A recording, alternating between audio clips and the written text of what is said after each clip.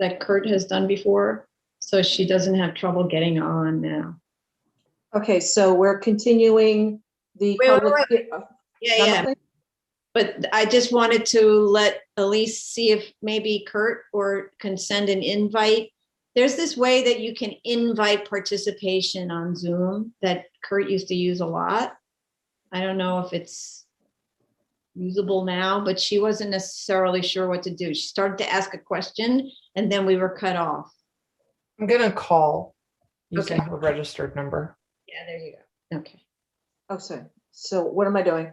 You're waiting. I believe she's there. Wait, Oh, she is? Okay. She's there, isn't she? Oh, There, she's there. Okay, so let's admit her. Okay, I thought she was having trouble because she asked a question. Great. Okay, you can. okay. I'm sorry, I wasn't registered for the afternoon, so I had to go in and register, and we helped our client register who was waiting, so I have to call him now to get him to register for that. Okay, let's do that. Okay, go ahead. So You can mute yourself while you do that. okay. Great. All right, that's what I mean. I don't want to, we don't need to call the hearing. So apologies for the people who are listening. Jeffrey Mink is raising his hand. So He's here. It's Yes, the 516 number. he's raising his hand. Oh, he's raising his hand. So let's let him in. What's going on? Oh, maybe I'm not a host. Can someone let him in, please?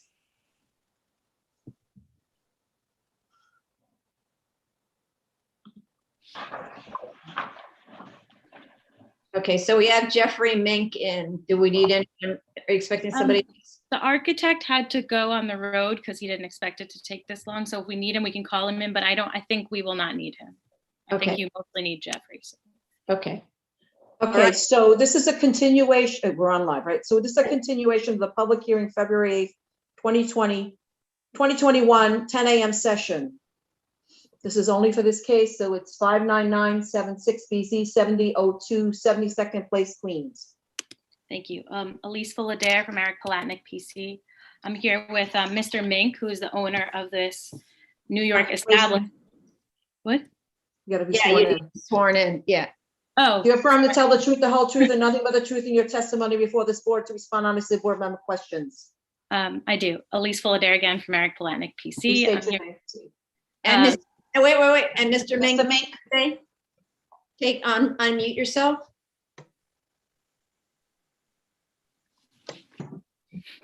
Sorry about that. Yeah, do you affirm to tell the truth, the whole truth, and nothing but the truth in your testimony before this board and to respond honestly to board member questions? Yes, I do, ma'am. Okay, please proceed. Thank you. So I'm here with Mr. Mink. He runs a New York establishment. It's been there for like 90 years. They're people of the neighborhood.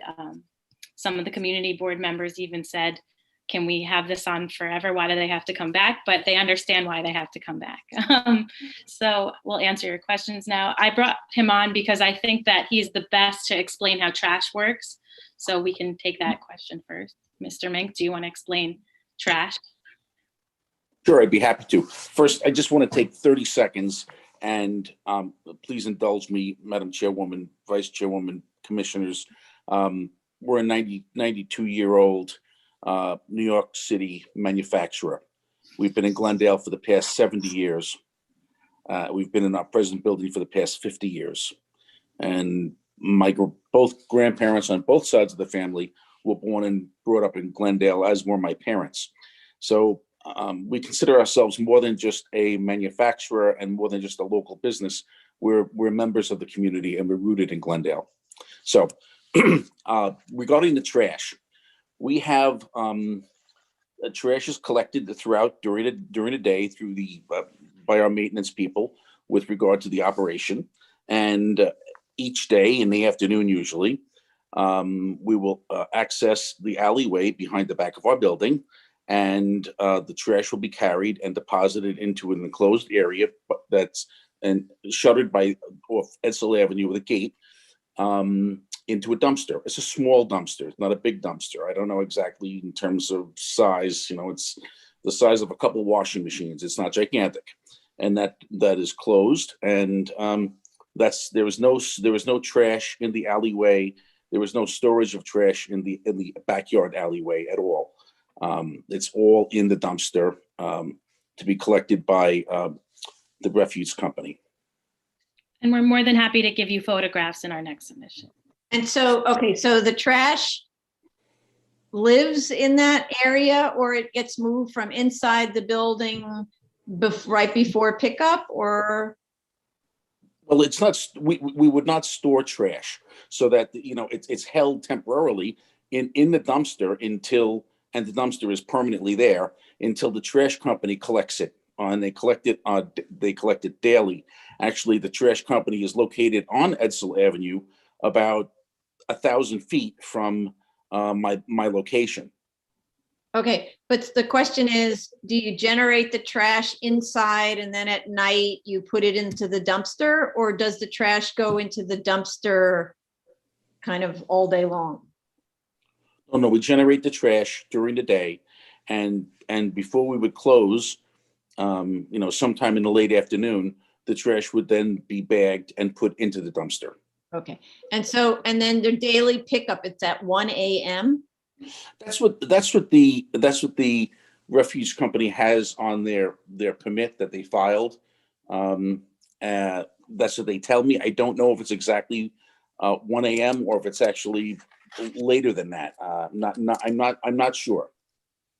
But I do know I have never had a complaint from a neighbor in any way, shape, or form regarding you know, being woken. You know, part of the issue, Madam Chairwoman, is that we're located on Edsel Avenue along the train tracks. So there's literally trains coming by, you know, any given hour of the day or night. I don't want to say that the neighbors are used to that, but they probably are more, you know, maybe. So, yeah, so that's the thing, is one of those things about how neighbors get used to commercial annoyances when the commercial activity is in a residence district, right? So what do we do about that? The thing is, sorry to add, he just said too, though, that that's when they have a permit to pick it up. So I think that's part of it. I know they may have a permit to pick it up then, but 1 o'clock in the morning, every single night, there is the sound of the crashing of the dumpster truck, I guess backing. I'm not really sure how this one's working, but normally it's kind of like a forklift that grabs the dumpster, lifts it up and rotates it into the truck, as opposed to just like the Department of Sanitation guys, which is noisy enough, right? Where they're just taking bags and they're throwing it into the whirring compactor of the truck. Both of those are very noisy. So it means every single night at 1 a.m., that's how I know, or let's just say it's 1 a.m. That's how I know it's 1 a.m. while I'm supposed to be asleep. So that's also, that's why that previous resolution said everything has to happen on Edsel, and that's why everything is on Edsel and it's not on the other streets. Right, but there's a house right next door, right? No, there's actually a house behind my building, but there's no house next door or across the street. There's no house right next to that the rolling gate where the dumpster is? There's the backyard of a house. There's in other words, the house that would be on the street next to 72nd Place or behind 72nd Place. The entrance to that house is their backyard faces my backyard. Let's put it that way, if that makes sense. Right, but I'm just talking about I'm going to go back online. So I'm talking about the actual location of where the dumpster is. Is it adjacent to a house? Yes, right? I guess so. It's adjacent to a backyard, and you know, there's obviously a wall there, and it's adjacent to a backyard and to the back of a house. Yes. I have a question. I'm looking at view number 6 of the photos that's been submitted. Can you share those while you talk about I them? unfortunately am not, because I'm zooming on a different platform and I'm Okay. sharing it. But this was submitted on 3/16/2020 and it's view number 6. Can I maybe share them just so Ab- everyone? If Madam Chair is okay with Yeah, it. yeah, I'm okay with applicant sharing, sure. Okay, just so we all And- know what we're talking about. And what I okay. see is there's like a small shed next to the trash enclosure, and after that is the open space. That's small. I'll look at the picture, Madam Commissioner, Yeah, so but it is, now I understand. I'm looking at the YouTube video. I'm not good at sharing. It takes, well, actually, I'm on the Doing it platform right. also. So when you go to Google Street View, you can see it's the rear yard of a house where its windows are facing right into the rear yard. So it's potentially a noise source, right? okay. Oh, okay, it's an enclosed. Okay, no, that's not the. Yeah, no, stop there. That's, ooh, Oh, No, it's view number 6. oh. It is view number 6. what number is this? This is 4 coming up. I thought it Keep would. going, Elsie. Okay, Elise, sorry. it's fine. I was named after Elsa. Close enough. Keep going. Keep going. Yeah. Yeah, there you go. But you're not really seeing the whole thing there. If when I go onto Street View, I can see the windows of the house from the sidewalk. So that's the issue, is when that trash compactor when the trash collector comes, you know, it's arguably having an effect on the immediate neighbor to this right.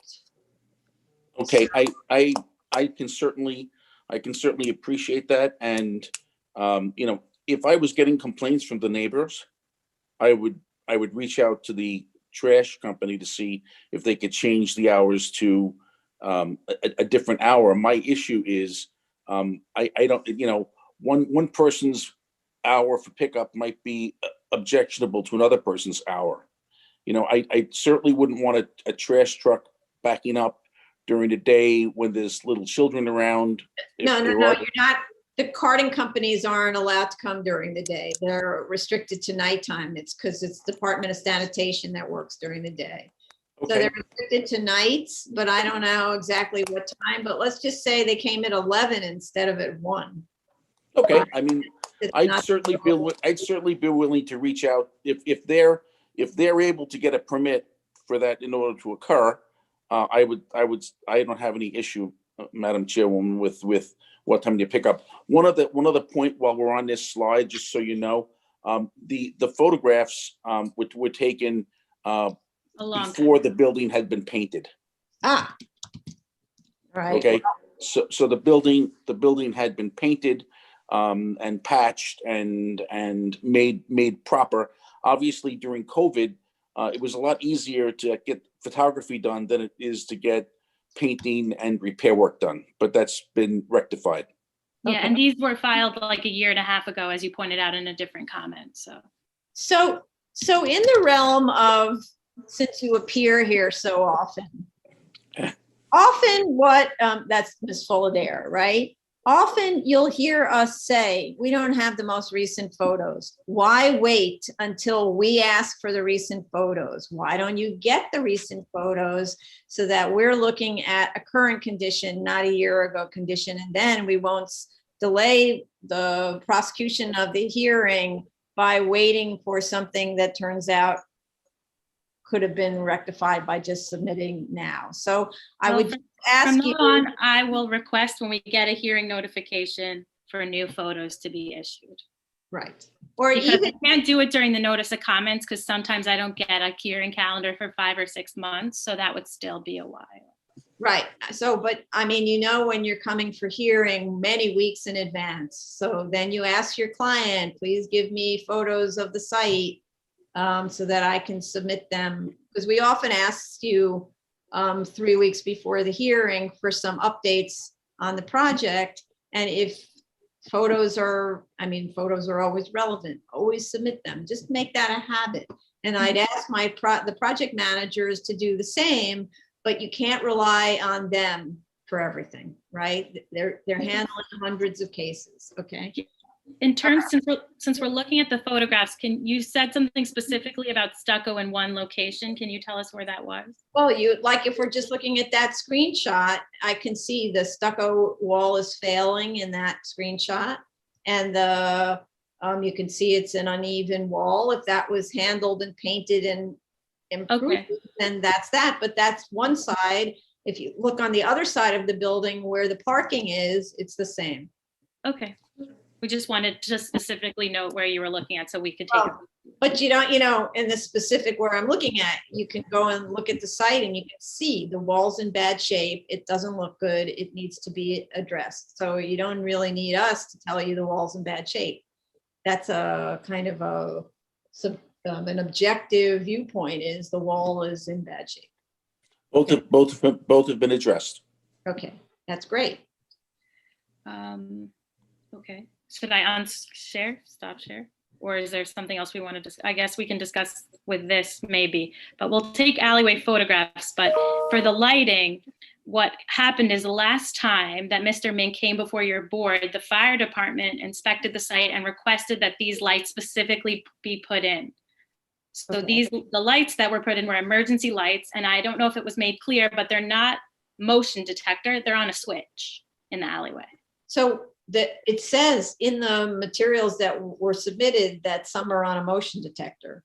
Okay, so, I can clarify that for you I'm sorry for interrupting. No, I can clarify that. Okay, there was two lights that emergency type lights that were put in. One was by the alleyway by the exit door for the rear of the building, and one was in the driveway area in the middle. Both of those lights are, and I know light's an issue. All those lights are pointing straight down, and they were requested by the fire department in the event that we had an emergency, we needed to get out of the building, that we'd be able to provide lights for the employees. They're on a switch. They are not motion detector, and they are not on timers. And we've never really, quite frankly, had them on ever. Maybe just to test them, but they're never on. There is a motion detection light up right by the front gate of the driveway. Actually, the drawing, I don't know if it shows it up quite far enough, but it's right by the front gate of the driveway. That is a motion detection light. Basically, my next door neighbor has access to the driveway, and we're concerned as a citizen that when we have an electric gate moving up and down, obviously there's a stop panic switch, but just the motion of the gate opening and closing, we felt that it should be lit if it was done at nighttime for whatever the reason, if he's coming back or. Sorry, that faces the street, correct? It does not face the rear. It's not a rear light. So the only rear lights are the ones on a switch. And I don't know if you got the recent submission, but we took a picture of the switch and sent it to you last week. I don't know. Okay. Just to prove that, because you asked for proof that it was on a switch. So we sent proof. Well, it's a picture of a switch. It doesn't tell you the lights are on a switch. It's the light that was taken with the lights to show you that was the switch that the lights were using the switch for. And I'm under oath, and I'm telling you it's on a switch, and that it's never been turned on other than just to test it.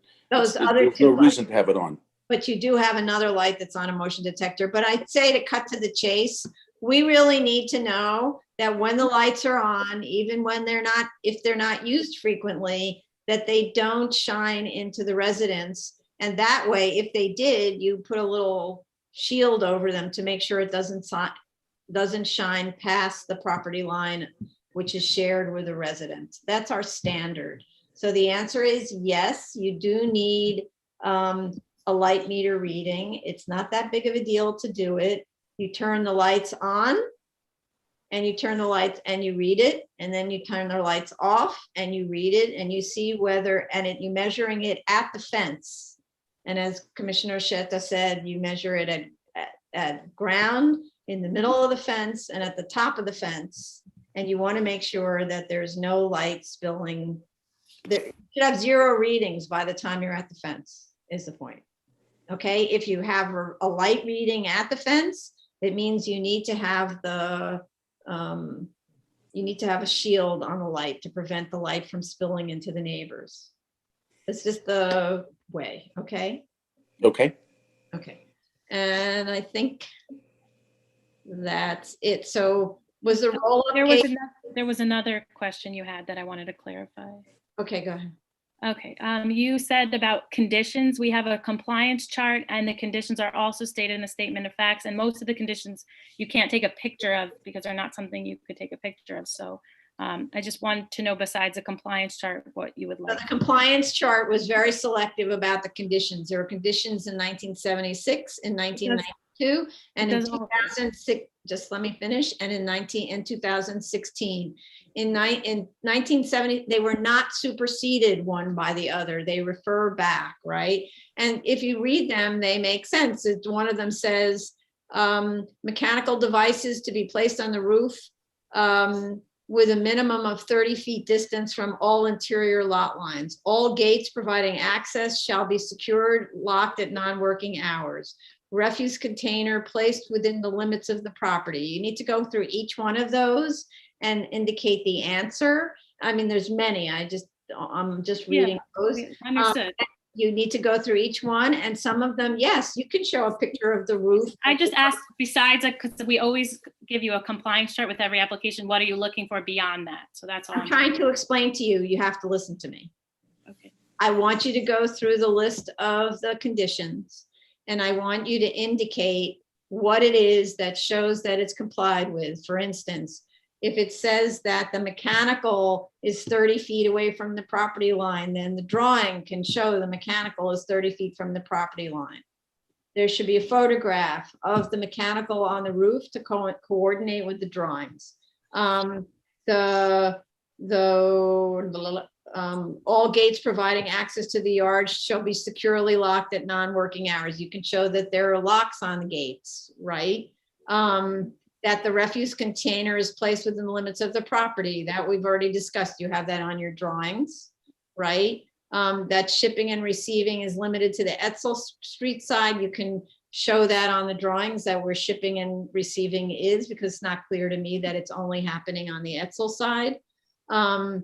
Employee parking shall be limited along Etzel. So I don't understand that, because it's actually, I think, happening on the side street.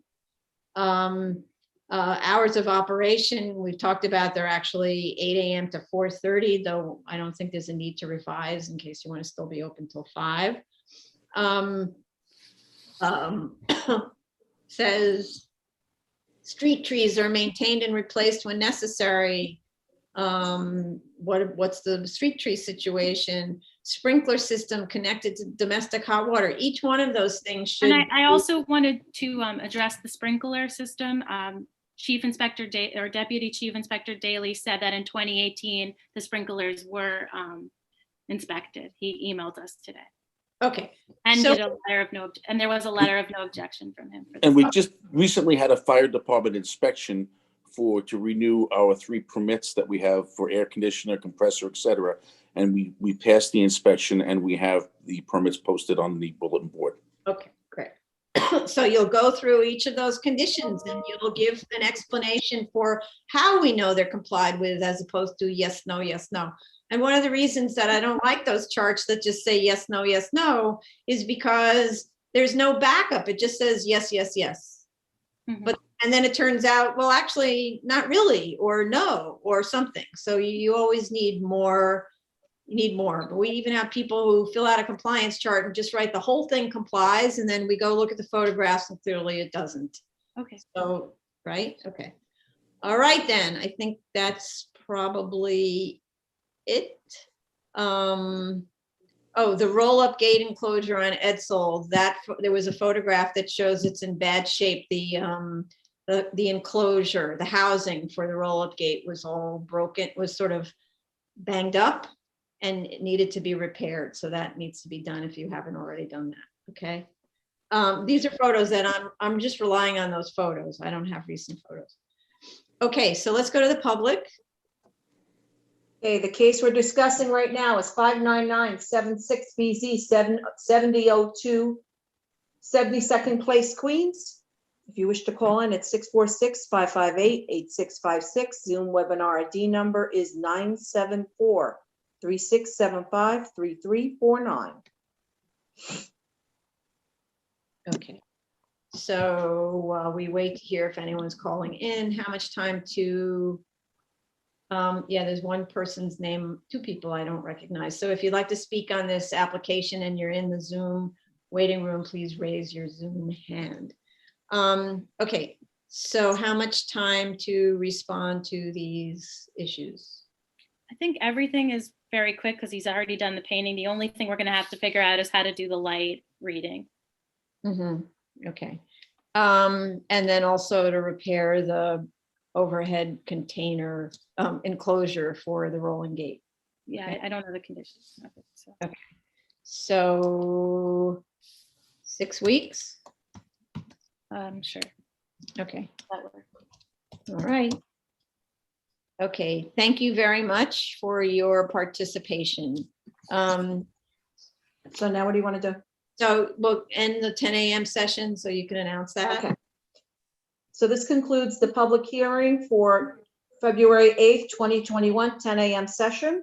Okay, so then apologies to everyone who are waiting to begin the 2 p.m. session, but this board has been going continuously nonstop since 10 a.m.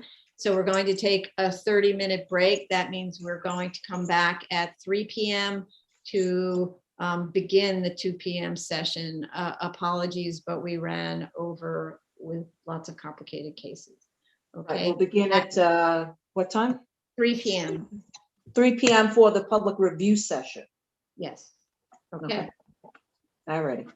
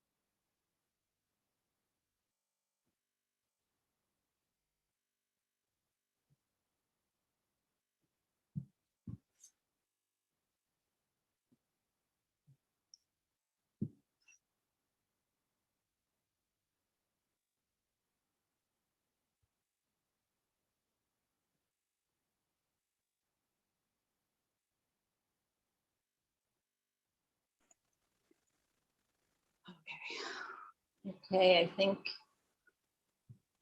everyone's here. Tony's now wearing a hat. Sorry, it's getting colder in here. Sorry.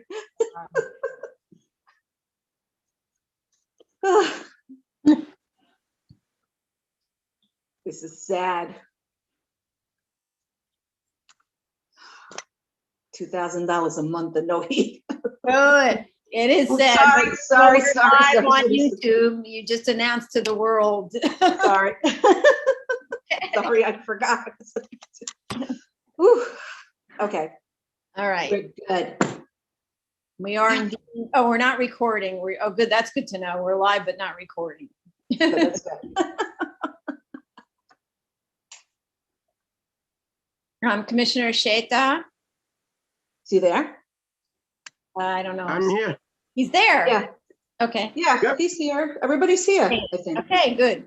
No, his Everybody's picture here. was of the skyline, so Okay, that's why I was. Okay. Let's go. are we ready? Yes. We're live? Yes. Okay, this is the Board of Standards and Appeals. That's the wrong thing. It should be review session. Yeah, right. That's true. We're on the review session. Thank you. It's the Board of Standards and Appeals Public Review Session for February 8th, 2021, 2 p.m. session. No public testimony will be permitted during the review session. The first item up is special order calendar, new cases. Item number 17, 315-90BZ 8206 Astoria Boulevard, Queens. Okay, we have proof of service of initial application, and we just received proof of notice of hearing that hadn't been in the folder until now. Community board didn't submit a recommendation.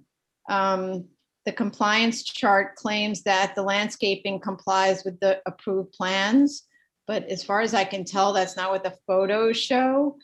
Please provide photos of the existing condition compliance with all elements of the drawings and the conditions in the resolution. That's a standard requirement for all of our cases, our extensions, and so on. Please provide clear photos also of all perimeter conditions, including behind the trash enclosure. We need to see the condition of the fence, the landscaping, and of the rear and side walls of the accessory building. And again, I repeat that this is the standard thing that we always required. So project managers should be asking for this, not just street view images, but you go on the site and you take pictures of the perimeter of the lot line, looking at the perimeter, and then turn around and photograph inside to the site, moving around systematically so we can see the condition of building walls and so on. There are objects along the side lot line walls that are not shown on the plans. They should be shown on the plans. What are those things? Like, for instance, I think I saw an ice machine. None of that's shown on the plans. Indicate on a landscaping plan the quantities and types of shrubs and trees. While it's true that the site is adjacent only to commercial uses, the one to the, I'm not sure which way that is, it's sort of the right when you're standing on the street, is a hotel with windows that face front and rear. So the lumen spread diagram indicates very high levels at the property line. So I'd like to know what the source of the lighting is, and does it shine into hotel room windows? The compliance chart is incomplete. There were conditions in the 2001 grant and also in the 95 and 92 grants, all of which had to be complied with unless specifically superseded, none of which were. The applicant must go through each condition and demonstrate compliance. And when I say demonstrate, don't just say yes, show us a photo, show us on the plan how it complies. Seems obvious. It's also a way to prove that that the applicant who signed the compliance document actually did look at the site. And because we often get compliance certifications that indicate that the person who signed it never even went to the site. Okay, those are my comments, Vice Chair Shonda. Thank you. I had similar comments. One of the comments is also with regards to the plan 1 of 4, in that the existing curb cut that is shown on 82nd Street does not show the width that should be included, as has been shown for the other 2 curb cuts on Astoria Boulevard. There is no space dedicated for parking on the site. Is that an omission, or are there? Because I know I have not gone to the site recently, but I've been there before, and I know the cars do park next to the trash enclosure sometimes. I think there's space for 2 cars or so, or 3, and 1 behind it. So that should be indicated, and this is then, as you mentioned, providing photos. With regards to one of the conditions from 1992 about getting the soil testing and remediation done, I would like to know if that was done and approved, and if they can, I mean, that goes through your question. They need to provide those documents to ensure that that has been complied with. From what I recall of this site, I did look at the lumen count. It was high, but I didn't make much of an issue of it, partly because the 2 hotels that are there on both sides, one along Astoria and one along 82nd, are the same chain. And they have their own set of lightings, and those lighting poles are much taller. And the way they're aligned, it's basically casting light on the entire parking lot that is there in front of the hotel that is facing on Astoria Boulevard. And also because these 2 hotels are under one ownership, there's a connection from the parking lot to the space of the hotel that is on 82nd. So it is providing lighting that. So the whole lighting spread, a good amount of the lighting spread that is there, I believe, and the applicant can verify that, is coming from the lights of the hotel. This is based on a site visit I had done a long time ago. Not directly site visit, but when I was there in that area, that's what I seem to remember. So that's why I didn't pose too many issues with the lumen count, but that applicant should clarify that. But those were all my comments. Okay, thank you.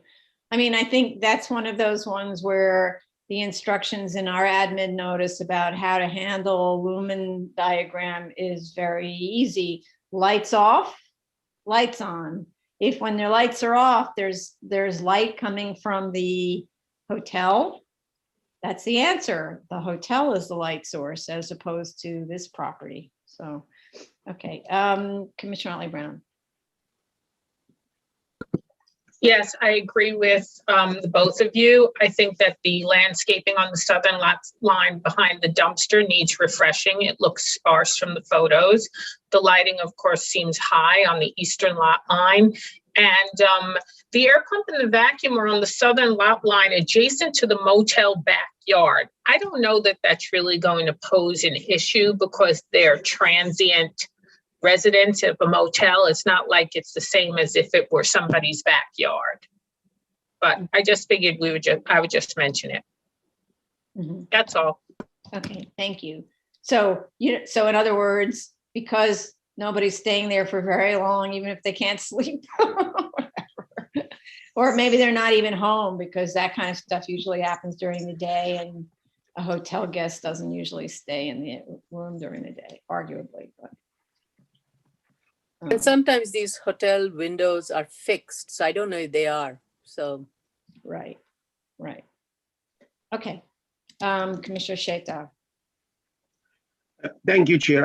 I don't have too much on that. The only thing I would see is the lumen spread. The values are kind of high. Understood it's that Jason is commercial, but I'm not sure if this could be a problematic. I have seen values as high as over 8-foot candles, so I'm not sure this is really high. Other than that, I did visit the site. I just sent 4 pictures, site photos. If you want me share one of them, I could. But I just sent them to Kurt and to the project manager. They could share him. But this is one of the photos. The site looks actually nice. It looks good.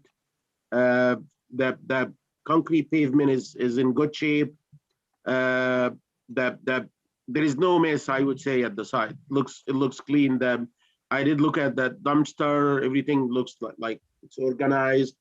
So I don't have too much on it. That's all. Thank you. Great, thank you. So that I'm was, not sure if you so that should be sent to submit, because once it's shown, it's part of the record. I think it's fine that it's part of the record. You did a site visit and took photos, and the applicant can look at the photos. So send it to submit, okay? So that we can see them, because they're little on your screen. I send them to the council and to the project manager. They can send them to submit. Okay, okay, thank you. Okay, You're understood. So, who's the project? This is Jolene, please, just please submit to submit, okay? Will do. Okay, thank you. All right, Commissioner Shabeta. Thank you, Chair. I had similar comments with regard to lighting and landscaping. The only other thing I'd like to mention, I don't think was said, was if you go through Google Images, you'll find some cars parked on the sidewalk. And if they want to address that, I understand that. From what I could gather from the photos that Commissioner Sheta just submitted, I did not see cars parked on the sidewalk.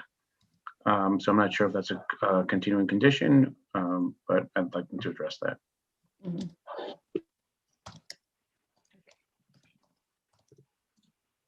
Great. All right, Next case, item number 18, 39504BZ, 1232 54th Street, Brooklyn. okay, we have proof of service of initial application to officials. There is no notice of hearing requirement for extensions of time. The statement of facts and letter from the Realtor do not agree.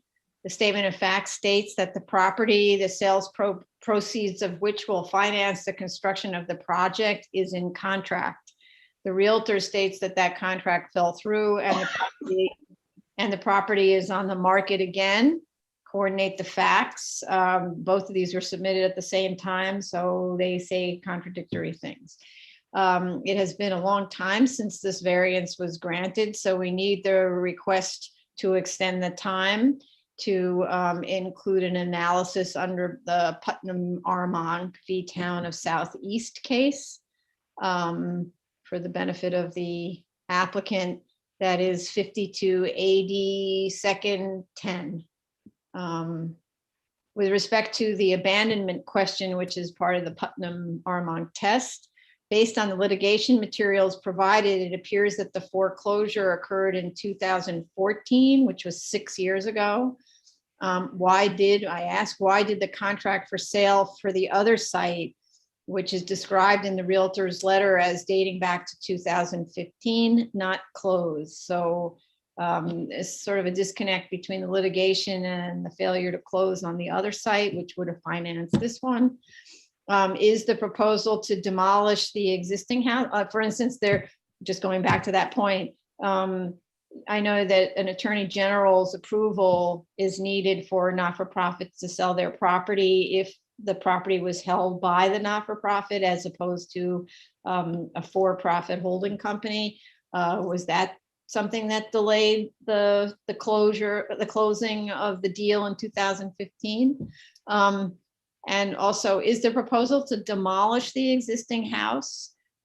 Because if not, we have had many recent issues about the idea of converting an existing building that was designed to be a private house and converted to a synagogue that has a very high occupancy load and high live loads, especially in a case like this one, where floors are proposed to be added to it. So I would not be comfortable with just saying, proceed as you were, because we've learned so much about these little houses not being able to handle the proposed use and proposed construction. And so, yeah, so that's, maybe back in the earlier days of when this was initially approved, the board wasn't aware, or maybe it was, I don't know, of this kind of structural issues, but this is 16 years ago already. So, okay, so Vice Chair Shanda. Thank you. As part of the prior board resolution, the board had required certain measures be taken, including routing water exhaust vent to the rear of the building, to the roof, and that the rear windows on the first floor be opaque for privacy of residents. I think these notes should be added to the plan. And also a question I have is that, do we ask for a trash enclosure within the building? Mhm. Good idea. Can you just repeat, it was a condition of doing what with the water? One was routing the water exhaust vent to the rear of the building, to the roof. This was to, again, to ensure that there was noise and privacy from the adjacent residential buildings, and also to provide, making sure that the rear windows on the first floor be opaque for privacy of residents around. Okay, right, okay, thanks. Okay, Commissioner Arlie Brown. I don't have any additional questions. Commissioner Sheta. Thank you, Chair. I have nothing on that application. Okay, Commissioner Shibeta. I agree with your comments, Chair, and I have nothing further to add. Okay.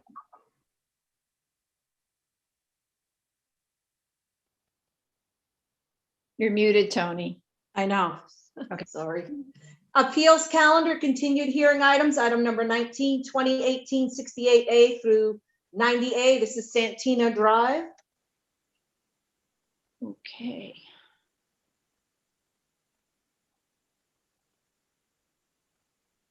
This is one of those long and winding road stories, pretty literally. This applicant has been very cooperative in its efforts to get some type of resolution from city planning and Department of Transportation about a potential mapping action for this development. And I, like the applicant, continue to be quite confused by responses that we get from, particularly from city planning. The long and short of it, as far as I understood until this morning, is that although city planning indicated that they would be willing to map the development as long as it complies with the zoning resolution, DOT has indicated that it will not consent to any mapping unless access is provided by a standard road width. The width of the principal access route from Arbutus Avenue, which is also not mapped, is a 30-foot wide Santina Drive, and short of demolishing the existing house that fronts on the corner of Arbutus and Santina, it's impossible to widen at least that portion of Santina. Furthermore, DOT has indicated to the BSA, where we've asked directly these questions, that it cannot opine on how many houses, 1, 5, several more, would be safely accessed from too narrow Santina. So they leave it up to us. And on top of this, city planning will also not review the project for school seats or natural area modification in the South Richmond Development District, or maybe it won't approve it, which is a different thing, until a mapping action or GCL 36 waiver has been obtained. That statement is actually inconsistent with another application that we're going to discuss, so not totally buying into that. But they still seem to be leaving up to us the approach for what is the right number of houses to place on this site. We had a recent communication actually just this morning where I had noticed there was a letter from city planning to the applicant back in early 2020, January 2020, right?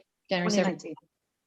No, it's actually 2020. That's a typo. Sorry, that's a typo. Yes, I stand corrected. Yes. But the Sorry. January 17th, 2020 letter from City Planning, where among other things, they said that the development should conform to the intentions of the South Richmond plan.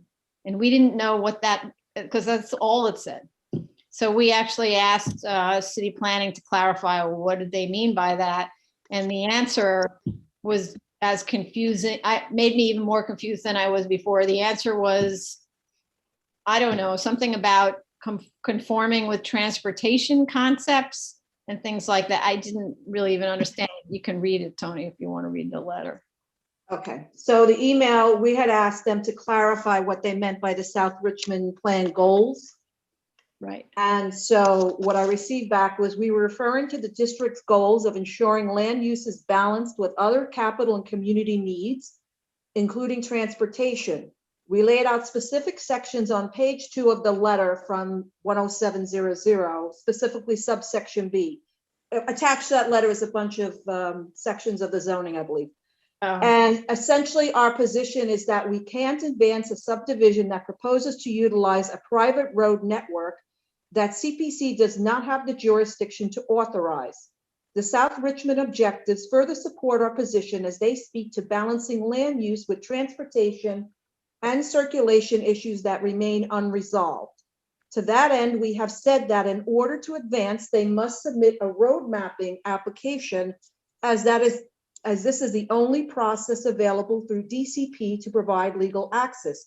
However, they've consistently refused and have indicated mapping is not viable, saying that they instead will obtain a waiver through BSA. We have put the application on hold until they provide further guidance on how they wish to proceed via mapping at DCP or some assurance to the commission that a BSA waiver is a viable path to ensure legal access to the proposed lots. Hope this helps and that you're well. Chris Hardwick.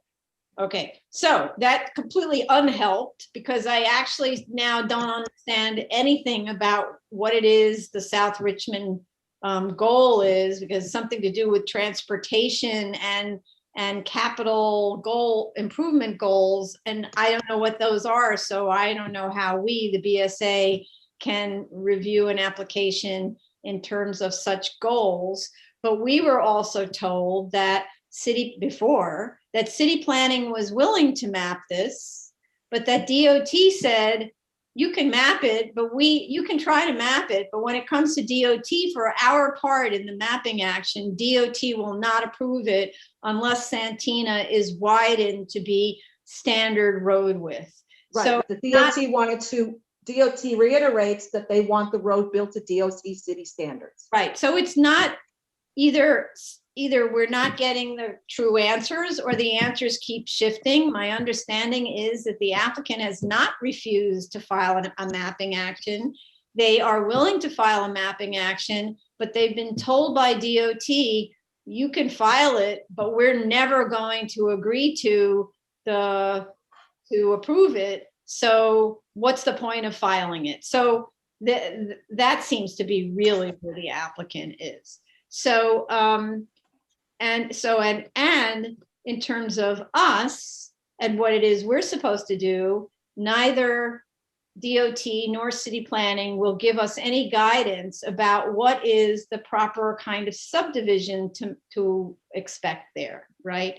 So again, it's left up to us. So all I can say with respect to this, with respect to hardship, which is the GCL 36 finding, there seems to be a hardship that although the applicant did not actually apply for a mapping action, it appears from communications directly between BSA and DOT that such an action would not be entertained without a roadway widening. Hence here, I think the hardship has been demonstrated.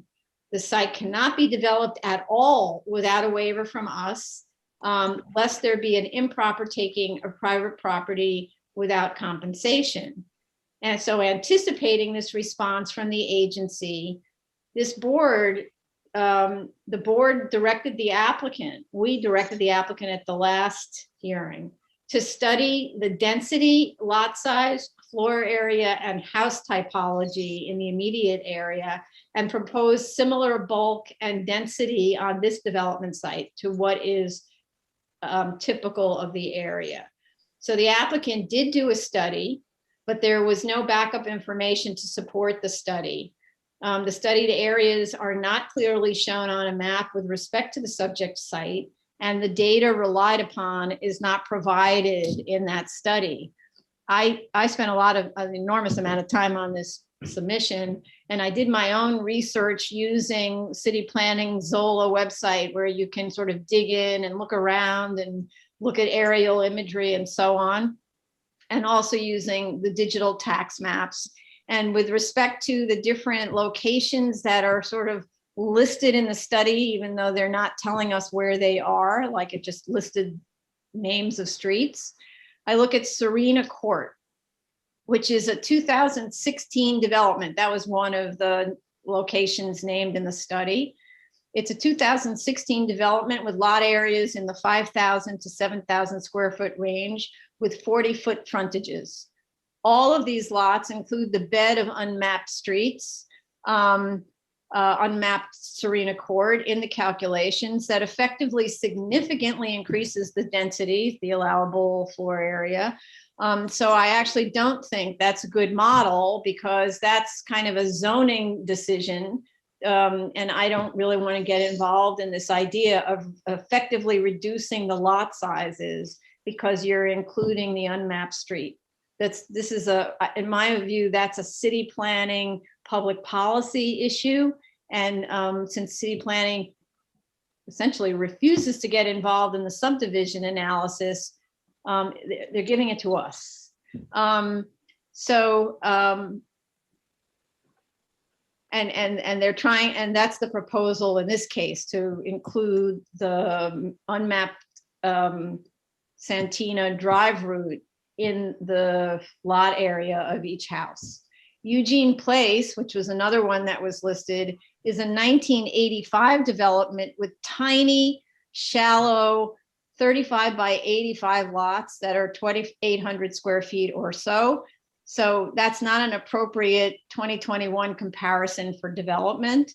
Rose Lane, which was developed also in 1985, has very deep lots that are almost 200 feet deep with 35-foot frontage and do not include the bed of the streets in the lot areas. But again, it's a 1985 development, so it's not really reflective of what's most recently going on in this area. Louise Street, which is another site that was referred to in the study, is a 1970 development, also with tiny shallow lots like Eugene Place. So I don't think either of those are appropriate comparisons. So 3 of the developments cited, and then Billiou is a really long street with many different housing typologies. And I don't know which part of Billiou the study was referring to when it said Billiou. So I'm sort of leaving that one out. So 3 of the developments cited are very pre-2005, which has been described by the applicant as the pre-sanitary storm sewer days. So in other words, that's when the lots had to be larger because they had to have essentially leaching fields on site. So that's not consistent with what we're actually seeing, because those are, many of them are very small sites, atypically small. The study ignored the much larger housing types built close to the subject site, but states that those lots were built prior to 2005, which is consistent with the information in Zola. So I'm not seeing the typological distinctions related to development age. You get both small lots and large lots pre-2005. So that I'm not getting.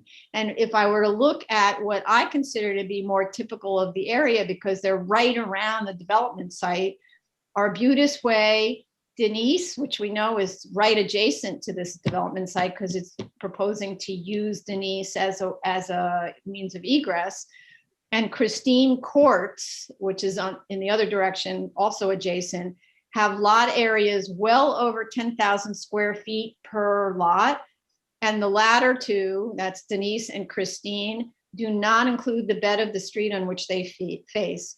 All of these development sites were built prior to 2005. So there's actually in the study and in what I'm listing, there was only one site that's a 2016 development that's referred to. So I don't really think that you can go by age. You have to go by sort of typology in the area. There was some indication that larger lots of 10,000 square feet and greater were required prior to 2005, which again isn't really the case, when there were separate septic systems provided, in other words, leaching fields of some type, and could be the half the size when connecting to sanitary sewers or a treatment plant. So that development in 2016, presumably connected to the sanitary sewer system. And again, I say that doesn't seem to be the case based on the development dates of the sites used in the study. The assumption, though, is that such connections to the sewer system are available to this site. And I don't know that we have DEP's assent with respect to that those connections are available, because actually my understanding was that increasingly DEP is requiring developments to provide their own sanitary systems because there is too much pressure on the existing systems. So I don't know whether what is being said is the case. And also, what about site drainage? So we also have to have the sewer system accounted for, and I don't know what that is. And this is adjacent to a wetland. So you actually have potential flooding conditions because of the wetland adjacency. It's actually part of the site itself is a wetland or an adjacent area. So the other part of the question, my question, given that site access is what is at issue here, is how many houses can be safely and conveniently accessed by private and public vehicles, given what is effectively a very long bottlenecked dead end. And so that would be something that needs to be studied as well. So Denise Court and Christine Court, for example, provide frontage access to 5 houses, only 5. And Arbutus provides access to 7. Eugene and Rose Lane serve 23 houses between them, but they're actually two kind of linked roadways. And they have points of egress to both Amboy and Arbutus, so they're not dead ends. You can sort of loop around. Serena Court serves 20 houses on a dead end street, and satellite imagery makes clear that there is on-street parking on both sides of the narrow street in spite of a garage and a parking pad. I think it's a double garage and a parking pad being provided. So that's the evil that we're trying to avoid, is a repeat of that kind of use of the unmapped streets, right? So the study, which was not supported by backup materials and must be, needs to be broader and take in all developments in the surrounding area and not just select the densest ones. The idea here is to grant relief from the hardship imposed by being a landlocked site, but that does not mean that fewer houses than those proposed here would not be adequate to offset the lost value due to the unmappable access. So we still have to address how to prohibit on-street parking on the 30-foot wide portion of Santina, especially with respect to that one house that has no side yard and fronts on Santina at the corner of Arbutus, and that satellite imagery shows on-street parking lining its frontage consistently.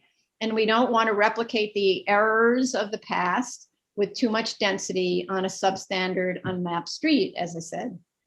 So they need to show also on the proposed site plan, so this is to clarify for us, the dimensions of lot 60, which is the above referenced house that's on the corner of Arbutus and Santina, that has a long side lot line of 232 feet, but does not extend all the way back to the cul-de-sac. When there is a site survey that was submitted May 19th, 2020, that shows the dimensions of that lot. And what I see is that there's a very large lot to its rear that could be carved out in two ways. It could be carved out from the subject property to create an area for parking for this lot 60. And that way, maybe the lot 60 would be given sort of this special parking area, therefore no longer require on-street parking. And that would be a way to discourage repair vehicles, all of that from parking in front and guests from parking in front. And then they would come around and park on that side. The other thing is and I'll get to this okay, let me just continue. I'm sorry, I have a lot of comments on this. I'd also like the developer to attend the hearing, which may be too late today, but in future, the developer has to attend the hearing. Since I'm actually discovering things about the ownership of these various sites, it appears from the deeds that lot 58, which is the existing house at the cul-de-sac on Santini, is held by related entities to the owner of lot 59 and 100, since they all share the same business address and all of the 2015 sales occurred at the same time. They all occurred within a month of each other in 2015. If so, it seems that it is so, it would be possible to manipulate the shape of the section of Santina once it clears that lot 60, which is 232 feet. So in that case, you'd have only a 30 by 232 foot section. And then after that, you could open the street bed up to be much wider to get to the cul-de-sac. And then you could also provide off-street parking in little parking areas there on those properties, which all appear to be owned by the developer. So then there was a submission on October 7th, 2020 of the revised homeowners association agreement among the lot 58, 59, and 100 owners. But it doesn't appear that lot 60, which is really the critical site, has participated in that HOA. The terms of the restrictive declaration indicate, which is basically what that HOA is, that a 2/3 vote of the HOA members will carry the rights given by the restrictive declaration, but it is in no way clear that lot 60 owners consent to what is about to happen at the site, the big development behind, and whether they will agree to cooperate with maintenance and no parking along their frontage. So it actually, as I reviewed the history of the deeds and restrictive declaration, it seems that the lot 60 owner was pretty much cut out of this story a long time ago because 2/3 majority wins. And so lot 60 is sort of stuck with their decisions whether or not they agree. So having worked on cases like this in my prior life as a land use lawyer, there's always something to negotiate where you get the assent of a party essentially to the zoning lot, which this effectively is, by giving something. And so I'm suggesting that the giving is an extended parking area for lot 60 in exchange for assent, written assent, as opposed to imposed assent, that they will eliminate on-street parking in front of their house. So we need, in order for me to complete the analysis that I've gone through so far, a copy of the restrictive declaration that's described in the October 7th, 20 submission as being at Real 1460, page 279, and recorded on June 29th, 88. It is not available on the Richmond County website, strangely. I don't know why, because the website does go back to 88. I don't believe we have the HOA for Denise Court agreeing to the emergency access egress for the fire department. If we do, please advise when this was submitted or resubmit. I do see there was some kind of easement, but I don't think it was for emergency egress. I'm not sure. I've lost track a little bit on that one. They need to show on the drawings compliance with all the zoning resolution regulations for yards and floor area, including for the special district for both the proposed and existing structures. We have, as I mentioned earlier, the January 17th, 2020 letter from City Planning, which is mistakenly indicated as a 2019 letter. We received on May 19th, 2020, a response from the applicant to that letter with site plans, but it doesn't completely respond to City Planning's comments. So I would like a complete response to those comments that presumably were submitted to City Planning, including any revised site plans that were submitted. Among City Planning's comments was the one that we were referring to earlier, which is which says, given all the constraints of the site and the lack of access to a mapped street network, and based on the information provided in the land use application materials, the department recommends limiting the number of proposed lots and future development to align with the goals of the South Richmond Plan and mitigate the above conditions. That's where I'm at a loss. We asked City Planning to explain what they meant by limiting the number of lots to conform to the South Richmond Plan. And instead we were given this sort of general something about transportation goals. So I have no idea what it was they had in mind, and kind of we're nowhere on that. And then they go on to say the recommendation is contingent on other agency confirming that the existing infrastructure, including the existing private roads, can support additional homes. So yeah, so I actually would like to go back to City Planning and ask the question again with respect to the sentence. Maybe we reduced the sentence too much. It said to limit the number of proposed lots and future development to align with the goals. How did the number of lots align with the goals? I don't know what that means, other than it's like planning speak. And consistent with our treatment, and now this is the part where I disagree with the state. It not only disagree, it's their statement is inconsistent with prior behavior.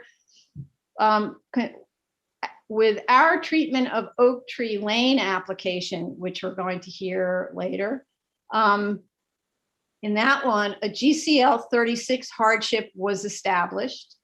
And given the incredible level of detail that City Planning gets into when they, in that case, it was established because it's a single family home being built behind another house, right? And so they established that there was a hardship. And then I saw, because we're going to hear this later today, I think, when I saw the level of detail that was submitted to City Planning, go through their topographical, all the whatever they were, let's say subdivision topography, density, and so on analysis, the level of detail of those drawings was astonishing. And we can't even get our applicants to do a landscape, a section through a planting bed that's like pulling teeth from them. And the level of detail that was provided to City Planning for their authorizations for topography and so on was so extreme. We could never review those materials. So when we, and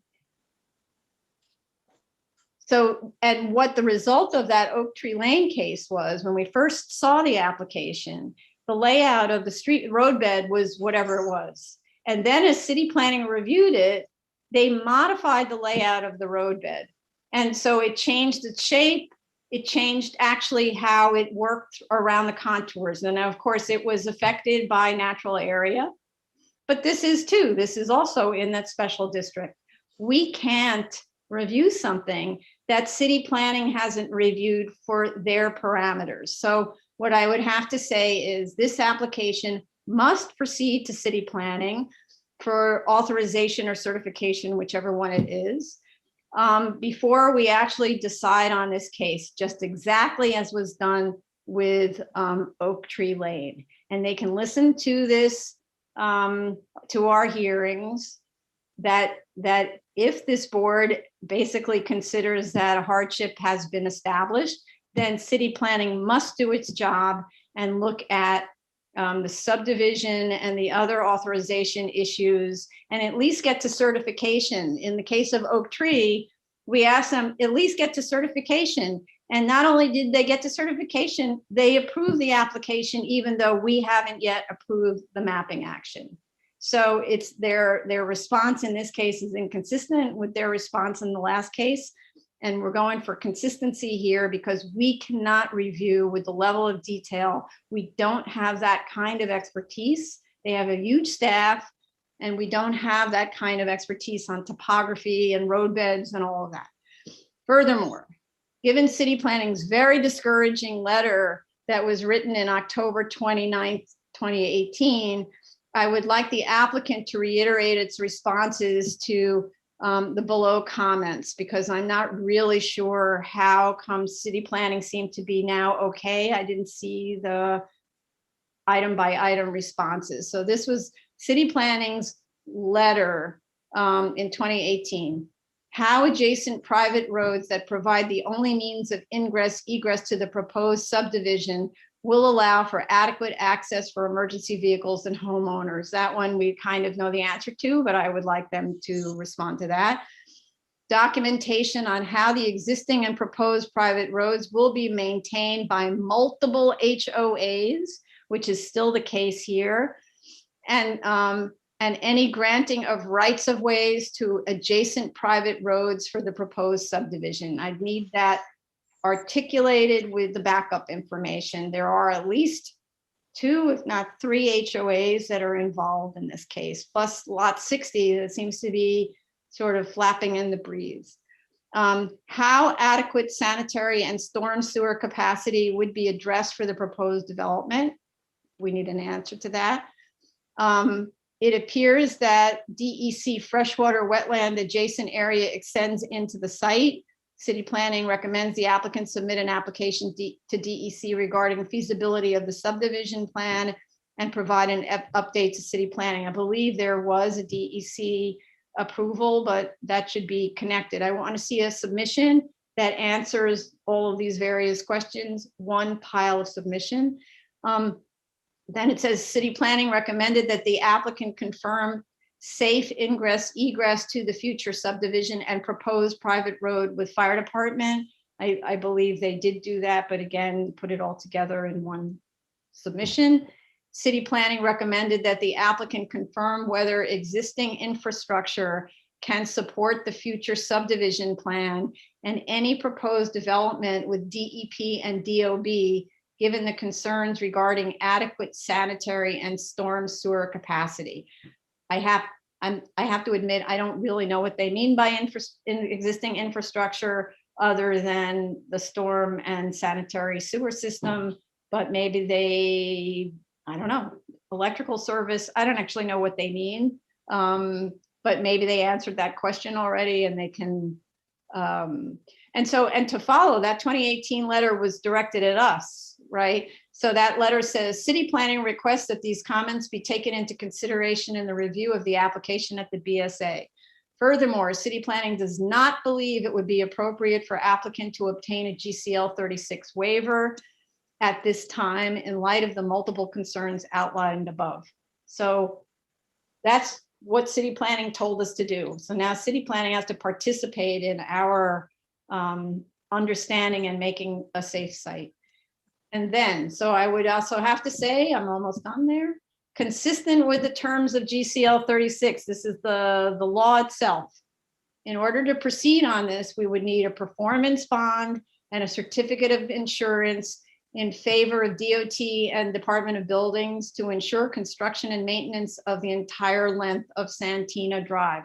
I've also seen in one case that it was in favor of the controller, but I'm not really sure how that works. So DOT and DOB seem to be the preferred beneficiaries of that performance bond and insurance. There is also a November 12th, 2019 letter from Fire Department with conditions. The applicant should show the conditions on the plans and provide the fire department requested restricted declaration with such conditions. Sorry, the sun is filling my eyes. These need to appear in our resolution as well. The no parking and no standing zones must be signed and striped. They need to show the signs and striping on the drawings, and a copy of the drawings must be attached to the restrictive declaration. This is, an old, and that's the other thing is, so it's a November 2019 letter from the fire department, which I guess I won't read because it'll take too long. Okay, I think those were my comments.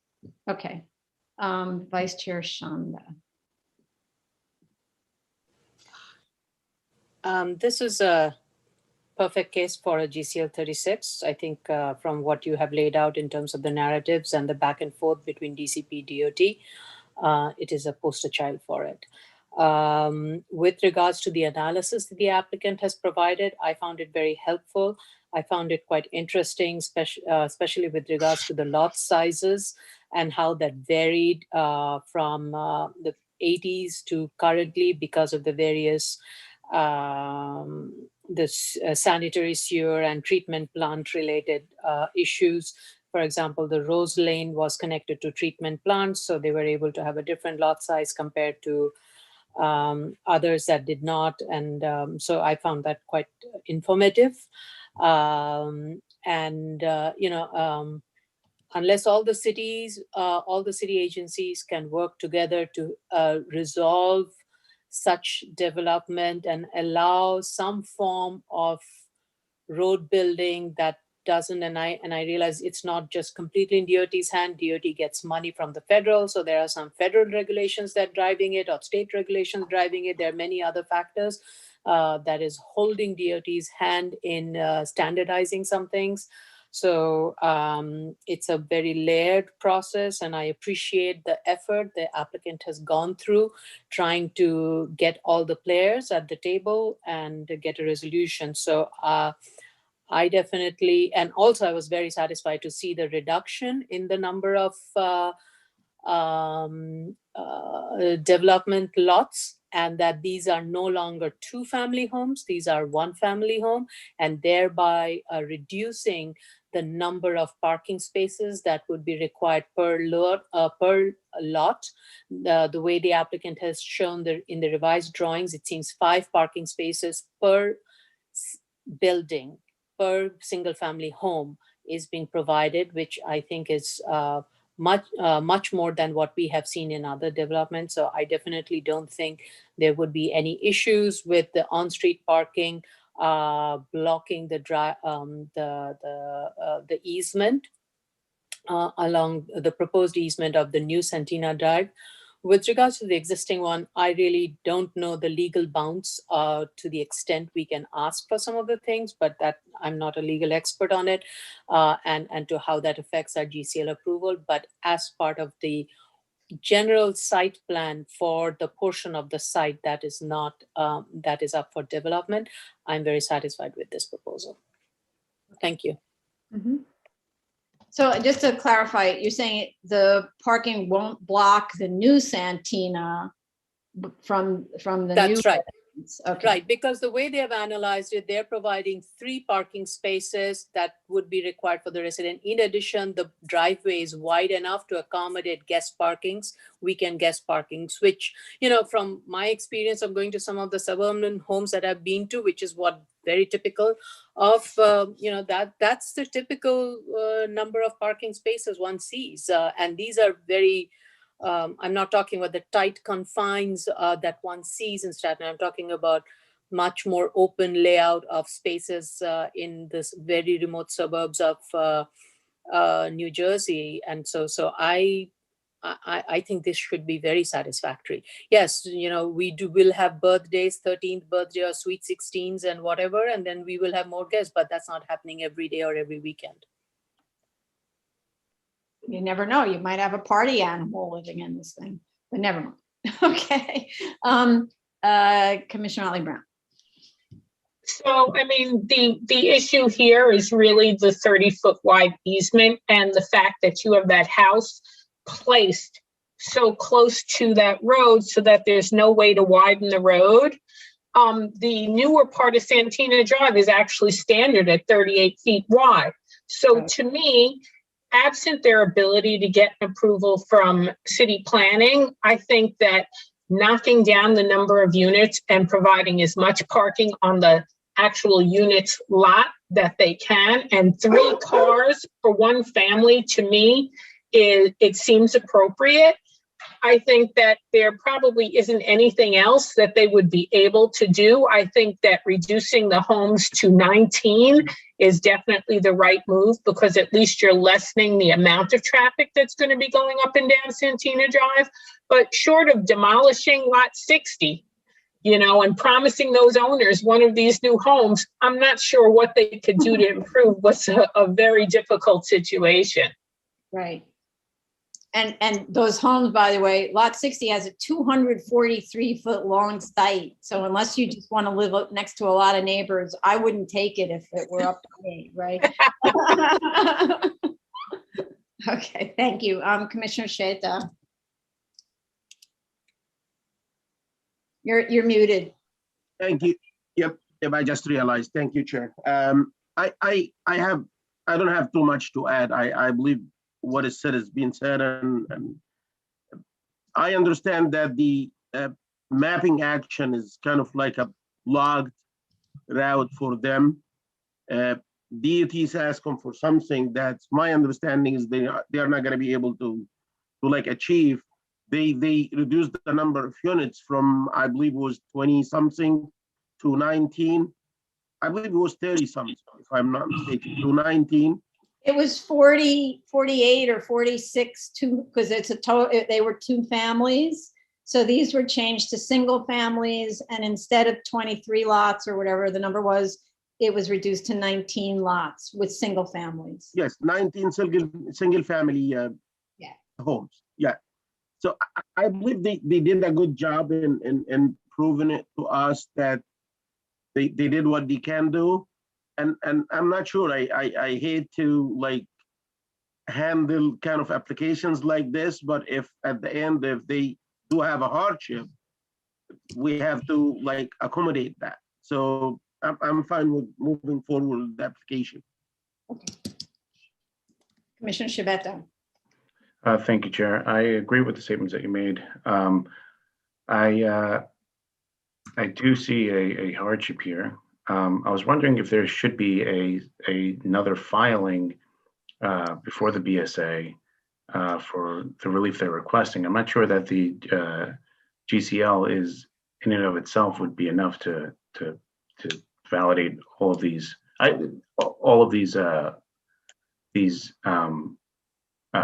lots.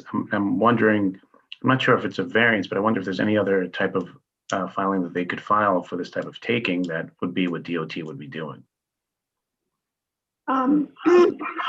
So city planning so there is no other waivers that are needed that can't be provided by city planning. In other words, the applicant represents that once they can get to the site, the layout of the houses complies with zoning, right? So in other words, and that's what I want to see. So I want to see drawings that show that the existing houses, because there's going to be some reconfiguration of the roadways for those houses, that the existing houses will comply with zoning, and the new houses will comply with zoning. But complying with zoning includes automatically, because this is in a special district, requires city planning authorization for a number of elements, which includes natural area and school seats and subdivision approval and all of that. And that's the part where we don't know if it complies with that without city planning's input. And city planning up until now has refused to give any concrete input, in other words, to move an application through. So based on, that's why I said, based on the Oak Tree Lane case, they should now proceed with the application, because they may say 19 houses is too many, or they may say something about the way the roadway looks. Who knows? I don't know, because they completely changed the Oak Tree layout and the siting of the house, or not completely, but they did change it. So, and we don't have any way of adjusting to that. Anything else you wanted to add to that? No, nothing further. Okay, Commissioner Shonda, you have your hand up. Thank you. I think, I mean, I'm kind of losing track of the tortured history of this site and what we did ask the applicant at what point and what we said and didn't. It's not very clear to me, and I'm forgetting, honestly speaking. What I think is what we may have given the guidance to the applicant, if I seem to recall, was considered mapping. Yeah. And I think from that perspective, DCP may have been reviewing it.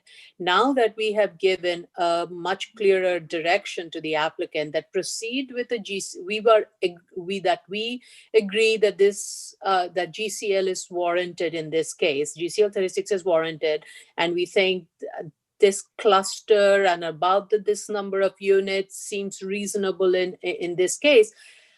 Maybe DCP now has some direction from us in terms of what we are asking DCP to review.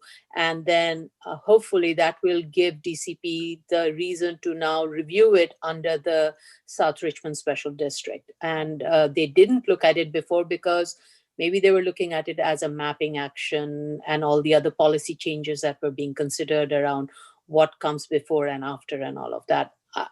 So maybe now they have a clearer direction based on our discussion of today. Right. From today, sorry. Okay. Okay.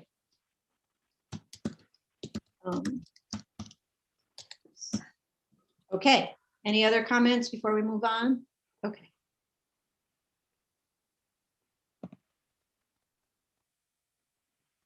Okay, Tony, you're maybe. I know, I'm getting into that terrible habit now. Item number 2018-178A, 2 Oak Tree Way, also known as 300 Ocean Terrace, Staten Island. So the applicant, as I don't know, Tony, whether you reached out to the applicant seemed to have been under the impression we had closed this hearing, but we actually never closed it. We had subsequent adjournments because we were waiting to hear back from city planning, but we had open questions, so we were not ready to vote. Yeah, I sent him an email on February 7th, which was yesterday, sorry. I said the case is on for continued hearing, not a decision. The board does not close and vote on the same day. Just to let them know that. Yeah. And that actually has been since March that we don't close vote.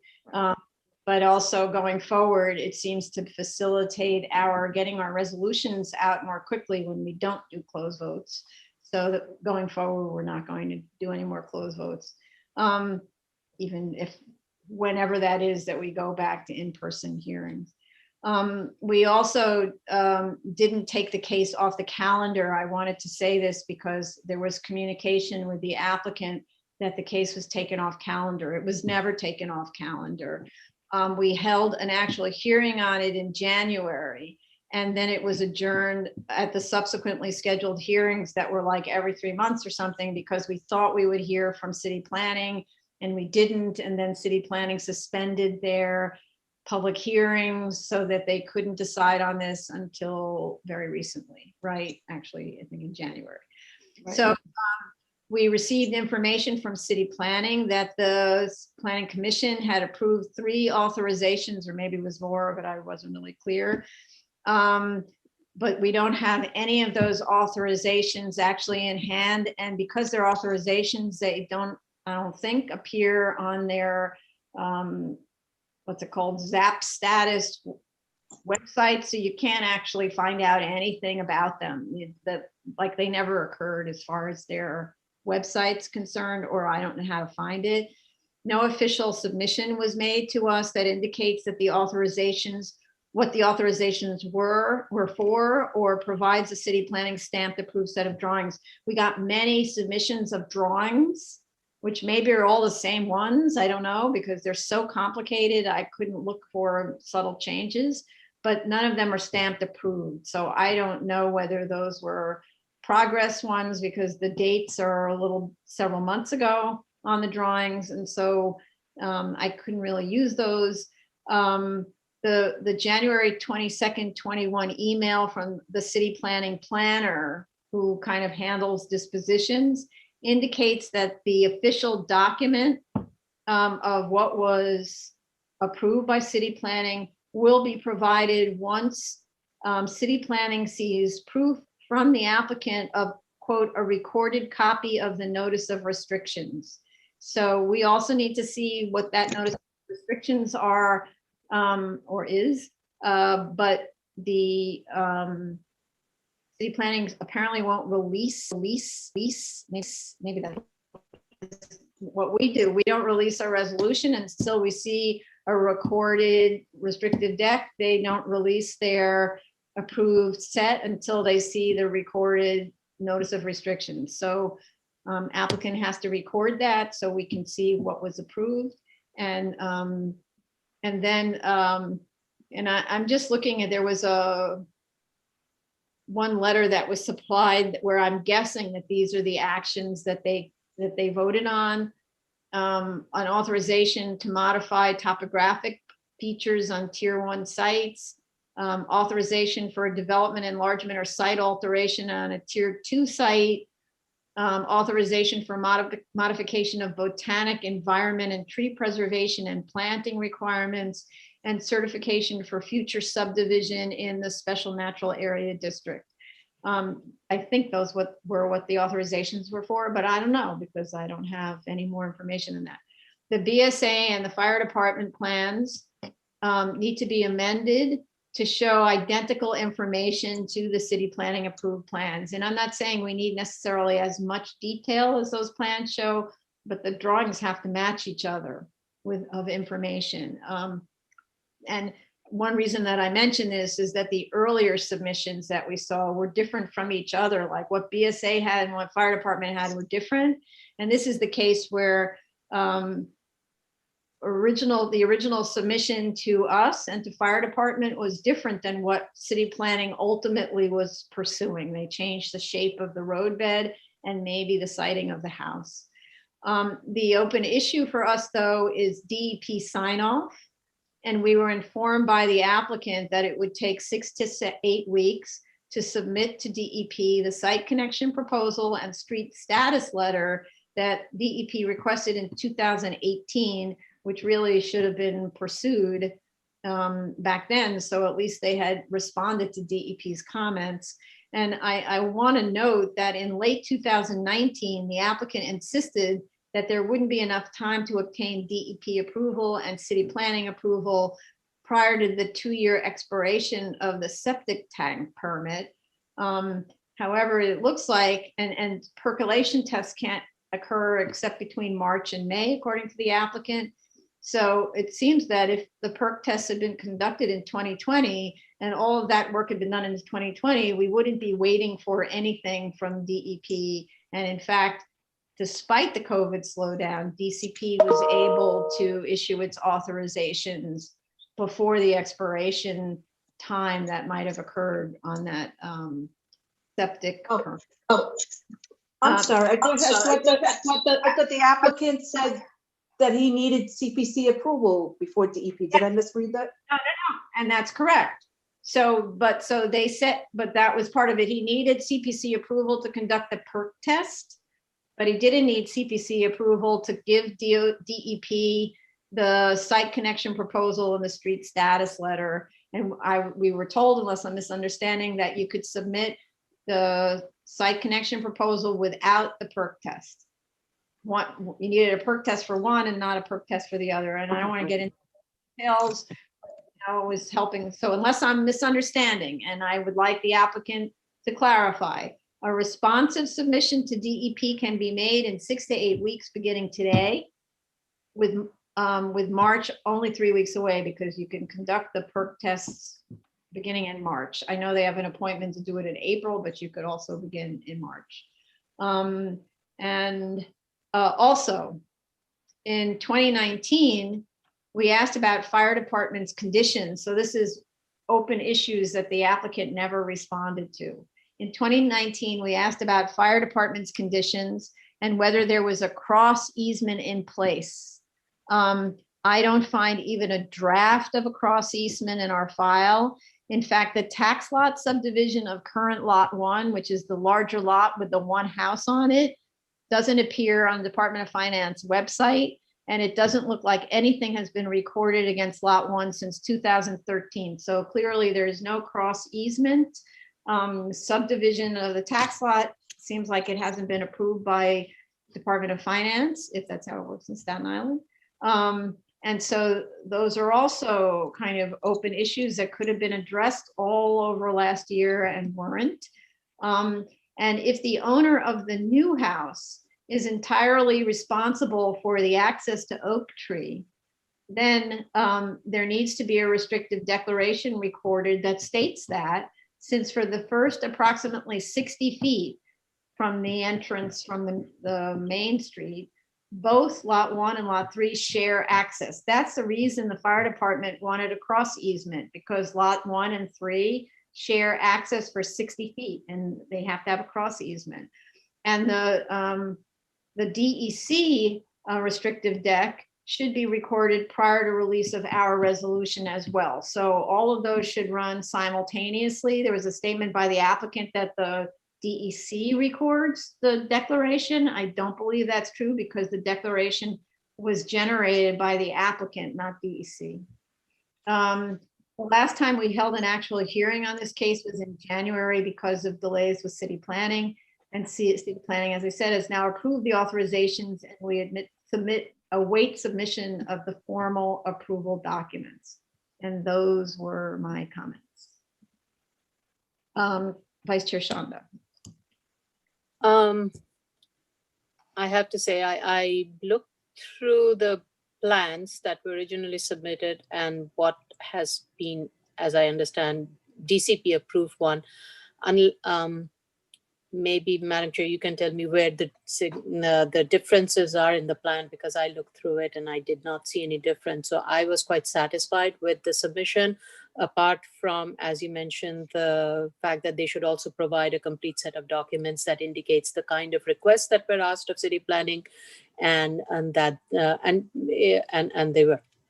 they were approved for our record, so that we at least know that there's consistency in what we have been delivered. But otherwise, I'm very satisfied with this application, and it is kind of unfortunate that the applicant had to go through such a tortured process and such a lengthy process at city planning, and I hope there is a way to rectify these things going forward. Right. So the slight change, I don't know if it's a slight change because the drawings are so complicated and we only get PDFs, so it's really hard to see everything. And but if you look at the original submission, which this has been here for a while, right? The original submission in this is when I looked in November 26, 2019, I had a copy of the original submission, and the shape of the roadbed was different than the shape of the roadbed that city planning was now considering. So this goes back a while, right? But it was my way of saying, look, city planning looks at these things and decides based on whatever their criteria is. And I have no idea other than topography or drainage or something. I actually don't know. And they decided that the shape of the roadway needed to be modified. And so you can actually you have to go back and look at like the original set that was submitted to us. I'm looking at the one that was submitted on December 30th, 2019. Because that's the last one I think we have in file. That's the one I'm looking at. I didn't go back to November. No, so you have to look at the original submission of November 20th, 2018. And then there was also a submission in the September 2019 and another one in November of 2019. So I'm pretty sure it was the September 2019 hearing where I actually have on my drawing, again, I can't screen share because I'm in a different computer now. I have the first version layout versus the DCP version layout. And actually, they don't look the same. So maybe city planning went back to the first one, or maybe I don't understand which was the first one, whatever. There's two completely separate layouts. And I don't really want to get into this. I can send you a screenshot or something, but they look very different. And that's when I said, you need to coordinate this because we're not looking at the same thing as city planning is looking at. And then fire department also wasn't looking at the same thing. So I can send you a screenshot of this. If you, Thank you. Okay, Commissioner Otley Brown. I have no additional comments. Okay, did I go around the room already? No. No. Okay, Commissioner Shetta. Sorry, I'm losing track here. Thank you, Chair. Two things. The first one is logistical. Did we get a cover letter, Tani, from the applicant? Because I did ask for one because I haven't seen it. And Tani, you mentioned that Not sure. I'm not sure. I did ask him. I'll have to check it. I'm sorry. Yeah, you sent me an email. Yes, that's correct. But Yeah, did they respond Sorry. back to us? And the other thing, I'm not sure why the perk test need to be delayed until March. Is this because of the ground freezing? And Yeah, if the answer is yes. Yes. So it's March If- to if- May perk test time, and I don't know why. I guess because it's drier after May. So March to May is where it's really the water is running, I guess. Yes, but this is true if you're doing the perk test on a service layer, like the layer that you want to know the percolation rate for is at the service. But for this case, and I'm looking while I'm talking now, I'm looking at the cross section for the dry well, which is this, and that dry well starts. No, wait, Like- wait, you're on the wrong case. Is that the right Oh, case? wait, I'm which one? sorry. I don't recognize it. Oh, no, that's right. I'm sorry. It is. Yeah. Okay, This go is ahead. Oak Tree, right? Yeah, Sorry. Yeah, this is Oak Tree. Yeah, You're right. I'm sorry. yeah, that's okay. This is a cross section for the dry well, and the dry well starts seeping to the surrounding soil at 4 feet deep. 4 feet deep is kind of like the frost is gone. Frost depth, it's practically, it's kind of like 18 inches to 2 feet. When the code require people to put footings like below the frost, they ask them to put them 3.5, 4 feet below. And it's factored in this number, like a margin of coverage. The frost is less than 4 feet, it's less than 3.5. It's practically 18 to 2 feet, 18 inches to 24 inches. Over here, the dry well is gonna drain at 4 feet. So I believe it could be done. Well, If Maybe.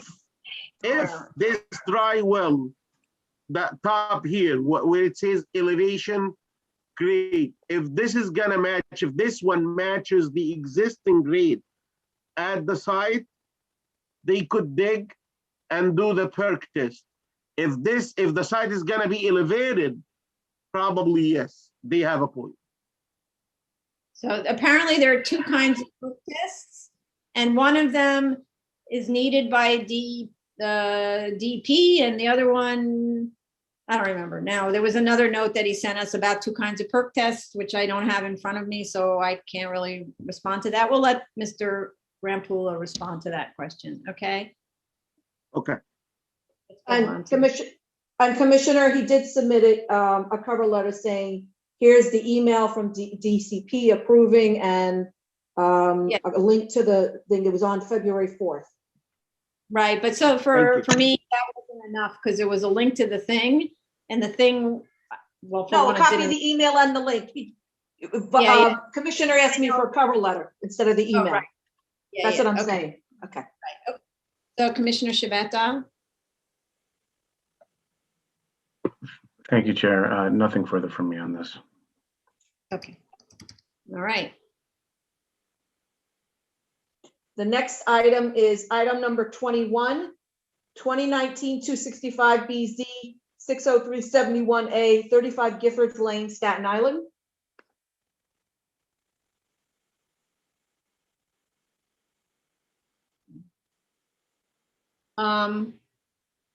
No, one more in a series. The applicant steadfastly refuses to follow board direction to eliminate access to its potentially busy facility from a small residential street when it has direct access from a major route, and now submits a memorandum of law to direct this board to accept the need for a second access way as programmatic or somehow a right under Cornell deference.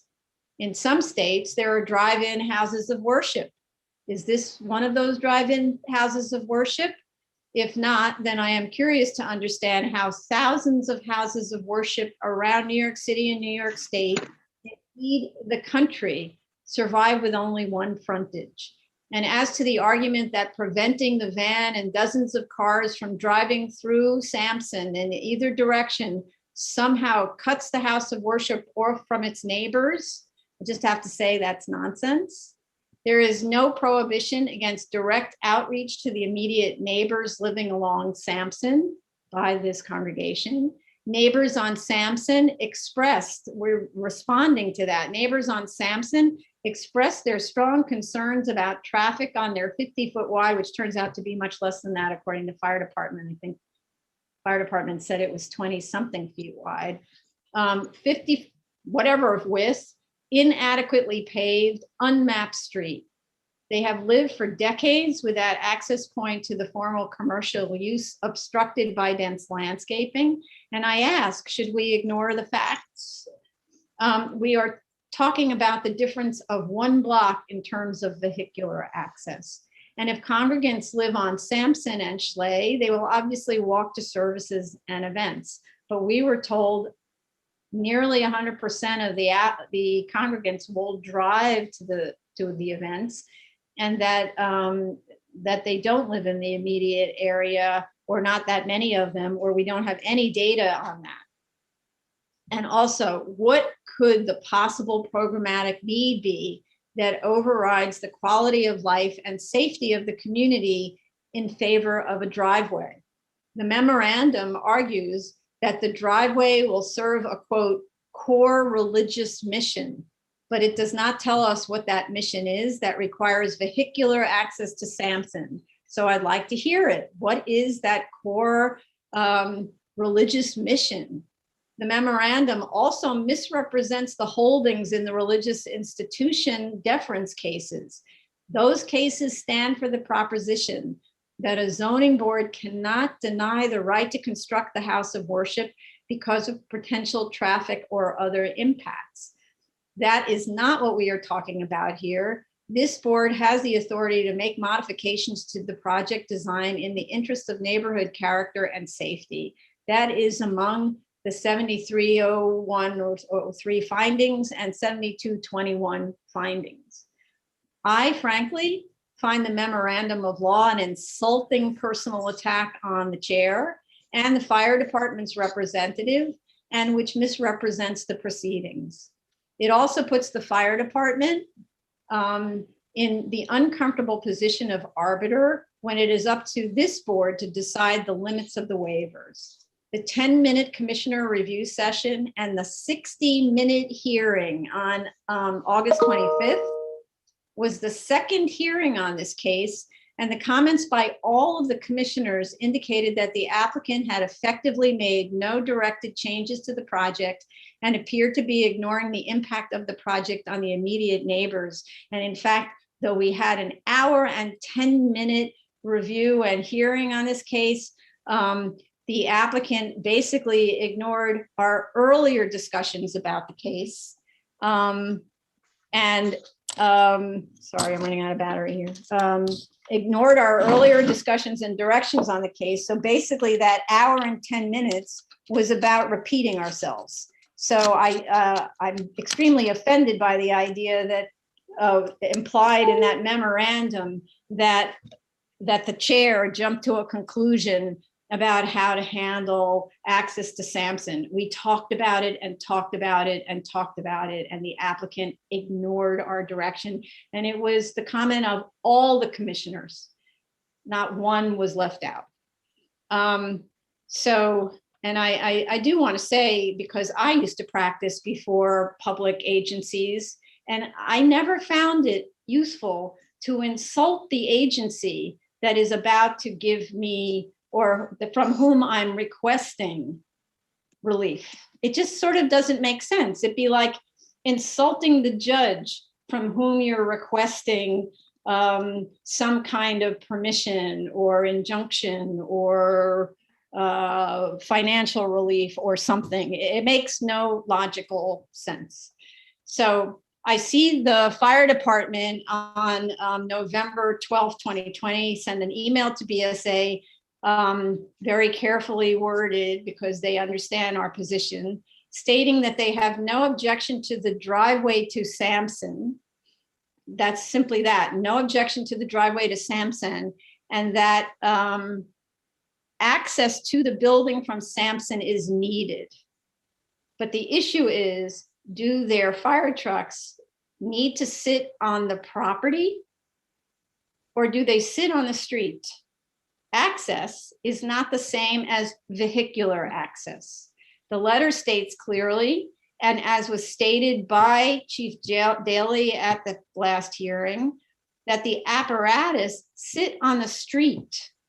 So the issue is the hose length from the hydrant to the site, not having the apparatus drive onto the property. In fact, what was repeated, and I listened to the entire hour and 10 minutes yesterday, what was repeated was that privately owned parking lots and so on are of unknown support capacity. And so it's not safe to drive the fire trucks, or they prefer not to drive the fire trucks onto the private property, but to leave them on the streets.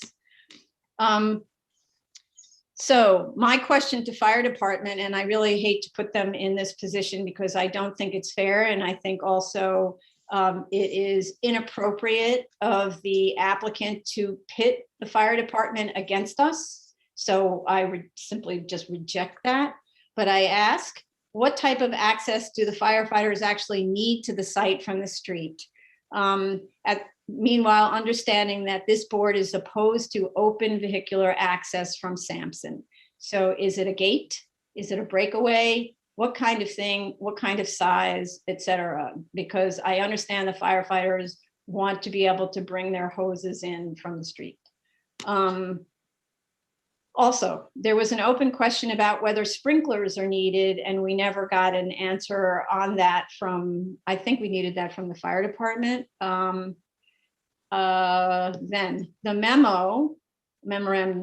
memorandum of law states that there is no empirical evidence to support the board's direction about impacts on adjoining residential properties. That's a strange thing to say because the EAS conducted a parking study and actually surveyed 108 congregants to determine how the new facility would operate. And they determined that there would be, by kind of coincidence of this, it's not the same 108, but there would be 108 cars arriving on a typical Sunday and on other special event dates. A drive-through, if permitted, will encourage access from Gifford and egress to Sampson, both at the end of events and to search for parking when the lot ends up being full. The valets would no doubt use that route as well, because there's also a requirement that there be valet parking on busy days. And I have to say, that's just simply logical. We don't need empirical evidence for that. That's just logical, that when you drive into a parking lot and you don't find parking and you're driving in that direction and you see an opening, you keep going through the opening and then you drive around the neighborhood looking for parking. That's just obvious, right? And when you also pull your car out and you see that it's less crowded to go out that way, you go out that way because you see an opening. So I don't know what kind of studies you need to show the obvious. The board did express preference for having no access whatsoever from Sampson. I do agree with that. I listened to the hearing and I heard the board say no access whatsoever from Sampson to avoid the use of Sampson for parking.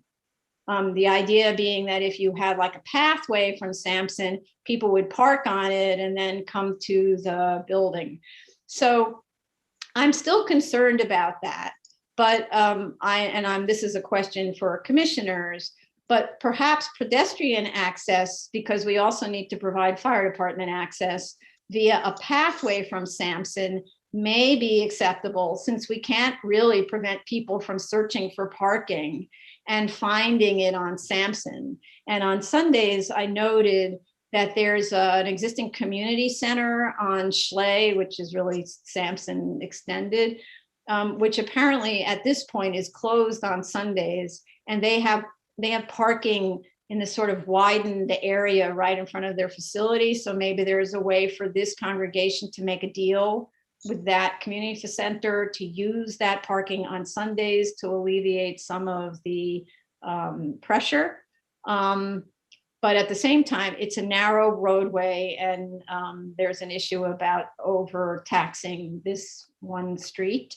But I do have to say there's no way for the board to require congregants to use the public lots that are listed in the traffic study or to take the shuttle bus, although provision of the shuttle bus and valet parking during peak times will be a condition in the resolution as was discussed. In reviewing the layout of the building, I see the worship space is shown with fixed seating. Is that removable fixed seating? As there is no common room to handle large life events, will the worship space double as a reception hall for congregant life events? In that event, I'd like to know, what is the occupancy load for standing persons? In the statement of facts, there's a photo of congregants standing away from seating and crowding the altar or that platform, the stage. So I'd like to understand what that is. Are those folding chairs or chairs that are removed? Because then you need to recalculate population, the occupancy. And this one, because it's new construction or a lot of new construction, I have to say, why in the world is the dumpster located in the parking lot? Directions were to put it inside the building, as we say, for every bit of new construction. Outside dumpster enclosures encourage rats and neglect because out of sight, out of mind. And also you need refrigerated trash storage for perishables. Those little units are very small. They're the size of refrigerators, even under counter refrigerators, and they can be purchased ready-made. So there's no excuse. Put the trash enclosure inside the building. You know, you need to be respectful of the neighbors and not just put your undesirable stuff away closer to neighbors. I'd like to know also where, and I asked for this repeatedly and never received it, where is the open space calculation that shows that the parking lot isn't consuming more than 50% of the open space? That's one of the standards in the residential district regulations 25-64, which is restrictions on use of open space for parking. I keep asking for this, and I also want to know, and I kept asking for this, does the lot comply with section 37-90 screening requirements for parking lots? And I asked this because the entire site is a parking lot, basically. And so, and one of the reasons for the pushback about access to Sampson is that that additional extension on the road eliminates potential landscaping in a residential district. A landscaping plan was provided that confusingly argues nothing can be planted in the side yard that is adjacent to residents. It's actually pretty funny, this coming up right after the discussion that we had about the vines on the acoustical wall, because that acoustical wall faces north and this one faces north. And that one for a warehouse building, not for a house of worship, for a warehouse. They're landscaping it. They're putting really nice trellis material on it so that the vines crawl up it. And here we're told we'll put grass down there that nobody can see. And then all the neighbors will see the painted side of a concrete block wall forevermore. So I have to say, there are trees that grow in heavily shaded areas. I actually looked it up, but I'm not a landscape architect. The side of this building is in a residential neighborhood and it has to be softened. You have to do it with trees that grow tall or vines that creep up trellis attached to the building and also attached to a picket fence. Like, why are you putting up this kind of heavy solid fence? Use residential picket and have the vines creep up the residential solid picket. Or maybe by having the picket, the open picket, maybe by having open picket, that improves the lighting conditions for that little alleyway. It's not so little, I think it's 10 feet wide. And so it cannot, by the way, you cannot retain the chain link fence that's left over from the commercial user. You have to do something. You have to show respect for your neighbors with the architecture and the landscape. And this has been an ongoing issue with the application, and we cannot seem to get through to this team. Over and over and over again, we've been saying the building is ugly, the building is not respectful of the neighbors. And every time the submissions reiterate the same unwillingness to agree to our direction. You need to bring the architect and the landscape architect to the hearings because they're the only ones I want to talk to. I don't want to hear anything more about memorandum of law that tells the board what its authority is. The landscaping plan doesn't show compliance with 107-322 and the list of acceptable plantings. We talked about that for 15 minutes at the last hearing. We went on and on about this, and then the drawings don't even show compliance with that section. And let's just say, I'm not happy about this application because of the way it's being handled by the team. Okay, Vice Chair Shanda. Just can I interrupt 1 sec? Yeah. I'm sorry. So fire department just emailed us. The fire department will request that a pedestrian gate for access to the building from Sampson Avenue. Thanks. Thank you. Okay, thank you. That's fair. I'm sorry. That was the case, and I appreciate that. Thank you, fire department.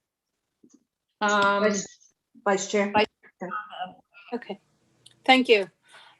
I share your frustration in this project. I think the project, while I think it's simple, has been unnecessarily been complicated.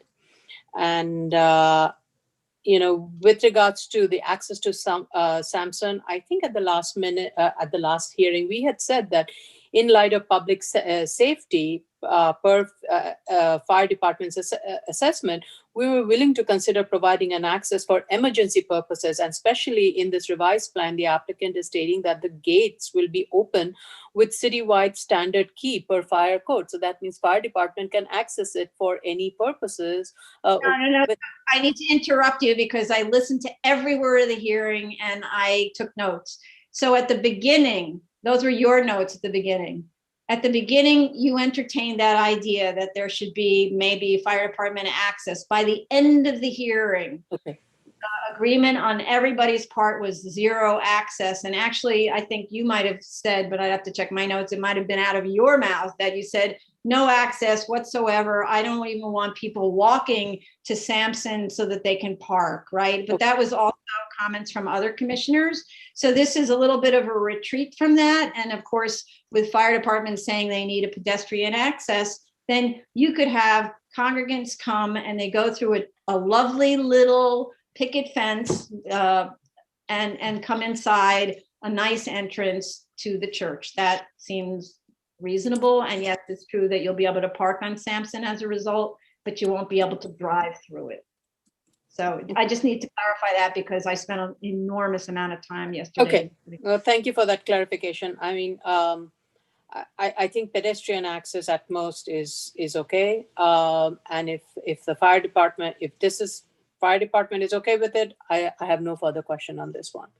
I was also, I looked through the memorandum of law, and I have to say it was frustrating because at no point did the board state that it did not consider the use of this site as a house of worship not appropriate. Our comments were with regards to access, and that and the documents provided did not provide any justification and did not tie the programmatic need with the need to keeping the access from Sampson open in any of the case laws. I don't think any of these case laws guided me, at least with that led me to that understanding, and definitely not sure how by keeping the Sampson Avenue closed will result in quote unquote excessive additional cost. The applicant I believe has conflated the meaning of some of the words to the extent that was not at all represented or intended at our hearing. With regards to, so with that, I move to the plans. I had a question with regards to the lighting plan. Since it is part of the street and accessway to Sampson Avenue for street safety, I think the lighting plan should be reasonable because it's not backing or fronting any residential building. So I don't think there will be any overspill of light affecting the neighboring residential building. It's basically lighting up that corner of Schley and Sampson, and so I'm okay with that. And with the light casting at Sampson Avenue on a mounted pole, will the light that is casting on Sampson Avenue entrance, will it be on a pole or be attached to a building? I think since it's a pedestrian entrance and just to light up that corner of Schley and Sampson, I think just on the wall would be sufficient. I don't think one needs a tall pole for that. So those were my comments, and I agree. I think in order for the project to move forward, they just need to close the chapter on Sampson and just revise the drawings with all the comments, and we'll be on our way. Yeah. Did you have a comment about landscaping? Because you started to talk about that. But then you didn't say anything. The landscaping, I agree. The frontage on Sampson is harsh. It can be softened with planting or different treatment of material or combination of both. That really was my primary comment on landscaping. Even that, I think I stated at the last hearing also. Yes. Well, a lot of this is deja vu all over again, constant repetition of our earlier comment. So, yeah. Okay, Commissioner Ali Brown. I personally don't have a problem with there being a pedestrian opening on Sampson. However, I just have to make the point that that would definitely lead to moving away from the community's desires, because once you put that there, you're definitely going to open that area up for parking. And if you really want to dissuade parking in that neighborhood, not having a pedestrian access would be the way to do it, because nobody wants to park there and then walk half a mile to go all the way around to the only entrance that you could use. So my suggestion would be, if you did have a pedestrian opening for the fire department, that there be some kind of a timed access or locking system so that it really is only used in an emergency for fire department access. Otherwise, any statement you have that you want to honor the community is really going to become undone immediately as soon as people can go in that way. So fire department often has keys or combination information, stuff like that. So I don't know whether that would work. I see Kurt's hand up. Just one second. But yeah, so I would say that one of their arguments is that they have to have access. One of the applicants' arguments is they need to have access to Sampson because of some kind of community outreach thing. I don't understand what that is at all. You can walk around in the neighborhood and hand out leaflets and invite people to your cookies and cake and like all that kind of stuff. So I don't. The community doesn't want that. Right, right. They don't want to know that this is functioning there. So they're certainly not going to welcome pamphlets and welcoming. Right. Okay, so that's another question. So yeah, Kurt, did you want to speak? I just wanted to point out that the memorandum of law doesn't cite to Matter of Pine Knolls Alliance Church versus zoning board of appeals of the town of Monroe from 2005, when the Court of Appeals actually upheld a zoning board's denial of a secondary access way for a house of worship under the Cornell Doctrine. What is it? Matter of Pine Knolls versus Board of where? Town of Monroe.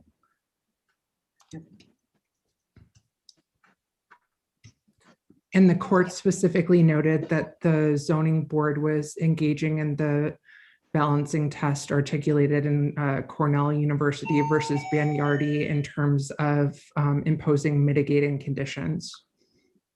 Great, okay. And that was Court of Appeals? Yes, so New York's highest court. It's actually surprising that the memorandum of law did not include this citation. Surprising to you. Well, I'm not surprised. Yeah.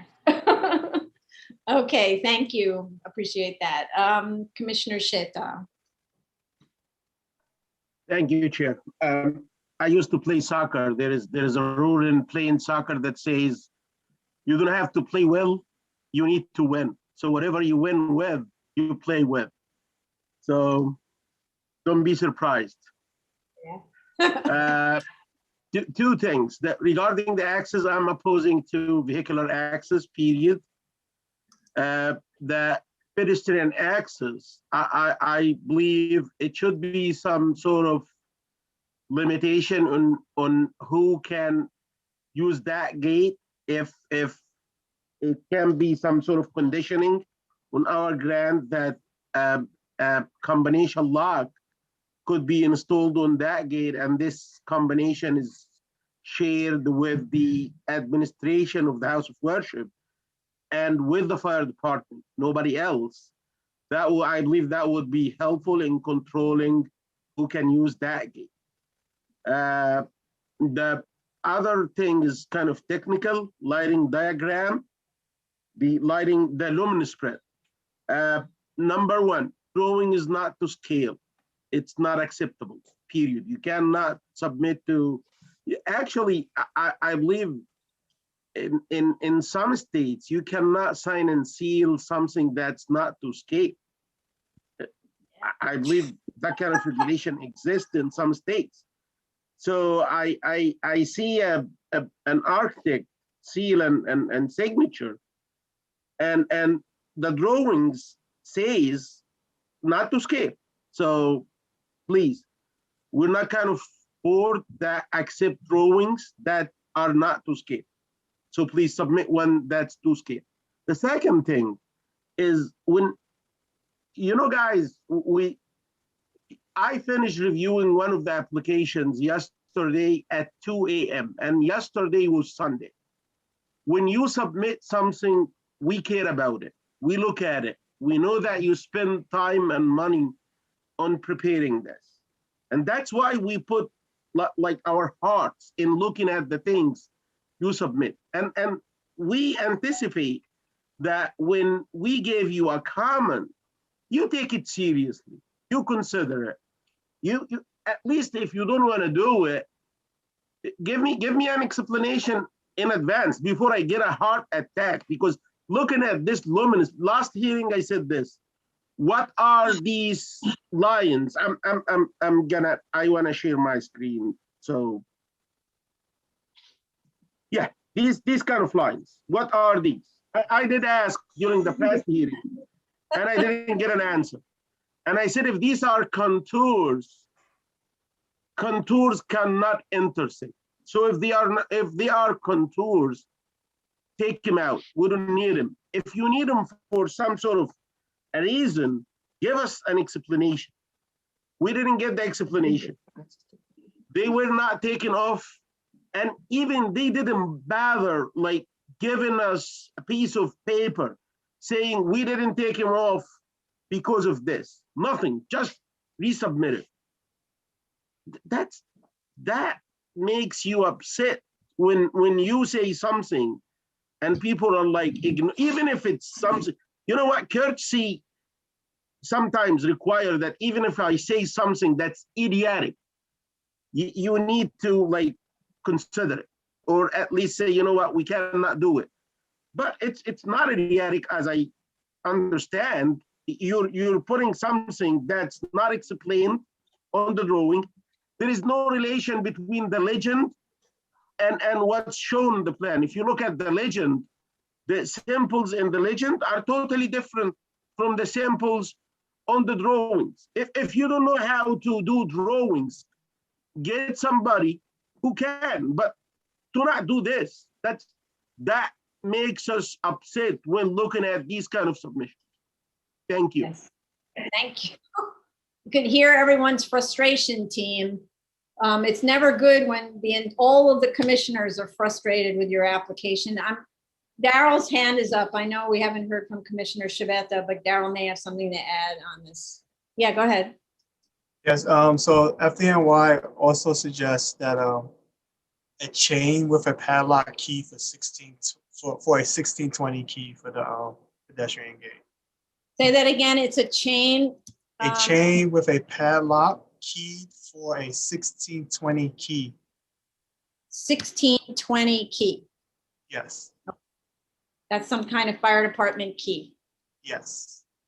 Okay, so I guess they have all the same keys. So that opens it. That's like the master key for the entire city is my guess. I assume so, yes. Don't you have one, Here Darryl? we go. No, he's police Maybe. department, not fire department. Okay. All right, thank you. Appreciate that. So Commissioner Shabeta, go ahead. Thank you, Chair. I was not convinced by the legal arguments that, in summary, state Cornell dictates that we do not have discretion and we just have to blatantly approve what's stated. I do not believe that the cases cited support that position, and we've had this discussion in the past, so I'll not revisit it. But I do want to thank General Counsel for mentioning the matter of Pine Hills, and I don't think anyone is buying his alleged surprise that it wasn't in the memo. I do want to state that, in my opinion, there's a difference between zealous advocacy and ignoring a reality. We're all professionals here, and as such, we may professionally disagree. And if you disagree with a position or policy, you're certainly entitled to that, and we may very well be wrong, but you must acknowledge that each application is thoroughly reviewed here, that each applicant is given ample opportunity to be heard. This case was first heard in May, therefore the commissioners reviewed this matter well before then, and they did so remotely. BSA was on the forefront of remote hearings, and we did so that our colleagues, the applicants, their attorneys, and all the specialists related thereto can be served and continue the practice before the BSA. We're not an agency that ignores the applicants or the community, and this is an example of a thorough and prompt review. To suggest otherwise of this agency or its commissioners, or the fire department for that matter, I find to be an unfair representation. Okay, very unfair. If you just heard, Commissioner Sheta was up until 2 a.m. last night reviewing the case. I similarly, we ruin our weekends very, very often. And all of the commissioners are agreeing, they're assenting to that concept. Very, very often, we work late on weekends. when arguably applicants are not. And there isn't any overtime for it. Yes, no overtime. We're doing it because we care. We're not compensated for all of that overtime. We're doing it because we care. We're doing it because the entire commission and our staff is made up of experts who know how to review the materials. And so, yeah, you need to be respectful of what it is that we do. And when we give instructions to you, and this is really directed at the applicant's counsel, when we give instructions to you for your client to change the project, it's not a suggestion, it's a direction. And all you're doing is costing your client money by not agreeing and by not making the directed changes. There is no point in you pushing back like that. In particular, as soon as your fingers go to a memorandum of law, you know that you're costing your client money for no reason. So, okay, because it's not that the board says it won't approve something. It says it wants you to make a modification to the proposed project. Okay. So I guess now we're done with this, and it's almost Yes, 5 this o'clock. concludes the public review session for February 8th, 2021, 2 p.m. So. No, wait a second. So I need to give everybody 10 minutes because we started on this review session at 3. So 10 minutes, come back at 5:10 or 5:05. No, let's just make it 5:05 because that's almost 9 minutes. Okay. Is that all right with everybody? Okay. 5:10. I mean, 5:10? I might be late for like 2 minutes. Okay, 5:05 Thank you. then, or 5:07 to give Okay, Commissioner. thank you. Okay, bye.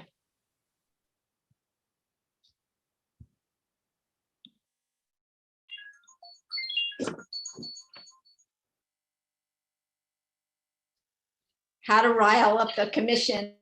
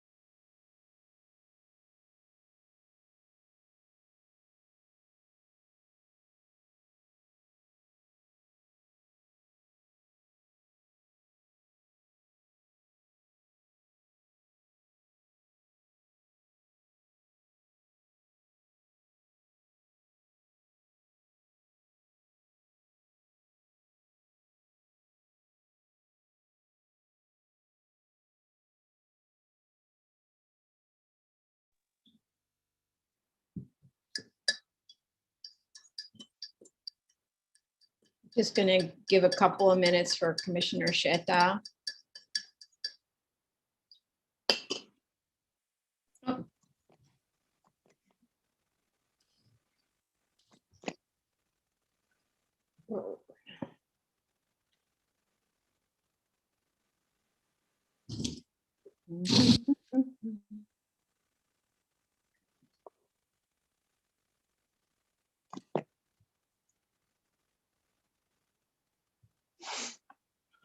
Sorry about this. It's going to go on, as you know.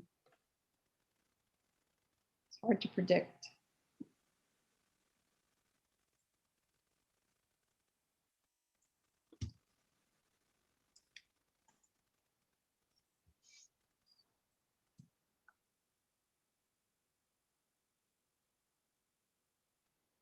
Are we waiting for other commissioners? Are we done?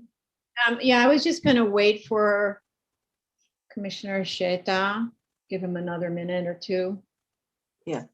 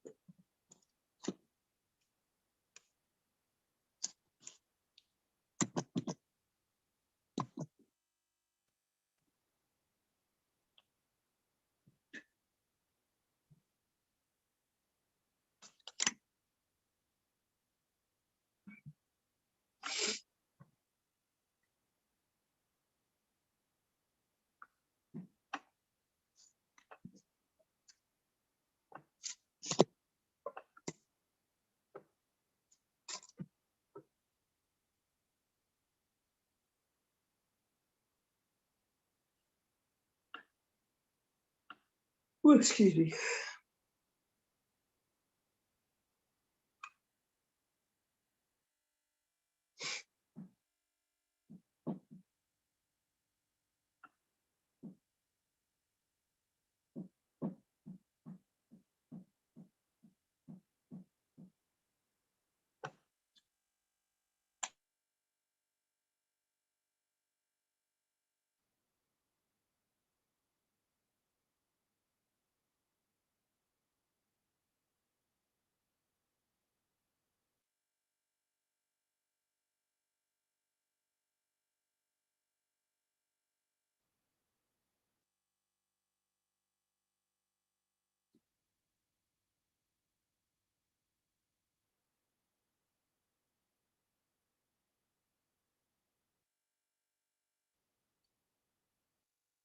Oh, he's here. Okay, let's begin. Let me just make sure everybody's. Shampa, can you join in? I've been here all along. Oh, okay. No, your screen was blank. I always go by their screens. Okay, that's all right. We have everybody. Let's go. Are we live? No, we're just a second. Recording? Yes. Right? I think we're good. Okay, this is the Board of Standards and Appeals public hearing for February 8th, 2021, the 2 p.m. session. The first item is new cases, item number 17, 31590 BZ, 8206 Astoria Boulevard, Queens. 31590 BZ.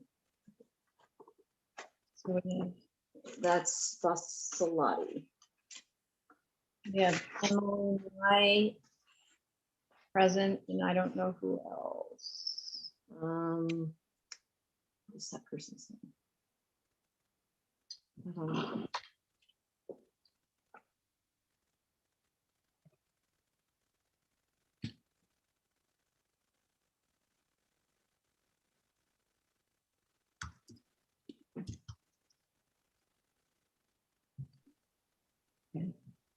This who's is the act? 31590 BZ, 8206 Astoria Boulevard. Please present yourself, applicants. Rothkirk's having some trouble getting on. Okay, Oh, that Todd? Adam. who's the person who's supposed to be getting on? Rothkirk? Oh, I think Say it it's, again? is it Hiram? Yeah. Hiram. Oh, This is Hiram. That's right. Basalati is Hiram. Sorry. The brain works once in a while. Too many Rothkirks. true.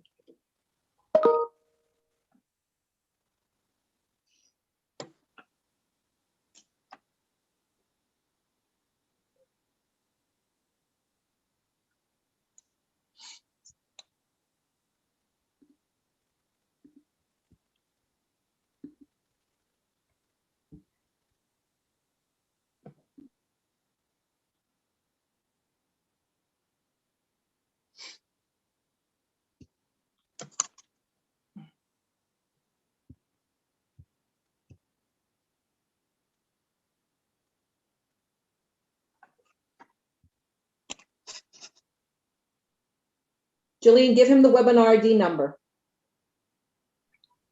He's having trouble. He has the webinar ID number. He has it? Oh, okay, because I emailed her to see if he could help him.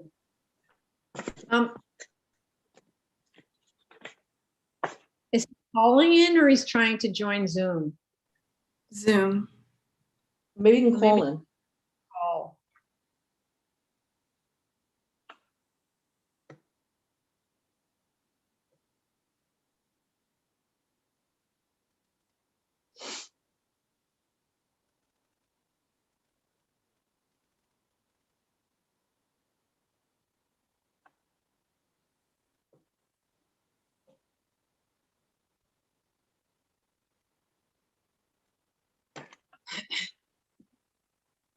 And Emily Nye, are you part of the team?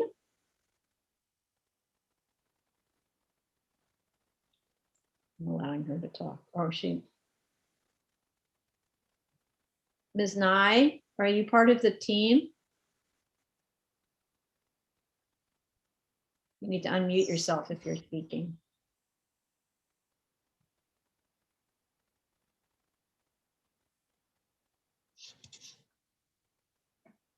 Otherwise, I want to jump to the next one. We don't really are. You want a second call this? Yeah, let's do that. All right, Jillian, let Mr. Rothkrug know when to second call him. Okay, I'll do that. Yeah. Item number 18-39504BZ, 1232 54th Street, Brooklyn. This is Moshe Friedman. Yes, okay, I'm letting him in.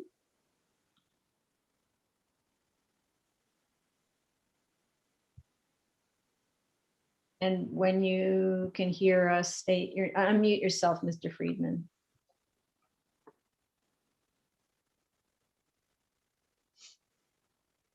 Here we go.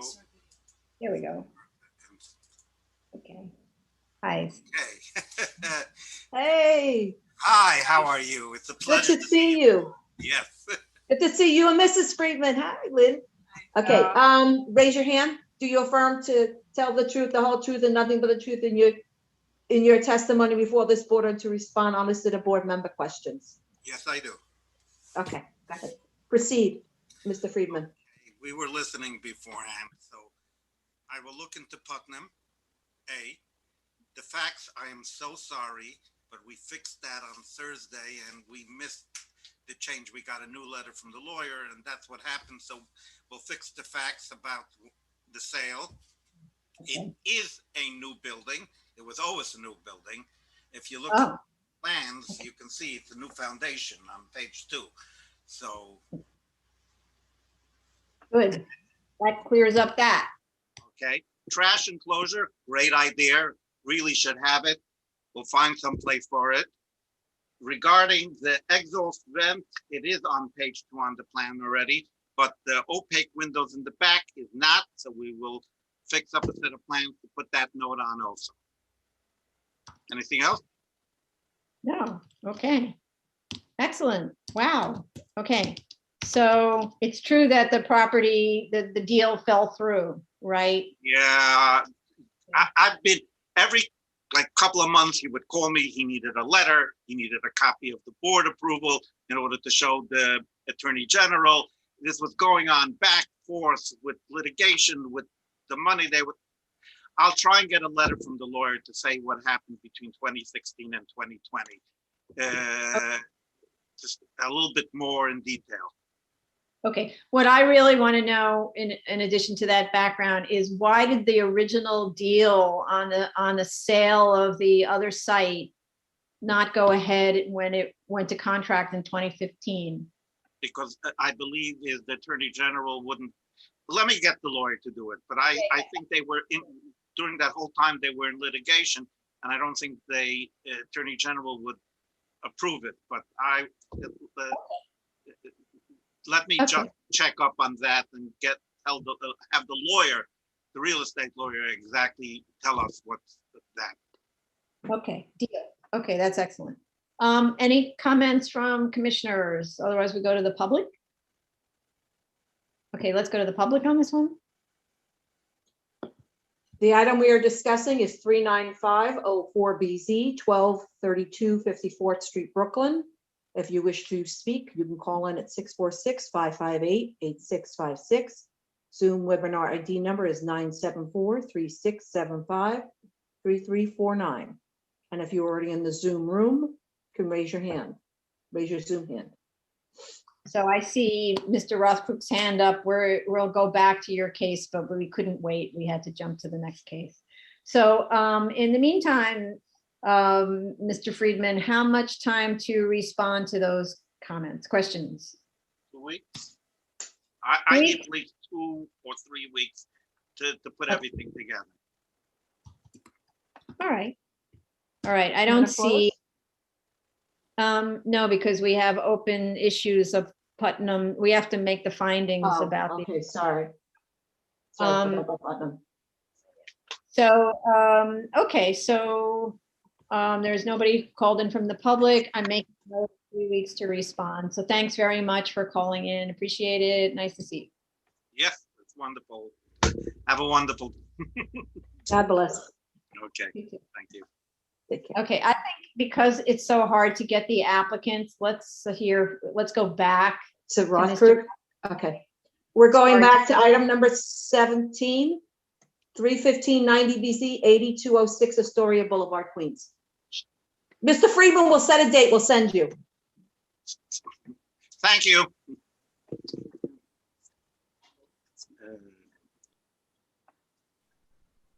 Okay, Mr. Rothkrook, when you can hear us, just state your name and then you'll be sworn in. Hiram Rothkrook. Okay, raise your right hand. Do you affirm to tell the truth, the whole truth, and nothing but the truth in your testimony before this board to respond honestly to board member questions? I do. Please state your name and proceed. Hiram Rothkrook.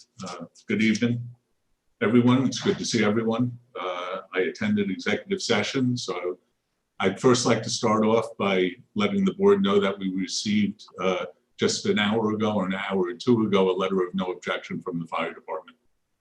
Mm-hmm. Okay. Additionally, we heard the chair's comments about taking a bit more extensive photos of not only the site and perimeter, and we'll certainly take care of that. I want to point out, because there were a lot of questions about the canopy illumination plan. We don't front, our canopy doesn't shine into any windows on that side of the hotel building.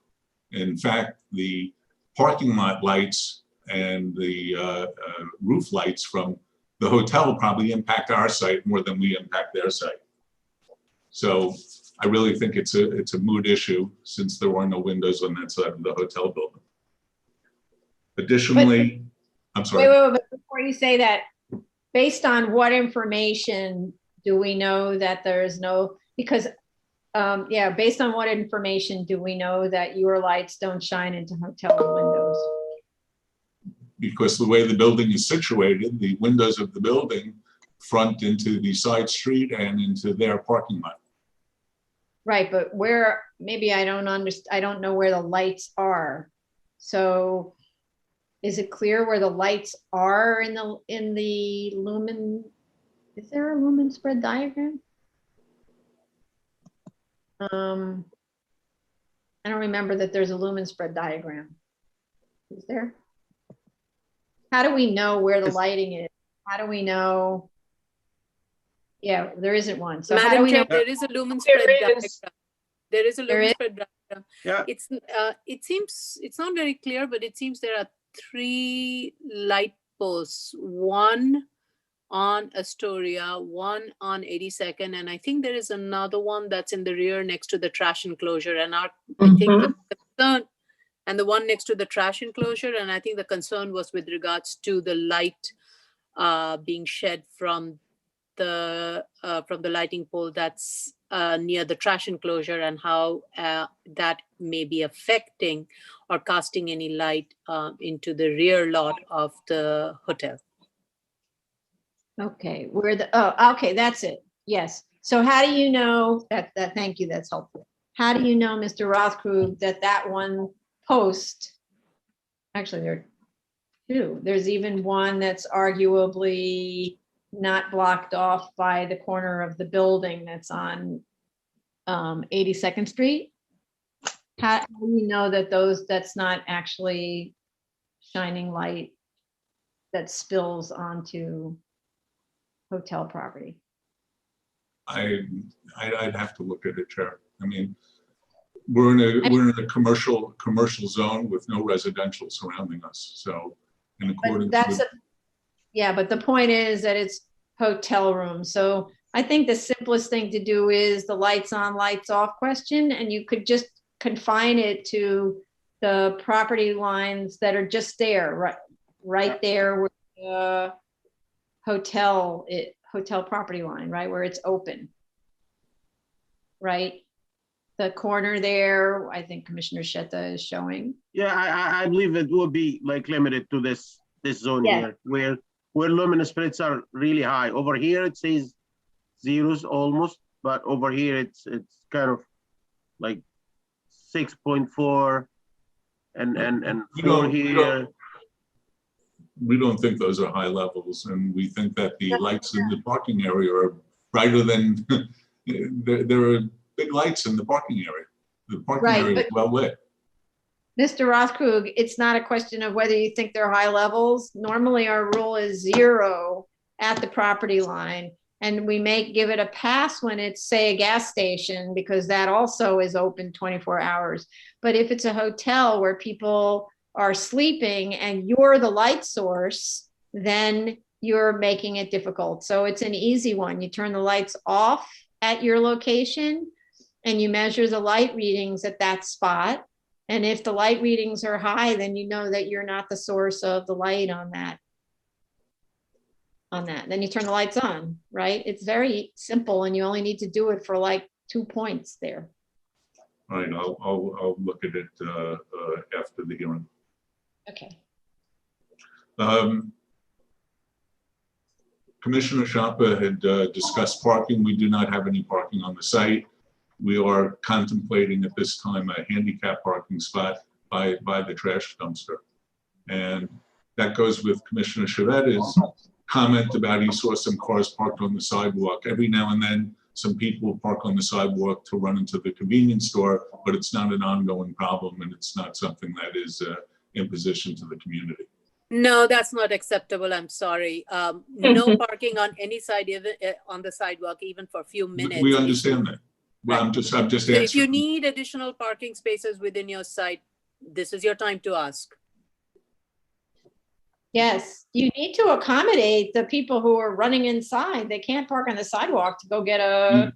No, I understand, Chair. The majority of people who use the convenience store are people who are filling up with gas. It's not a big number of people, from what I'm told, that come there and illegally park. Right, but so why can't you show a designated parking spot or 2 so that at least everyone knows where to go when they're going to run into the convenience store, as opposed to, of all things, deciding the sidewalk's the place? All right, we'll look at it, Chair. Okay. Additionally, I wanted to say that I personally by Zoom attended the Land Use Community Board hearing and the Land Use and the full Community Board. And it's my understanding that we received approval of our application. I've reached out to the district manager on several opportunities, and the BSA has also directly sent emails to the district manager without hearing back for some particular reason.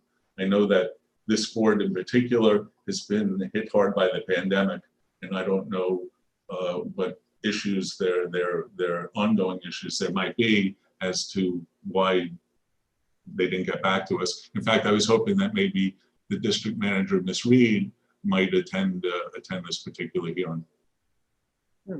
Well, could you reach out again and ask for at least an email from them? That's all. No, I understand, and I did. And not only did I email the community board, I also copied our project manager, or BSA project manager, and Carla. Okay. And then Ghislaine reached out directly again to the community board and to Ms. Reed. So they've been copied on all of our emails. They got copies of all our notices, and it's very strange, especially since this was last September that I did attend 2 hearings with the board, and they all went fine. Okay.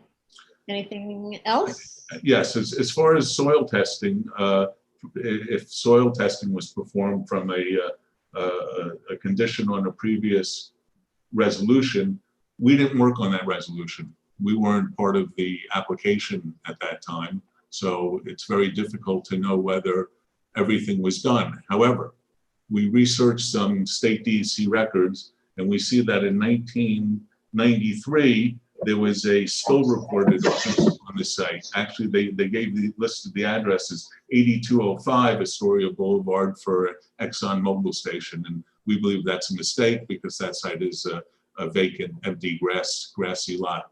So we believe that spill number was actually for our site, 8206 Astoria Boulevard. That spill was opened in September of 93 and closed in September 94.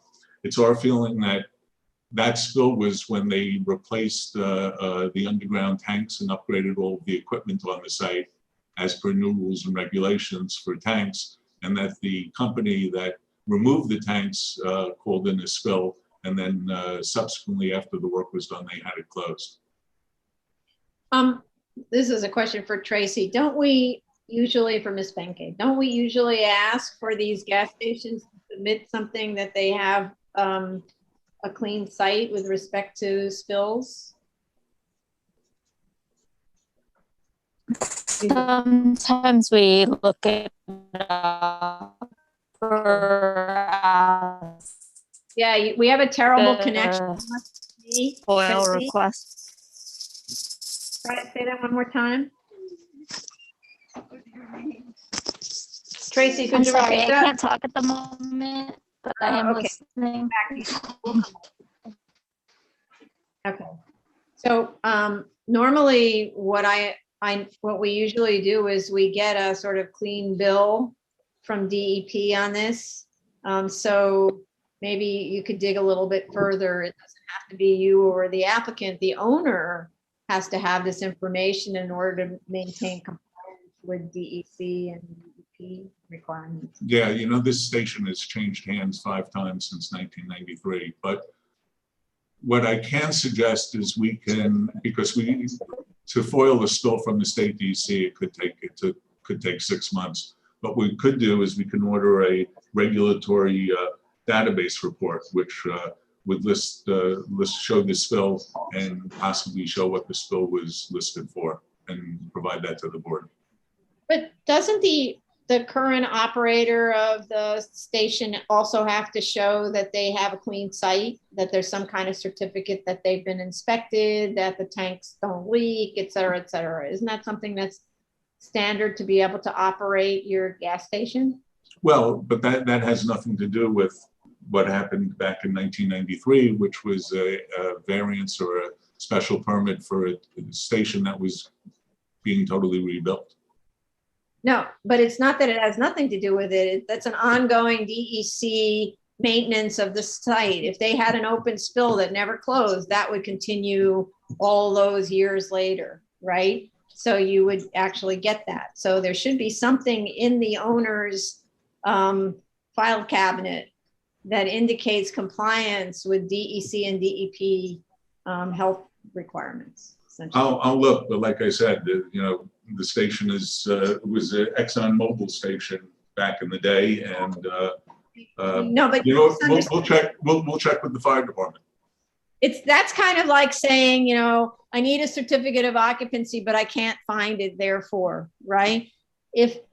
Or I need a license to operate my business, but I can't find it because it was the last guy who got the license. Therefore, no, if you're in business, you have to show compliance with all the regulations. We'll get a letter from the fire department, Chair. What? I Oh, would here we just go. like to note that we have a seeker protocol affidavit on our website. Thank you, Kurt. For automotive service stations. That. All right. So there you go. All right, that's a new form. No, it's not. It's been a long time. Sorry. Well, it's been a long. I haven't been here for a long time. Yeah. That's So an it old may be, form. it's an old form, but it may be prettier than it was before, but it's the same old. Right. Well, I wouldn't, since this is just a extension of term of a previous variance, I wouldn't have Yeah. come across the secret protocol since it doesn't require secret. But I will have that tended to. Additionally, we did submit a photo behind the building showing the landscaping. I believe it was photo 10 of 10. But since we're going back out to the site anyway, we'll take additional photos and make sure we get the entire building and everything that's on the side and all the other good stuff. Okay, great. And then we talked about landscaping needing to be refreshed. Yeah, yes, absolutely. So, but we need to be clear what it's being refreshed with, and that's part of what the photos will show us, and the drawings have to represent what, as I said, indicate on the landscaping plan the quantities and types of shrubs and trees. So if it's being refreshed, we need to see what the spacing is and what the types of vegetation is, okay? Yeah, yes, understood. We just previously did that on another station for the board, so we're well aware of exactly what you're looking for. Great, okay. All right then, so anything else on that? Anything else? No. No, not from our side. Okay, so let's go to the public. The item we are discussing is 315-90BZ 82-06 Astoria Boulevard, Queens. If you wish to speak, please call in. It's 646-558-8656. The Zoom webinar ID number is 974-3675-3349. And if you're already in the Zoom room, please raise your hand. Zoom hand, sorry. So how much time, Mr. Rothkrug, do you need to respond to these questions? Just about 3 weeks. Okay. All right. So we'll let you know when that hearing date is. We'll send you a note by the end of the week about when that hearing date is. And okay, thank you, because we don't have anybody calling in on this. Okay, thank you. Thank you. Appeals calendar, continued hearing items, item number 19, 2018-68A through 2018-90A. This is Santina Drive, Staten Island.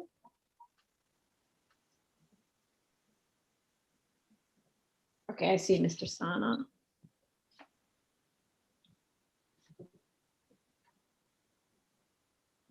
When you're ready, Mr. Sana. Hello? Hi. Hi. Okay, so please state your name for the record and you could proceed. You don't have to be sworn in. Michael Sana, I'm the architect for the project at Santina Drive. Okay. Is there anyone else in your team? Yes, Richard Lobel. Oh, okay. But you don't have the owner with you. I do not have the owner with me. Okay. So in future, please include the owner in your participation. Okay, I will make note of that, no problem. more than make note, the owner is required to attend for further hearings, okay? Okay. Noted. Okay, good. All right, go ahead. Chair, I would just briefly begin by saying that Mr. San and I had the benefit of listening to the review session and hearing the board's comments. After the last hearing, it became clear that a reduction in density at the site was appropriate. And so there was a discussion with the owner, and we discussed the fact that given the issues that the board had raised with regards to parking and the width of the street and whether or not there would be too many cars, we basically said to the owner, what about a reduction from 2 families to 1 family, which will essentially allow not only for a reduction in the density, but also for more parking spaces, in that case, 5 parking spaces per a single family, which is really quite a preponderance of parking. And so that reduction would have resulted in a reduction from 46 to 23.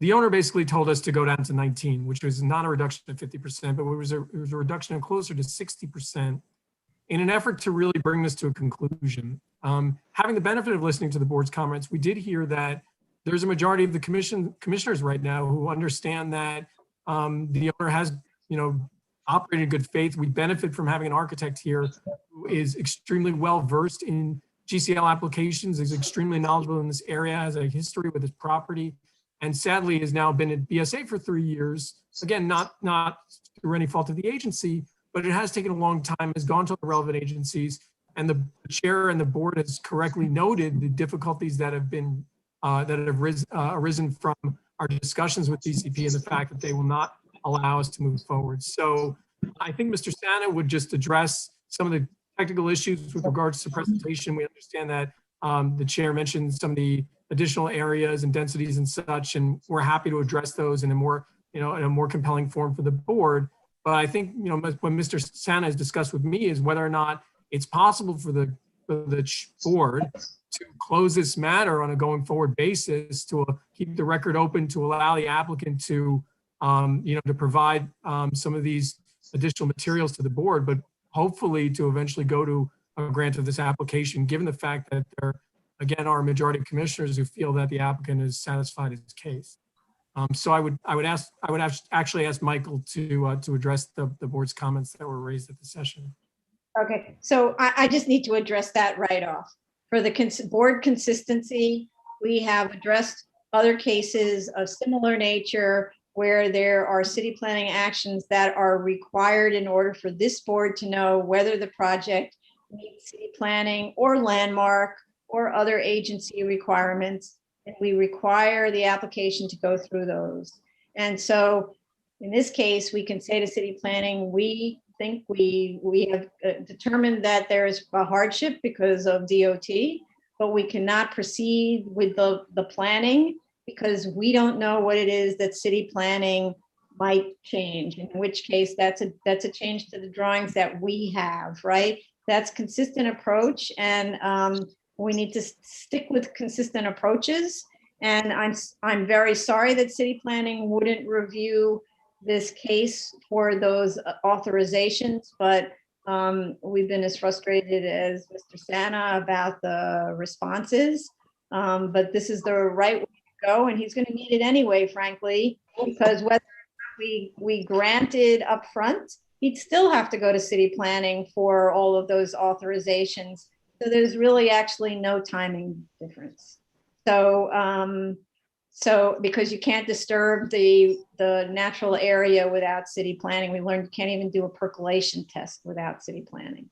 So, so Mr. Santa, you want to go ahead?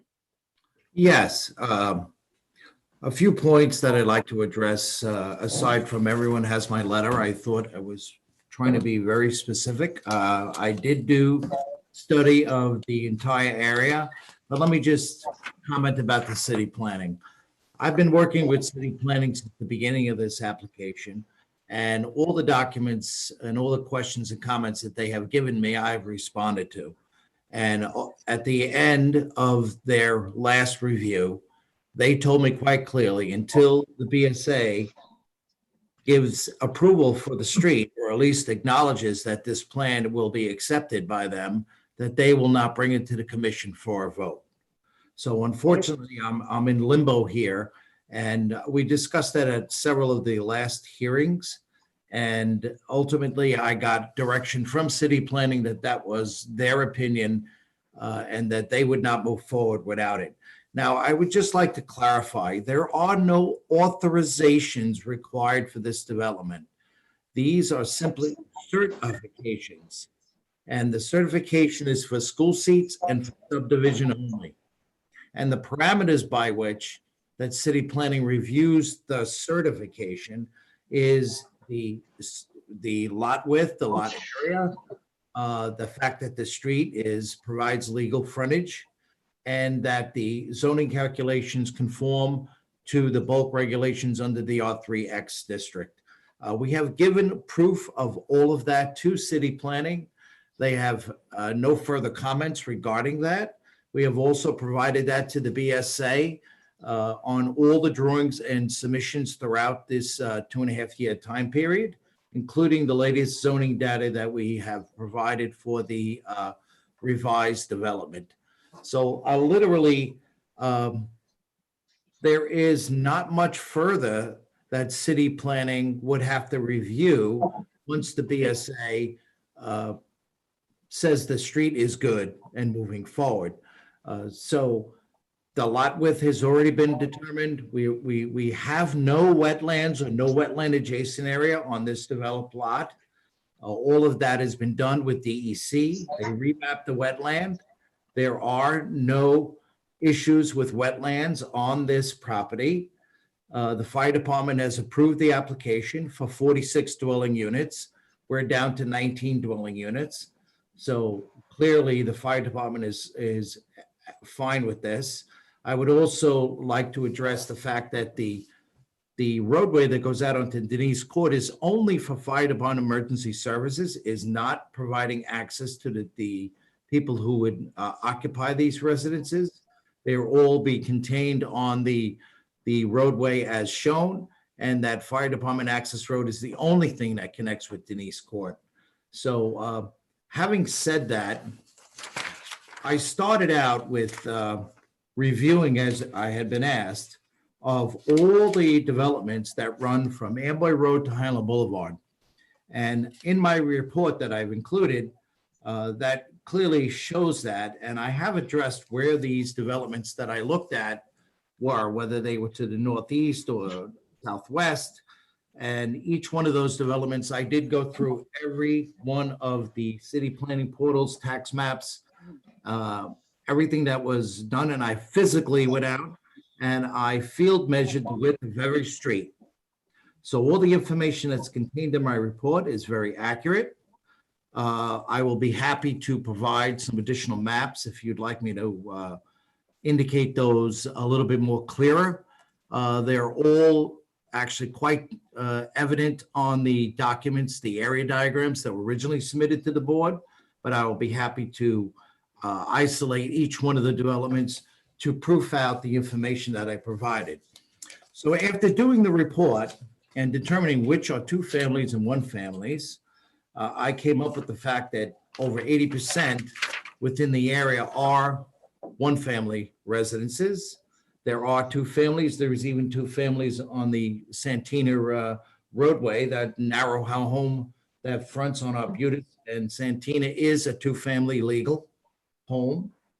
But based on meeting the contextual environment, which you asked me to do, that we increased the lots to meet the large lot regulations, which is a zone district, which applies in an area in Staten Island that's just one town over, where you had larger lots that were also subject to the septic requirements back prior to the sewers.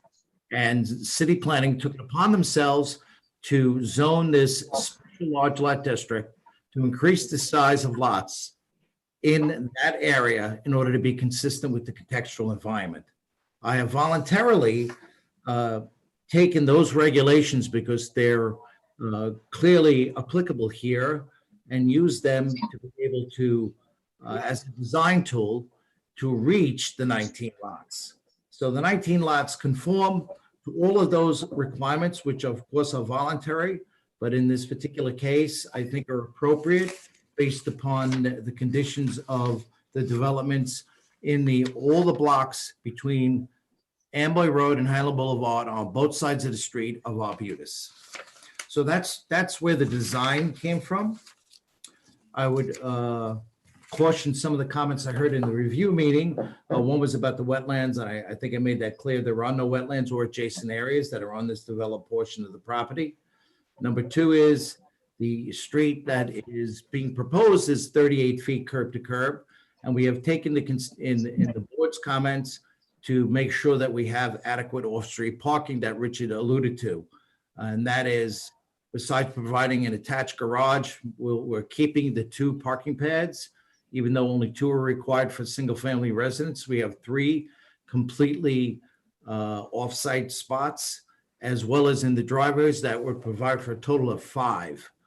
And that would leave the streets relatively clear for any overburden that may occur for parties or other times when additional parking are required, but certainly 5 cars on each lot would take care of the majority of circumstances.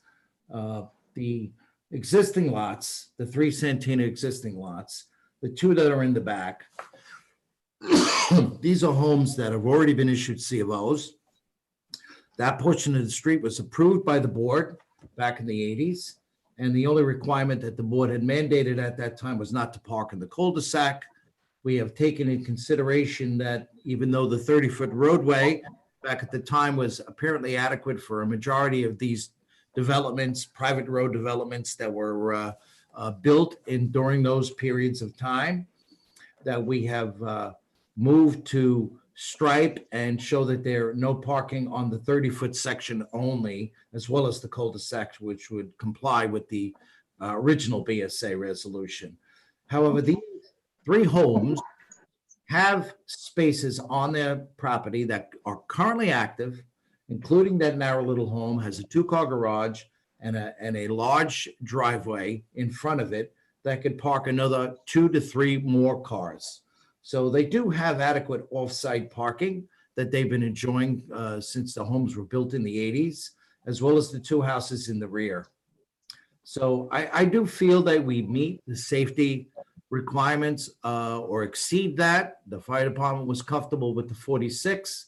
We're now down to 19. Certainly with that, we have a lot less people coming onto the back of this Santina Drive, the larger portion that we're proposing to be developed, as well as providing a safety factor for the fire department to be able to entrance from 2 directions and emergency services as well. So having said that, I know going back to city planning, but I would like to have the board be able to give an acceptance of this plan in concept, because in order for me to bring this back to city planning, which I think would be greatly accepted based on the reduction of the units, and that it already had met all the requirements of the bulk regulations that city planning had asked of me, and every response regarding and the development of the roadway and the development or removal of trees or changes of grade, which is all part of the topographic modifications.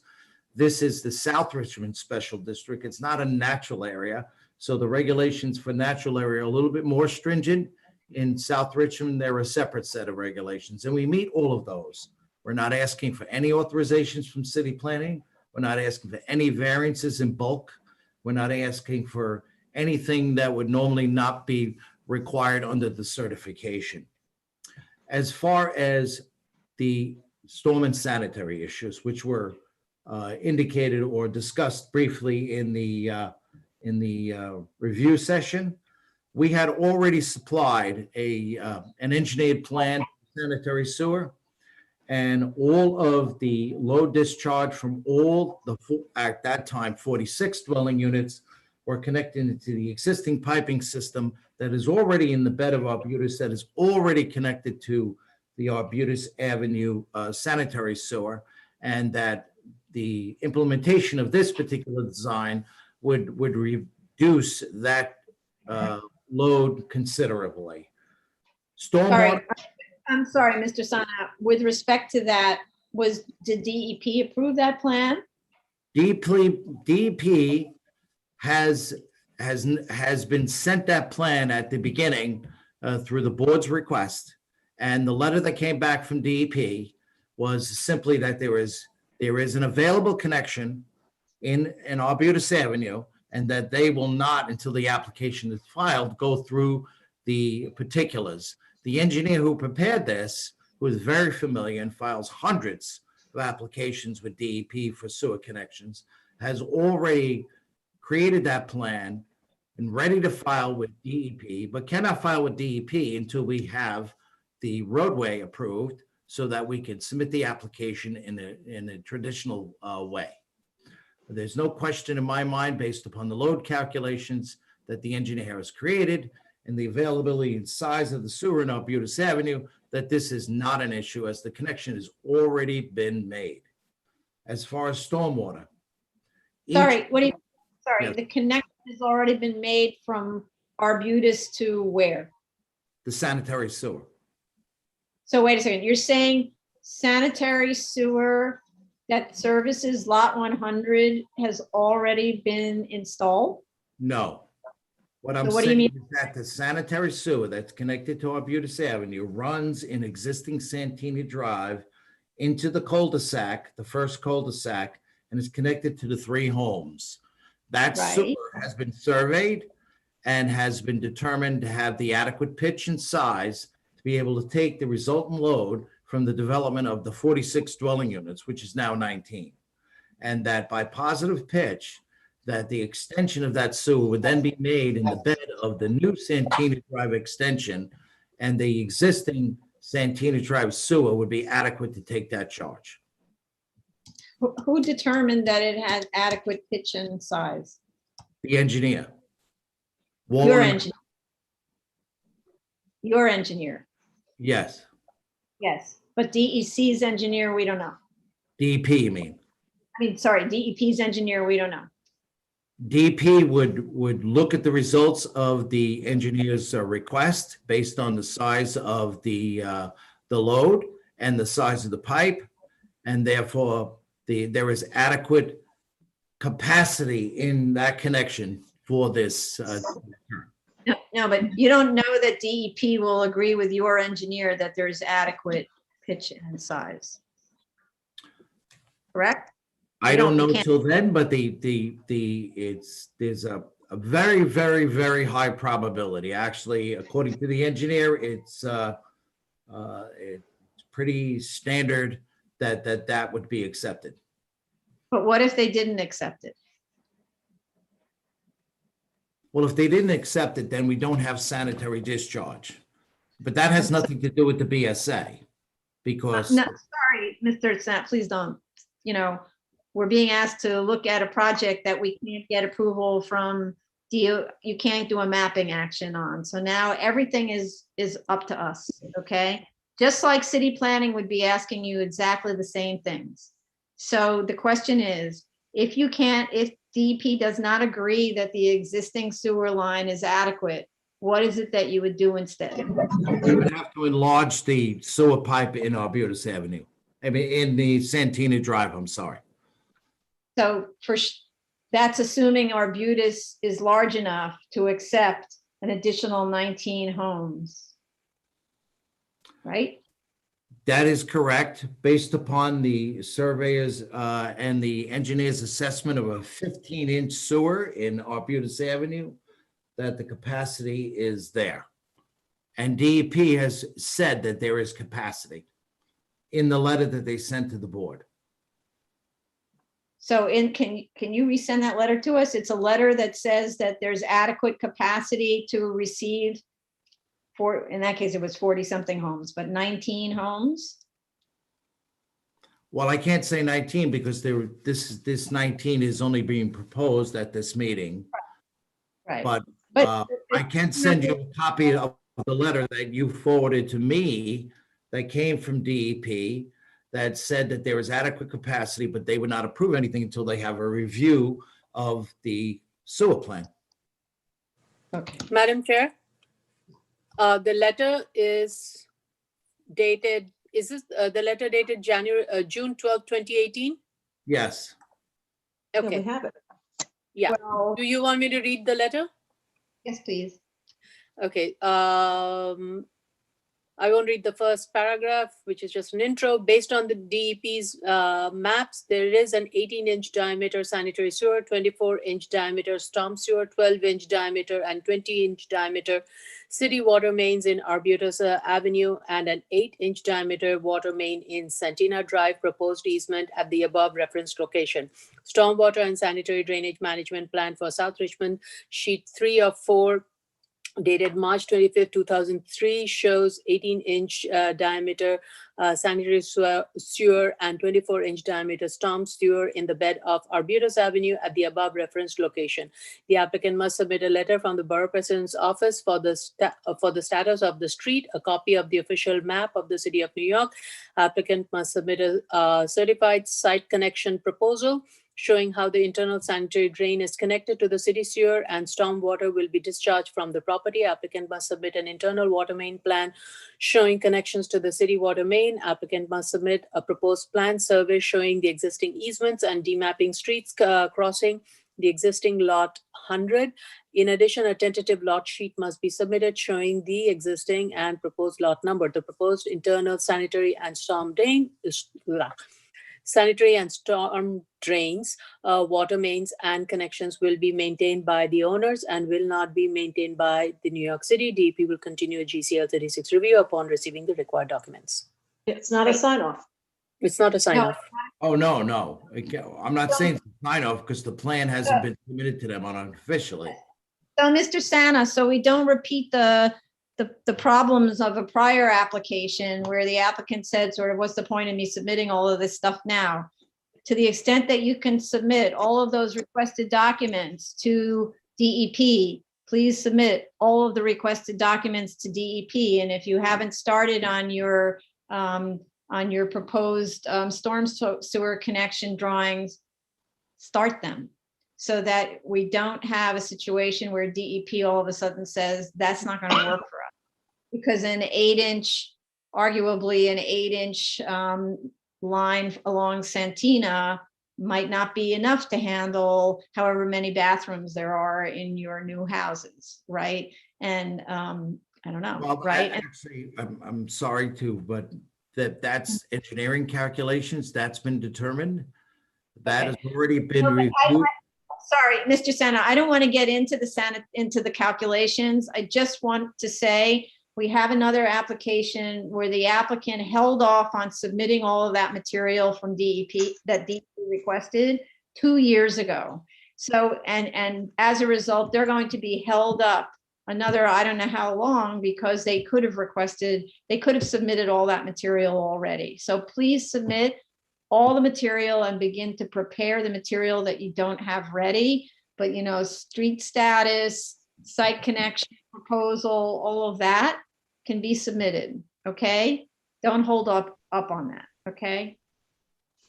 Okay. All right. So because we're going to try to do this simultaneously instead of waiting for each thing. And on the other application, the applicant was not able to do perk tests because it wasn't a natural area. I thought this was too. So you could do perk tests if you haven't done those already. Okay, so get started on that. So you're not saying to us, how dare you wait for a DEP approval, right? Okay. So, okay, continue. I'm sorry. Oh, and I just wanted to point out that on your study, it's not true that you looked at every single development. I named a bunch of developments that you didn't look at. You didn't look at the Denise Court development. You didn't look at I named them, there were 3. I forget what they were now. Sorry, Denise Court, Christine Court, And And Billiard Street. say that again? Billiard Street or something? That's actually in my letter, Madam Chair. No, sorry. I just lost it. I'm looking for it now. Yeah, Denise Court, Christine Court, and Arbutus. Those were the three. I'm sorry. You're right up because those are large sites, and you discounted them because you said they were built prior to 2005 when everything except Serena was built prior to 2005. So I actually didn't understand the analysis that seemed to be coming down to much smaller sites. I'm not saying that the 19 houses aren't the way to go. I'm just saying that the way you put together your study wasn't an even-handed analysis of all the developments in the area. It was a selective analysis, and just for your submission, we're reviewing something and we don't know what you're talking about because there's no backup data. So if you had data that you submitted with it, then we would have been able to follow along. I didn't even know where these developments were. I had to use Zola and tax maps and everything, even to find the streets. So, and the developments that you had in mind.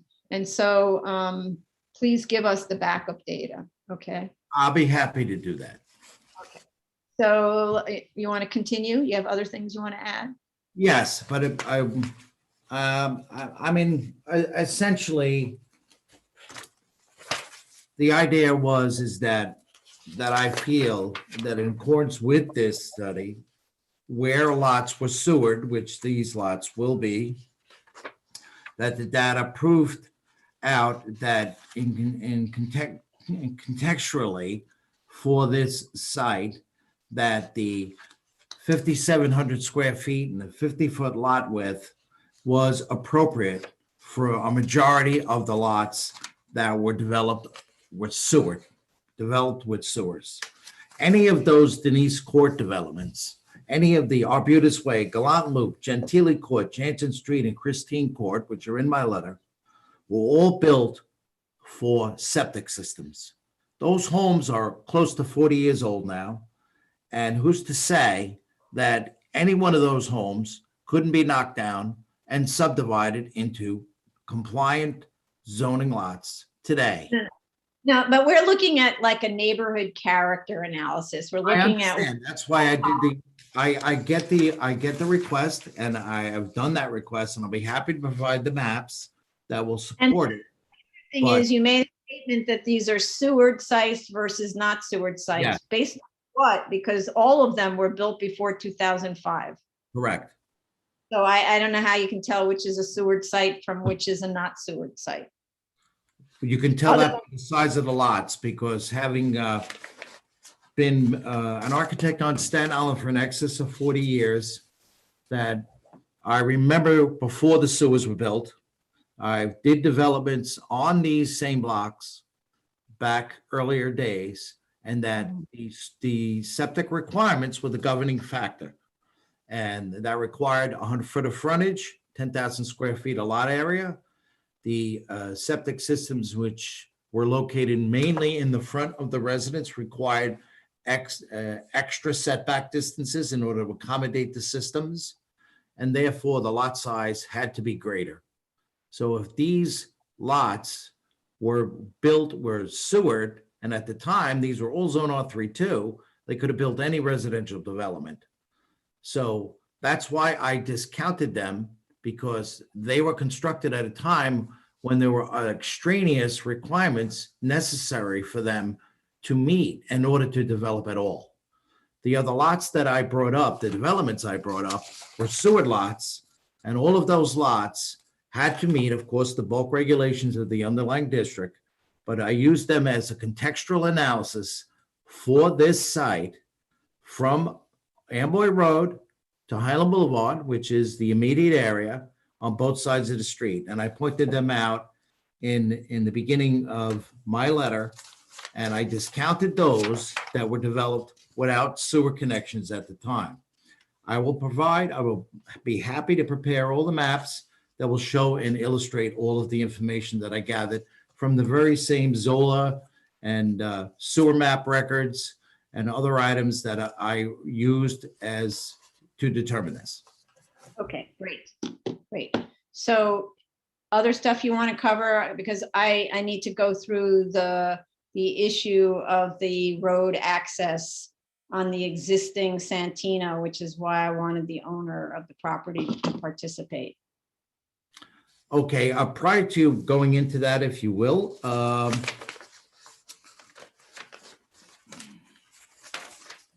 just want to make clear that, you know, all those 3 houses that are existing there, the owner has ties to 2, as you're aware, and they could be, you know, sold. He has no intentions of keeping them. They're also all C of O'd, and the intention is to leave those existing lots that as they stand, with the conditions and lot lines and C of Os that they currently have, and not to propose to redistribute or knock down homes that, you know, the front house is not owned by this person, and that person I don't think wants to be displaced with their home, their 2-family home there, for any mitigations. And I don't necessarily feel that what we're trying to do, we have, I think, made some, you know, extra efforts here to address the concerns of the commissioners for the safety of this roadway by reducing the units, by keeping that road at 38 feet where it could be 34 feet, to provide for extra ability for off-street parking, and still provide an extra clear path for the fire department, which they agreed with. And the 30-foot roadway that we can't change on Santina Drive is also part of an easement, which has been established. And moving that easement could be complicated in effect. And there is no parking on the 30-foot Santina original section, which actually gives a clearer width for emergency services than would be achieved with a 34-foot width. So we've taken. So right, I understand. I need to move us along because it's very, very late and we have other applications. I need you to look at this. I don't care at all about the existing condition of the 2 houses that this owner owns. And I don't mean the houses, I mean the land on which they sit, right? What I care about is the concern that the width of the existing Santina is inadequate. And I see ownership of everything that happens beyond lot 60. And actually, I'm going to interrupt myself because Chief Daly's hand has been up for a really long time. And I may have ignored something that he wanted to say. Go ahead, Chief Daly. Thank you, Madam Chair. Mr. Sandy had mentioned, and even the board has mentioned, that the fire department had issued a letter of approval. That was for the previous design. While this design has a lower density, less houses, our letter is no longer valid. So this plan has to go back to the Bureau of Operation for their review, and we're starting back a new review on this. So I just wanted everyone to understand that. Thank you. Okay, thank you very much. Okay. Could I ask the chief a question? Yeah. Chief, I would ask that, in light of what we're proposing here now, and in the fact of it being reviewed and approved at the time for a higher density, do you see any negative issues with the new proposal? But I cannot comment on that because that is the purview of the Bureau of Operation. I'm in fire prevention. While I represent the fire department as a whole, I will, it's operations who will direct me if they will accept the plan. So I cannot at this time comment on that. Thank you. You're welcome, sir. Okay, thank you. So now let me just go back. So the configuration of the existing roadbed outside of lot 60, which I know doesn't belong to this property owner, there is enough land that is not allocated to the design of the access to Santina that could be turned into parking and a widening of Santina at that point beyond the 243 or whatever many feet that is. That finishes with lot 60, with that lot 60. And so the roadway could be enlarged to be 38 feet wide so that it's finally, or whatever the desired road width is, so that you could afford to have parking on it, or that it is encouraging, let's say, making it easier to deal with the bottleneck. But also you have those two sides there that are kind of those weird little leftover spots. They could become parking. And then we wouldn't see, which is what we see, perhaps, parking on Santina the way we do. Whenever you look at the satellite imagery or you look at Google Earth imagery, you always see parking on Santina. Prohibited or not, it doesn't matter. And so I need you to look at, and not just tell me why you can't, you need to look at turning those areas into off-street parking for use by, in one case, maybe exclusively lot 60, and in the other case, for like guest parking for the neighbors, wherever, because we have to do something to mitigate the problem with parking on the narrow roadbed. I will look into certain things. I will look into that to see if we can increase the 34 feet, by the way, is the required road width. So you're talking about increasing the width from the end of lot 60 to the cul-de-sac by 4 feet. Well, I'm not sure, because that's the thing is, when you have parking on the street, that's some, Chief Daly, can you speak to this? You know, for instance, your current street that you're proposing, I think is 50 feet wide, right? The new Santina portion, it's 50 feet with sidewalks, right? 52 feet. 52 with sidewalks. And that was something that made city planning happy, fire department happy in terms of the width of that portion of the roadway, right? So that's supposed to be the standard, that you have sidewalk plus the width of the roadbed. And you don't have that at all on Santina, right? And so to the extent that the property is owned by this developer, the developer could make that happen on that portion of Santina, which would alleviate the pressure that's being put on that little tiny neck that goes for 243 feet. It's an entire, like, say, Manhattan Avenue block. So Manhattan street to street block. It's long, but this is a way to shorten that bottleneck. So it's more than look into it. It's a direction to do it, because you were told by city plan, by, let's say, DOT, that essentially they want nothing to do with this in terms of mapping. That's correct. Right? So the only way around this is to be responsive to the BSA's direction in terms of its concern about safety, and fire department and whatever city planning and DEP and so on come up with, okay?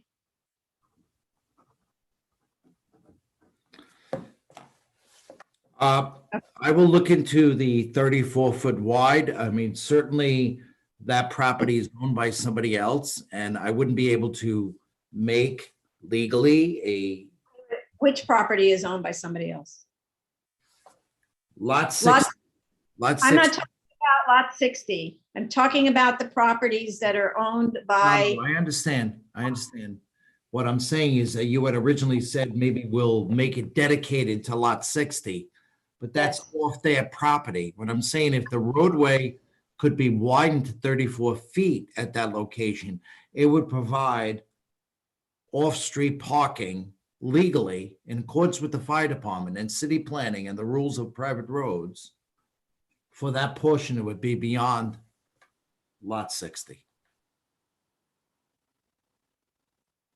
Let me rephrase, okay? Lot 60, obviously isn't giving up its property to widen that roadbed, right? Their fence goes right down to the edge of their property, and then people park on that street, right? So I'm saying, let's get them from stopping to park in front of their house, which is a problem because of course they want to park in front of their house. Repair trucks want to park in front of their houses, that house, etc.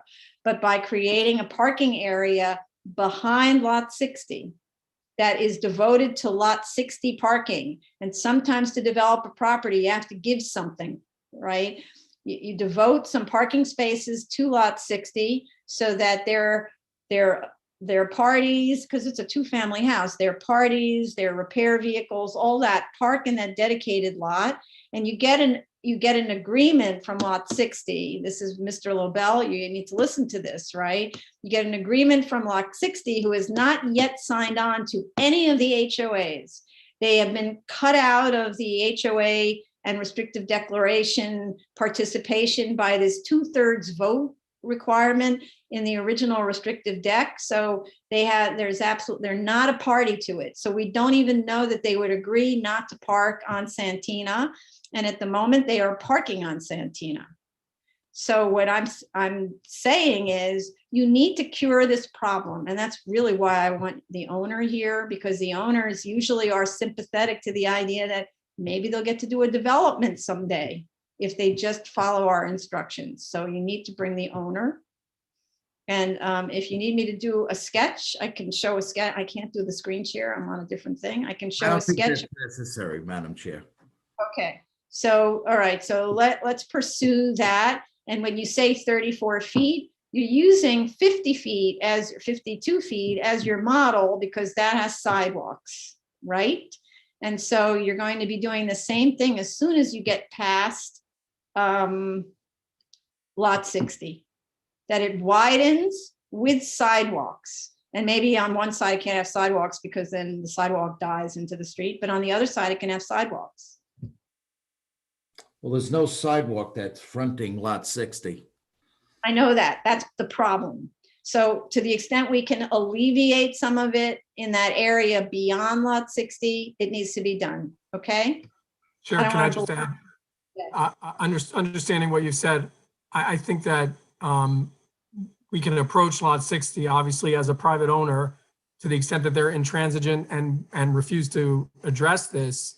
We may come to a situation where we're unable to provide a solution to that.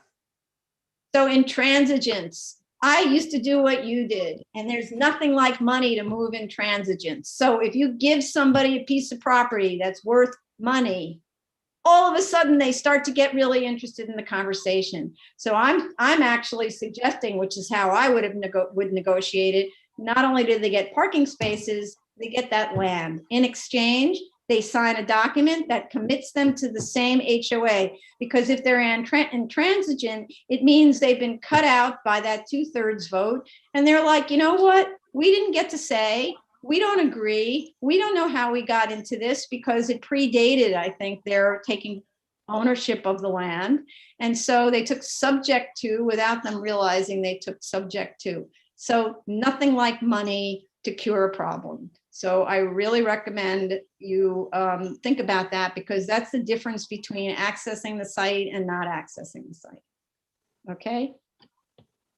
All right. Because we also had open restrictive decks that there were many things I went through, but I don't think we need to go one by one. It's a lot of comments. Please listen to the comments in the review session and answer each one by one, and each submission.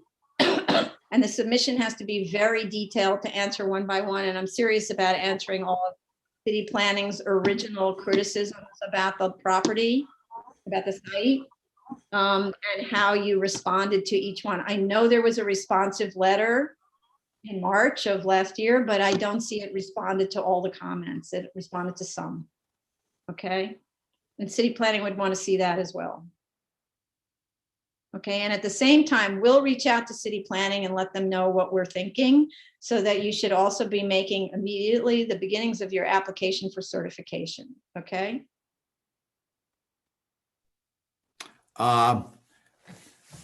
The one question I have here now, which is very important, is that based on this plan that we prepared here, that I have to go back and I have to get the paperwork changed. I have to go to finance. I have to drop off a couple of lots. I got to get the house number coordinated. I get all the cases, DOB, everything all lined up. So everything agrees with the 19 lots. And it's a good chunk of work that I have to do. I would like to have acceptance by the board on going forward with this so that I'm not changing all the paperwork and coming back and having to change it a third time. So I understand that we can't have a decision, and now I'm not asking for a decision today because the paperwork is not in order based on this new scheme, but an acceptance of this scheme that when the paperwork is changed and with the items addressed, as you had said, that we would get, that there would be, acceptance by the board for a positive decision. Okay, so let's do it like this. Let's be a little systematic. There are a lot of open issues that need to be addressed. I went through them. We went through them in the review session, and we went through them in part in the hearings and right during the hearing. So let's address those and make a submission that's a full submission. And then we'll talk about whether the submission supports the 19 houses and the lay of the roadbed. And then you can move to the next step of filing all the paperwork and going to DEP and all of that for their approvals or the submission that they requested, okay? So what you're asking me is all the documents that you're asking for, the majority of it, except for these items about widening the road on the existing Santina, have already been submitted to city planning, have already been submitted to the board. I will put them in one package, which addresses all those points, although they have already been submitted. You're asking me to put them in one cohesive new submission package, so it's all together. So it's not just it's one package, so it's all together. It's I need to understand what it's being submitted for, right? We got a pile of stuff, right? So you're going to be answering each of the questions presented. You're going to be answering each of city planning's questions one at a time. And when you answer the question one at a time, you'll say, as shown on exhibit 12, this is the answer to that question, right? And this is why that's the answer to the question. It's a systematic breaking. And we've been here a long time, and we, been in this, as you know, the proceedings for a long time. And now having come to the conclusion that there is a hardship here, we can move into what it is the board would approve, right? But we have feedback from other agencies, and we need to know what the responses were and are to those other agencies. And it needs to be systematic as opposed to sort of, here's a pile of stuff, go figure it out, okay? And Mr. Lobel, I don't know what your agreement is with the client, but please help Mr. Santa organize this so it's in a very coherent, organized attachment structure, okay? Okay, so let's go to the public.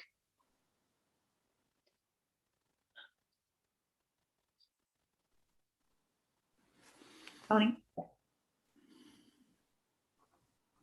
Sorry. The application that we are discussing currently is 2018-68A through 2018-90A, Santina Drive, Staten Island. It's a GCL 36 application. If you wish to call in, it's call in 646-558-8656. The Zoom webinar ID number is 974-3675-3349. Okay, so if you have other questions, we're gonna, while we wait for anybody to call in, I don't know if anyone on the Zoom room at the moment has any questions. Please raise your Zoom hand with respect to this application. Otherwise, are there any other questions about what it is that you need to submit? Chair, Mr. may I Sand- solely regards to DEP submission, I was a little confused just because I'm going to be helping to organize a submission. Is there a submission being made to DEP, or is that going to wait? So, no, so the thing is, to the extent that you can submit anything to DEP, like street status, get that, right? That doesn't change. So submit what you can to DEP, so at least it's there, right? But my understanding is until you know what the design of your site is with respect to us, you wouldn't be submitting to DEP yet, but I could be wrong because DEP may not actually care. DEP may only be looking at how does the connection from Santina down to the road work? And then the calculations are different if it's 19 single family versus whatever it is, 12 single family. Maybe, then the calculations are different. That part I don't know. But to the extent you can submit anything now, it's just better to get it in there as opposed to wait. But otherwise, everything else is, you just need to go back through the review session and just take notes and make sure that every single thing is answered with supporting material, okay? And may I speak? Yes, so go ahead. Okay, the DEP submission has to be a particular plan that's reflecting what you're proposing. So DEP is going to want to see the entire length of the design, which is exactly what was prepared for the 46 dwelling units, with each connection, each invert, each storm drain, each drywall that's receiving water from each lot and what's receiving water from the street. So the plan to DEP is very particular on the scheme. And although one was already created at the level ready to file for 46, that plan needs to be revised to reflect the 19. And we're more than happy to do that, but we can't submit it to DEP if there's going to be variations or anything unless that's why my request was to be able to say, okay, we're good with this layout. We have some issues to resolve, and then prepare your plans accordingly that reflect this scheme. And then I can file an SD 1 and 2. I can file my percolation tests. I can, look at all the issues that we talked about the widening of existing Santina. That will affect the easement agreements, because the easement has to get wider to go from 30 to 34. And so therefore the homeowner's single document that we consolidated everything into a single HOA, that has to be amended accordingly, and that could be done. But ultimately, filing with the agencies is required to have a definitive plan. Right, okay, understood. So we're going to do this in steps, okay? The first one is respond to all the questions, and then we'll have a response about whether or not the 19 is totally the way to go because you have the supporting documents for it. And you'll meanwhile have worked on the redesign of that extension of Santina beyond that lot 60. And don't keep focusing on the word 34, the number 34. It's got to include a walkway that allows for pedestrians to walk to the parking that's going to be located on that area behind lot 60, okay? It's part of the deal. Just, yeah, I don't know how else to say. Madam Chair? Yes. Was wondering, it's safe to say that we all are at a point where we definitely don't think that the prior initial approval in terms of density is what we are looking for. We are closer to the range of what has been submitted now. So if anything, it's going to be lesser, if not more. Correct. So my question is, not knowing fully what DEP is reviewing, but at least as a starting point, DEP can start reviewing for 19 single family dwelling units. And if the number reduces to 18 or 50, I don't think DEP is going to make much of an issue. It's just going to be a correction because the capacity is going to be a lot less, right? Because they have to do drawings. The problem is they have to do drawings to show the site connections, and it's based on how many lots, how many bathrooms, how many kitchens, like that, right? And all the calculations related to that. I completely understand that. Plus there's site drainage, and the drainage is different at each property, right? So the dry wells or whatever it is they have to install, each one is different. If it's, it's not shared by all the properties, it's each property has its own dry well system or however they're going to handle storm drainage. So I understand why it's very project specific, and we'll try to move this along quickly. But understanding that this has been going on a long time. And I do want to say that I am appreciative very much of Mr. Sana's cooperation and how much work he has done on this. And the frustration, I'm sure, of how long this has taken going back and forth with the agencies. So how much time do you need to respond to that whole list? Well, provided, I'm not going to be changing the paperwork, which we agreed it won't be done until the board gives me that approval. I think I could do this in no more than, say, 30 days, 60 days maximum. Okay, so, and Mr. Lobel, since you're going to be helping organize, is that good? Yeah, that's fine for us. As soon as Mike feels that he can get the required materials, we'll help him organize and submit. Okay. Okay, great. All right, so I'm making a note, 60 days to submit. And we'll let you know when the return hearing date is, okay? Very well. All right, thank you very much. Next item is 2018-178A, 2 Oak Tree Way, Staten Island.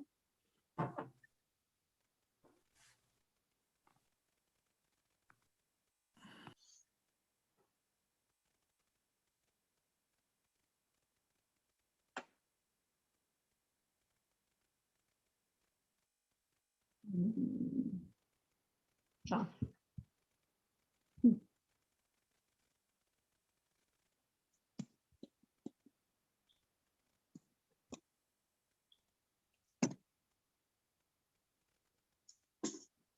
I don't see. Trying to reach him. There he is. There he is. Okay, he's just submitted. When you're ready, Mr. Rampula? Philip Rampula.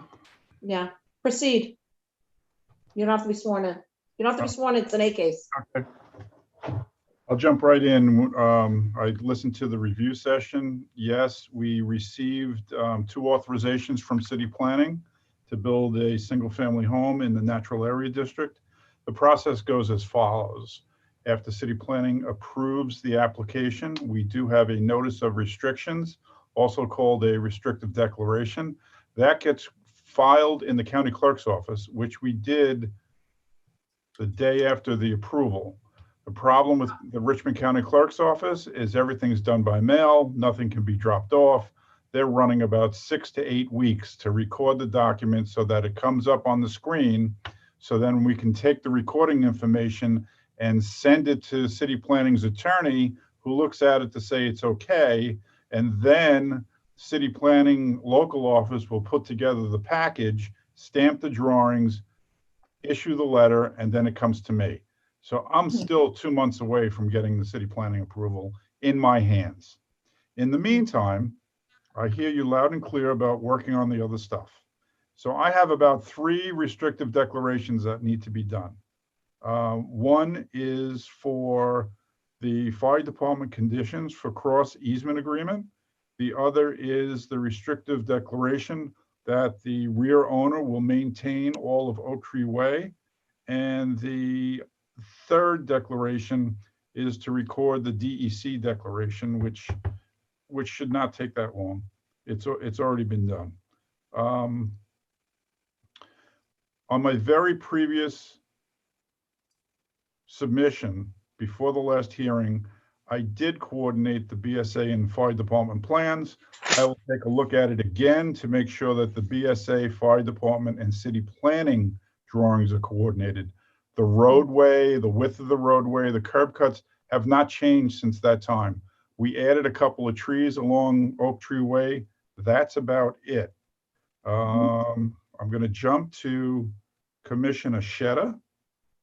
So there is a difference with percolation tests for stormwater disposal, and there is a difference with percolation tests for septic tank percolation. The detail that you pointed out on my city planning drawing is for stormwater disposal. There is no limitation on the time of year that a dry well percolation test can be done. I just asked, Commissioner, that you take another look at my drawings. You'll see in the middle of the dry well, there, underneath the dry well, there is a sand column. So what happens is they do a boring to go down to find out where percolation, where good soil is, and then they fill it with a sand column, and they perk that, and they have to have a percolation rate for storm water. So that's why it's not just the water goes around out of the circle of the dry well and goes into the ground. It goes into a stone void around the dry well that comes down. It's supposedly some of it gets absorbed in the surrounding area.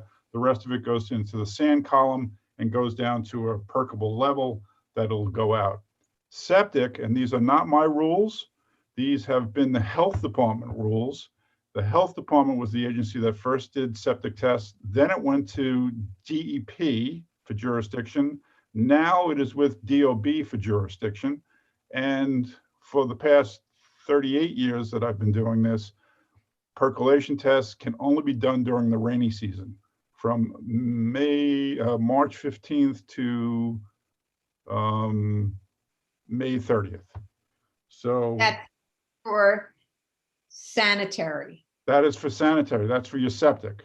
So your septic sanitary disposal percolation test can only be done during the rainy season. We already have the engineer lined up to do that. I've already lined up the engineer. Chair, I did respond at the hearing, one of the hearings, about the DEP requirement, because I look at the DEP requirements as being ministerial in nature. I don't look at that as a discretionary approval. So I thought there was some cross with what the BSA understood, that I would need to present you with DEP approval, when indeed it's the building department who's the keeper of that gate, and I wouldn't be able to get building department approval unless I give them the septic test and the proof that there's no sanitary sewer in the street. It's kind of like you're not asking me to submit building borings, right? But the building department does. It's like a ministerial action that I don't think the board really needs to review, in all due respect. Right. So what's confusing about this is when we're asked to do these kind of effectively like mini mapping actions, we're looking at the kinds of things that city planning looks at when they do an actual mapping action. And I have to say, I was so impressed and astonished by the level of detail that you had to provide city planning in order to get your authorizations, right? We would never ask for that level of detail. So it always gives me pause when we're asking, when we have this sort of just like little plan that has a few lines on it that indicates a road and maybe some topographic information and a few bushes. Meanwhile, look at what they have at the level of detail they expect you to provide to them, right? So with sort of, perhaps it's an overabundance of caution when we're being asked to handle these kinds of mapping, like mini mapping actions. It's city planning would have asked for information that you had proper drainage, for example, because they're looking at the drainage impacts, the storm drainage, not necessarily septic.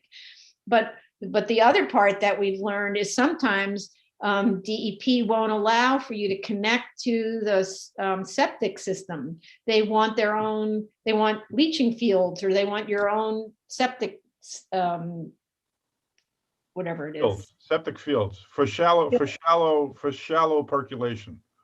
Right. So sometimes there's that, and that may affect the layout of the roadway, things like that. There's like all of this at play, and city planning ends up taking all that time with all of their various departments looking at these questions, and we don't have those departments. So we're relying entirely on other agencies to tell us, yes, good to go. That's why. And it's not to say that we necessarily need DEP sign off. It's more like just submit the stuff they ask for, because usually they sign off for us once that material has been submitted.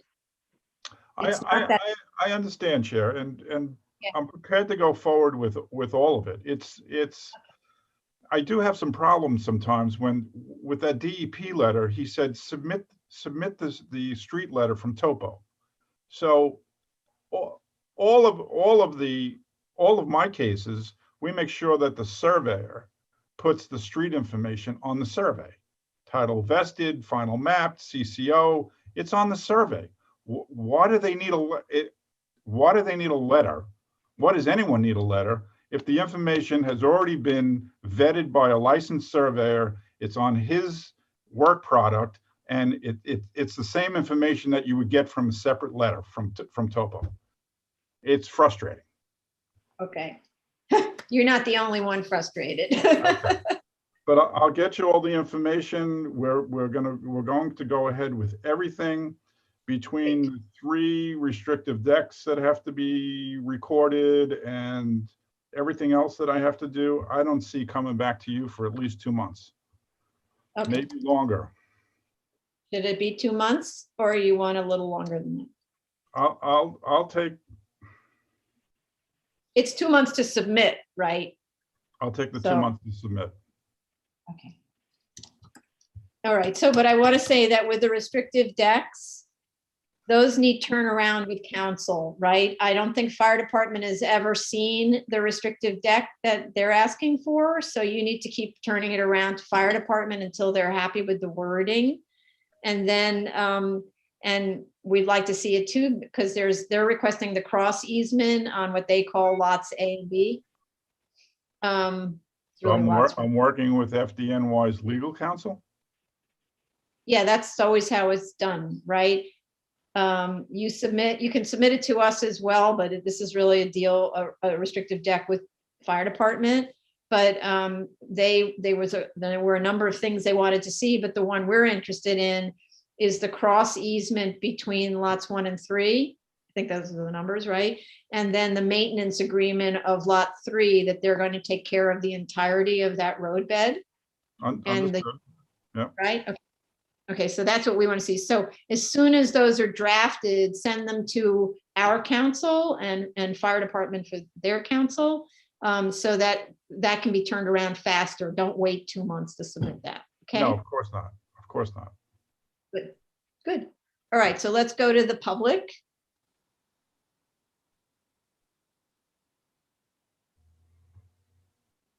So the application we're discussing currently is 2018-178A, 2 Oak Tree Way, also known as 300 Ocean Terrace, Staten Island.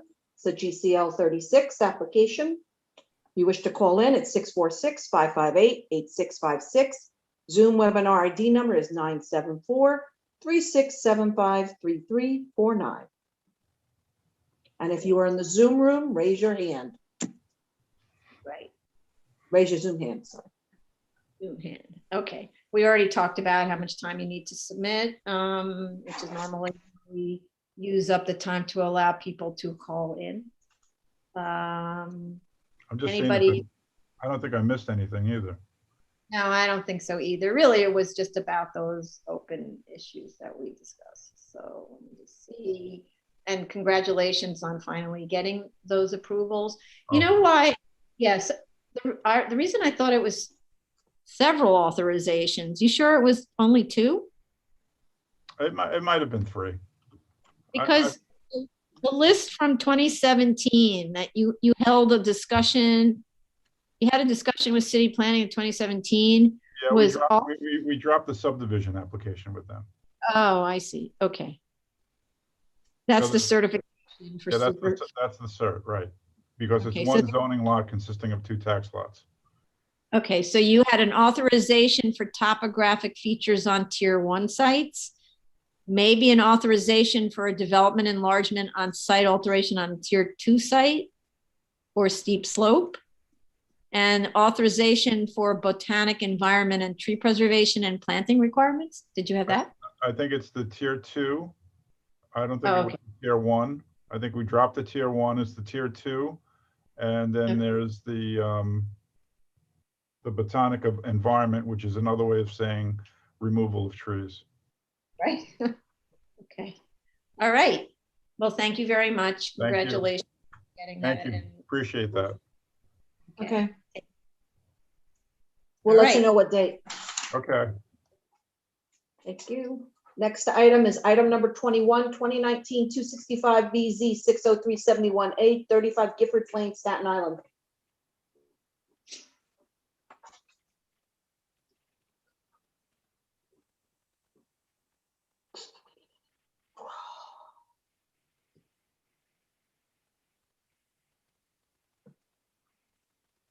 So this should be, I don't know if it's Richard or this is. Or It's it going was to be Richard. David? Yeah, Richard's getting on. He's going to be leading. Okay, David. Are Emily Nye and Kevin Williams part of the applicant team? Yes, Emily Nyes with the landscape architecture firm. Kevin Williams, our environmental consultant. Kim Hoyt is our landscape architect as well. Yes.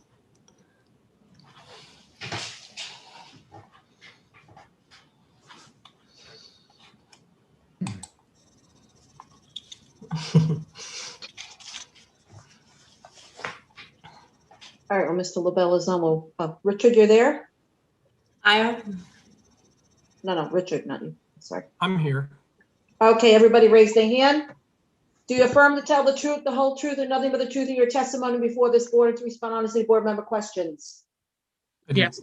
Yes. Okay, please state your name for the record and proceed, Mr. LaBelle. Richard LaBelle of Sheldon Bell PC for the applicant. Good evening.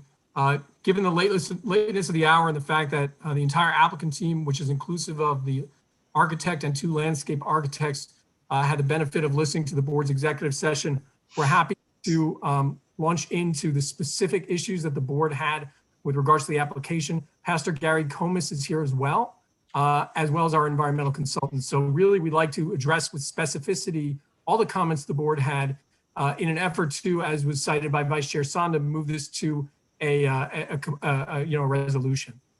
So with that, Chair, we're happy to address the board's specific comments. I'm not sure I said that. Yeah, no, I don't think she said that either. I just thought Commissioner- that I just thought that the vice chair said that we should respond to the comments and try to wrap this up. Well, I think everybody was saying that, and Commissioner Sheta may have said, why don't you respond to actually do what we instruct you to do so we could wrap this up? Sure. It wasn't a guarantee that we'd wrap it up because we haven't seen the No, drawings, but we understand that, Chair. We just want to move towards a resolution. okay, yeah, so do we. Okay, is Jeffrey Parker in your team? He is. He's our architect. Okay, I'm putting him in. Okay, all right, go ahead. Hi. Okay. Let me swear you in, Mr. Parker, real quick. Do you have affirm to tell the truth, the whole truth, and nothing but the truth in your testimony before this board and respond honestly to board member questions?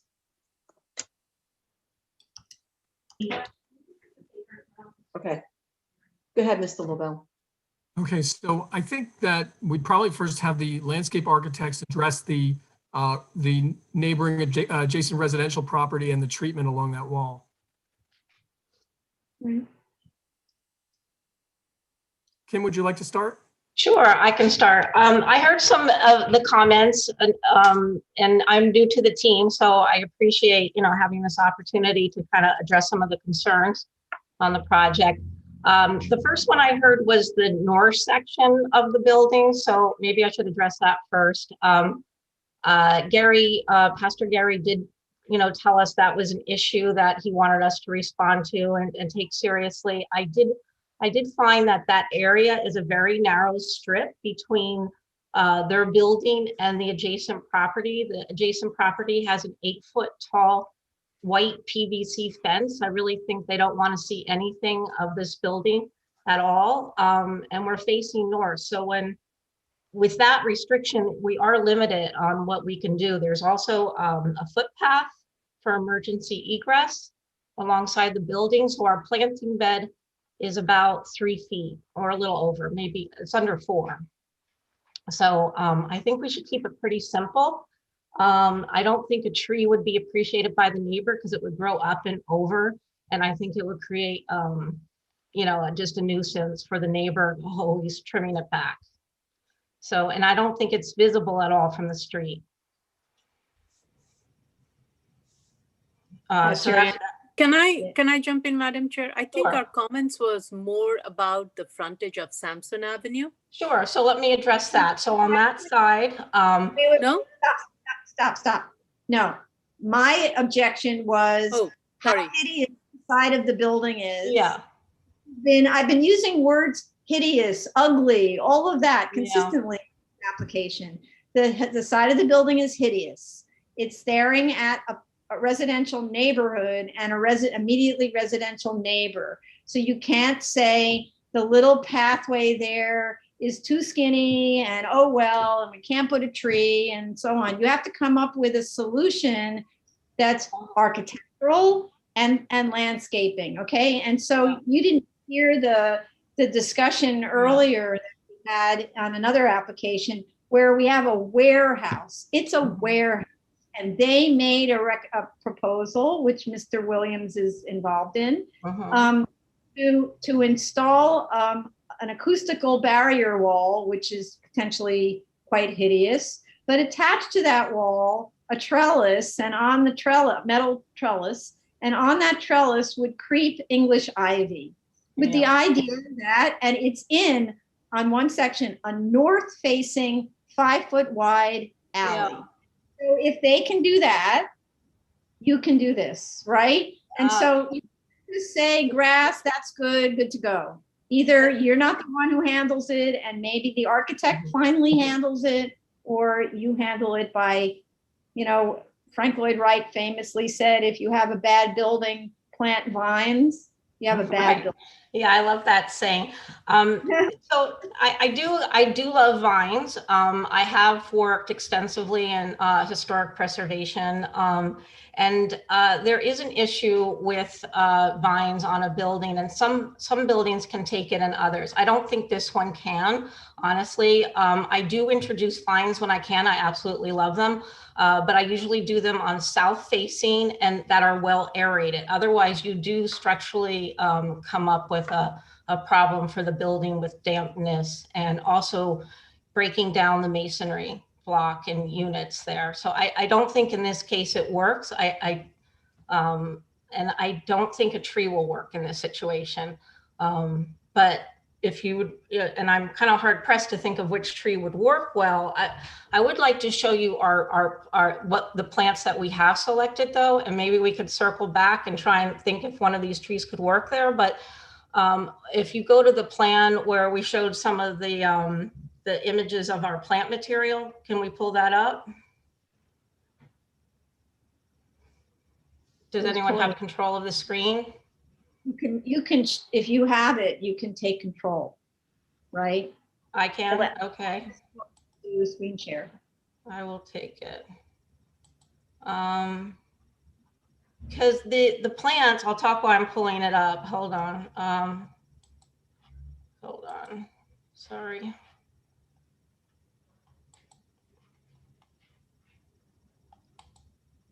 Oops, there we go. Okay, so what you're seeing here is this little stretch through here is under 8 feet. Sorry, wait. We don't see what you're seeing right now. You can't see it. No. Can you see it now? Not yet. Now we can. Yes. Okay. Oh, good. Okay. So this is, and I have some of the zoning resolutions too. This is, we can talk about the front of the building and this north side, but if we're still talking about the north side, this is an 8-foot strip. There's an 8-foot tall privacy fence along this entire neighbor's yard here. And this is an egress that in an apron for waterproofing along the building. So I don't think they want any vines on here because it will compromise their masonry. We could plant trees here, not trees, but we could plant maybe shrubs or a ground cover. If we do a tree, I would have to limit up and then it would spread out over the adjacent property, which I was thinking would not be appreciated by the neighbor. When we turn down the side here on Sampson, we are also in a little bit of a tight fix, but we've again selected from the Richmond Historic District trees, the beeches that are columnar and upright. And there's a series of them that move down along here. They're low branching, and then we put a base of ground cover at them. So that's the same ground cover we wrapped around the corner. That should be quite beautiful, very low branching upright trees. I do have to pull up, I'm sorry, I have to pull up. I could show you some existing photos too, if you have time, but this is the space between the building right now. This is the neighbor's fence and this is the, can you see that? Yes, it looks incredibly green. Yeah, that's no problem. This is all, but we have a 4-foot walkway for emergency egress, and then we're left a 3-foot strip. Why does a walkway be 4 feet? Well, at minimum, we need 3 feet, but I think 4 feet is pretty standard for a sidewalk. It's not a sidewalk, it's emergency egress. It's different. Yeah, pedestrian path. No, it's not a pedestrian path. It's an emergency egress from the back door. But it needs to be maintained and clear. So that's what I'm saying. It needs to be shoveled. It needs to be swept and kept clear of debris for someone to egress the building, right? Yeah, but so, you know, let's just put it this way. We're really tired of arguing with this team. We need, yeah, well, I do want to walk away trying to make sure that we accommodate all your suggestions and that we get something. Again, we could pick a very tall columnar tree and then it would branch out over the neighbors. So maybe that's something we should discuss with the neighbors if they would have that. This is the front view of the neighbor and the tall fence and the pole. So we would have our tree come right up to here as well. And there is no sight line down this side of the building. What do you mean there's no sight line? You can see this building from the sidewalk. Are you seeing what I'm seeing? This is the telephone pole. Maybe that's not a good photo. And this is the neighbor with the white fence. I see what you're seeing, but that's not the only thing I see. I step back a little bit, I raise my head and I see the entire side of this really ugly building. And, you know, part of it is constantly, every single hearing, I've asked the architect to do something about the side of the building. And the answer is, I'm painting it. That's not an answer. It's concrete block wall in a residential district, what's going to be a church. It needs to be treated. It needs to be clad. If it weren't so hideous, I wouldn't be saying plant vines, right? So, well, maybe the architect can weigh in on that because I don't think the vines are the right solution in this case for the integrity of the building. I'm a licensed architect and a landscape architect, and that's my professional opinion. That would not be good for that type of masonry construction. So I think we need to come up with another solution. Okay, you know, but we haven't seen any solution and we're all at wit's end already because we've had too many conversations like this. I understand. I know it can be very frustrating and I want to make sure we address it this time. This one here along this building where it looks very thin, this is where we're going to do the colonnade of the taller trees. So it would replicate kind of what they have here in this purple plum species. We're going to recommend beech. It's purple, it's tall, it's upright, then with a street tree in front of ginkgos that have a beautiful yellow fall color. So you'll have this beautiful layering, but it's going to be controlled and manicured. It's not going to be a huge mess here. So it should soften and accentuate the architecture very nicely. And I don't see any maintenance issues. They should be able to maintain that all very well on an ongoing basis. I'm going to go back to the plan and then I understand the idea, the discussion about this driveway probably will not be happening, and that maybe that we can maintain this pedestrian access, which I think would be which would be fine. And I could also soften this side of the building a little more in that case, if we pull the path away from the building.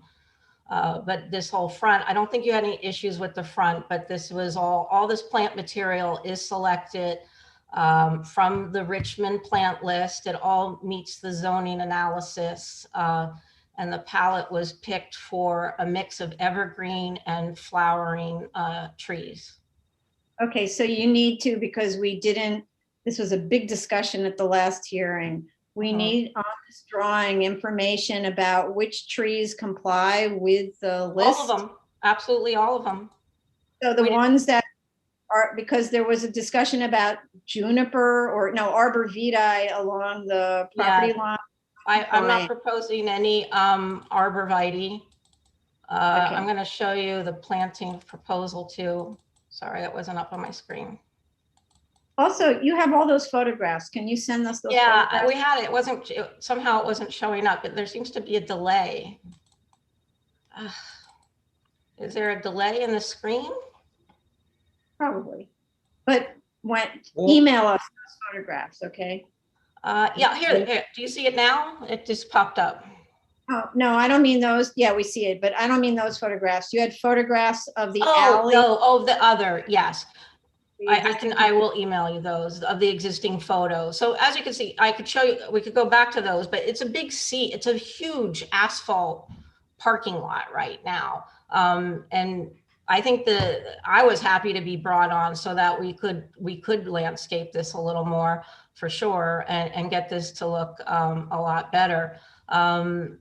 And quite attractive. So what you're looking at here are the columnar species. So these are all from the Richmond district, the beach. We picked a habit, though it's very critical to pick a habit of the species so that the variety will meet for, do well in the specific location. So this whole side of the building is getting blasted with sun, and you really have to be able to put up with that kind of constant heat and drought. So these trees should do quite well. They'll grow tall and upright. These are them on the purple. The ginkgo is here, a street tree that'll go wider out over the street and provide shade.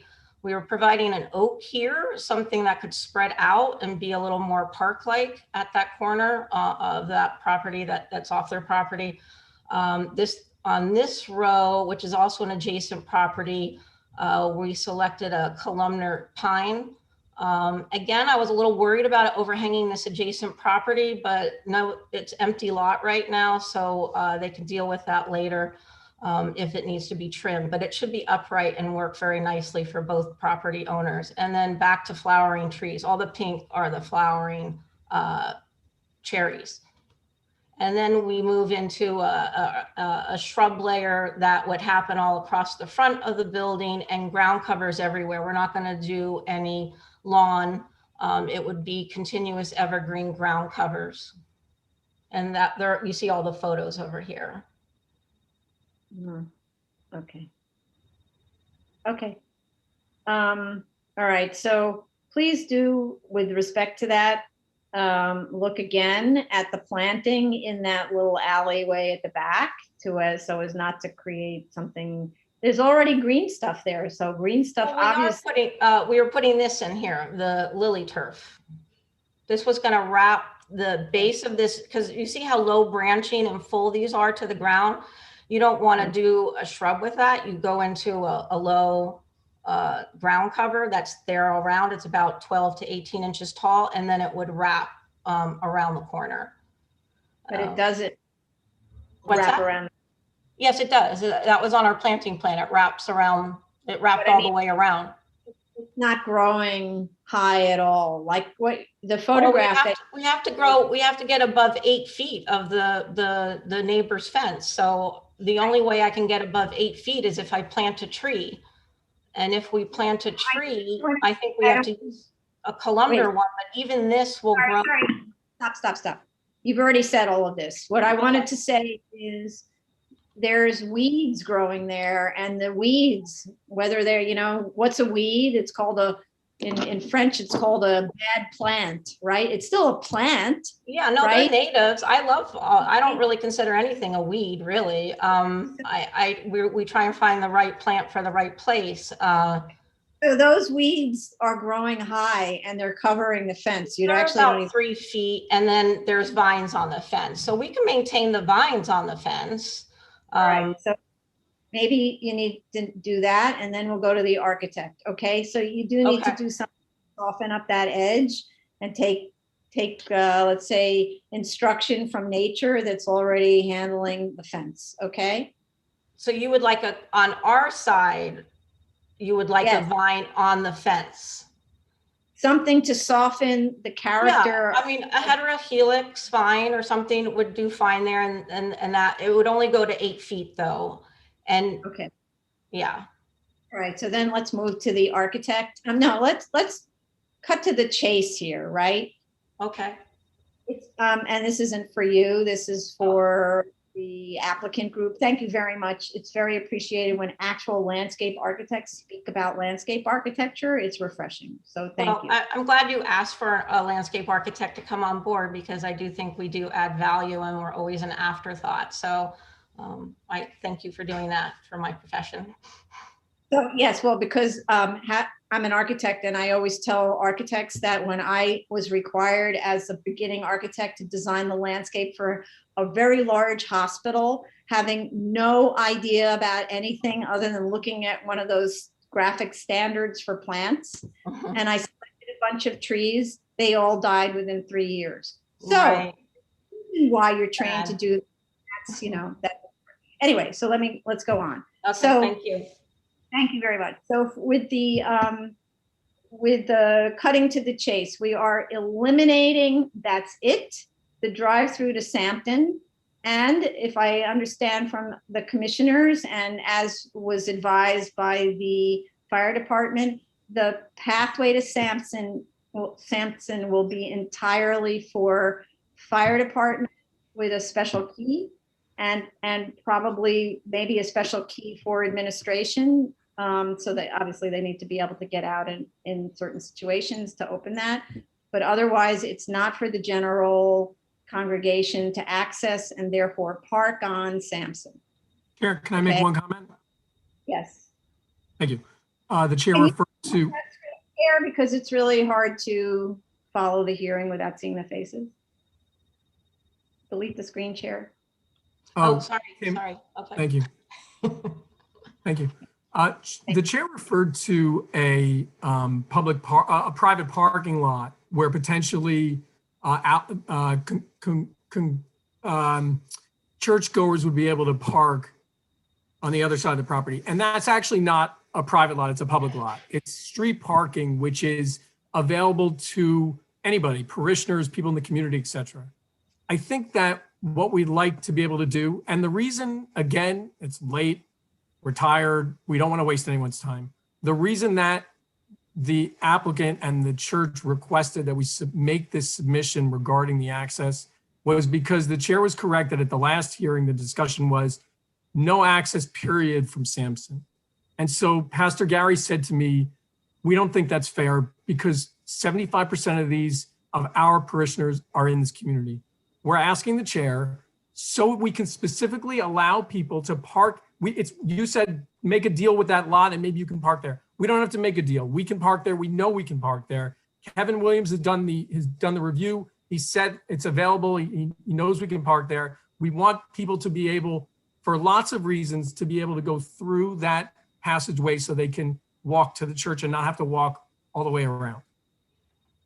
So then you heard when I made that comment, then you heard the comments of the other board members subsequent to that. And each one said words to the effect of, if we allow parking on Sampson, then basically we're allowing everything that the community didn't want, which was to have traffic on Sampson accessing the church, because that's a handy parking area for them. And then that would have an impact on the community that was undesirable. And wait, And so we said, and then we learned from fire department that there's actually this very handy key so that only that fire department could have exclusive access if that was decided. And then there was some discussion about maybe administration might have a key. It seems reasonable that they would probably have a key, but that it's not to be generally available to parishioners to park back there because it's specifically what the community board and the community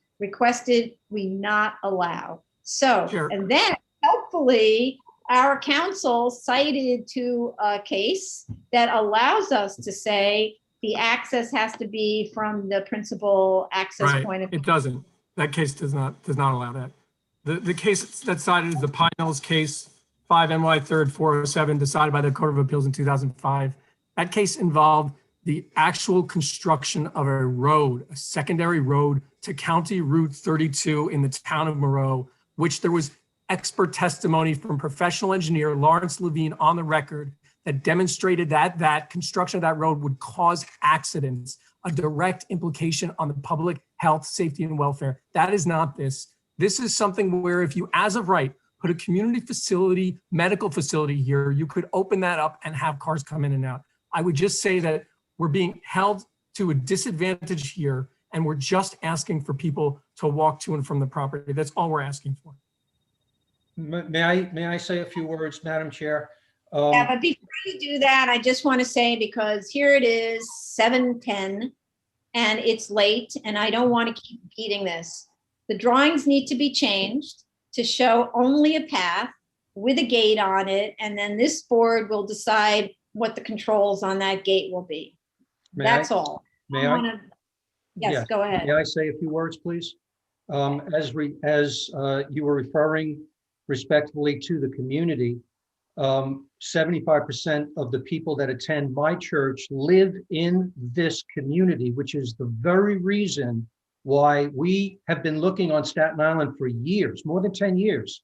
We have chosen the Great Kills community because 75% of my people live within the community, in the surrounding communities, and in Great Kills. And so the imposition of not having an access is saying to me that my own community, you're saying that the community doesn't want us. And the reality is the community does want us. My people live there.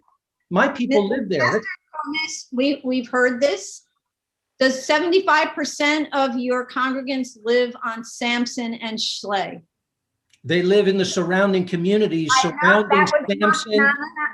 My question is specific. Does 75% of your congregation live on Sampson and Schley? Yes or no? I think that's an unfair question. No, it's not. The reason why is because people come from other places to drive in and to park on public streets and access the very front of my property. I mean, it's a very unfair question, and I think you're putting restrictions that are just unfair, because I've been serving this community for over 30 years, and I want to be able to minister to the people and have them have access just like everybody else.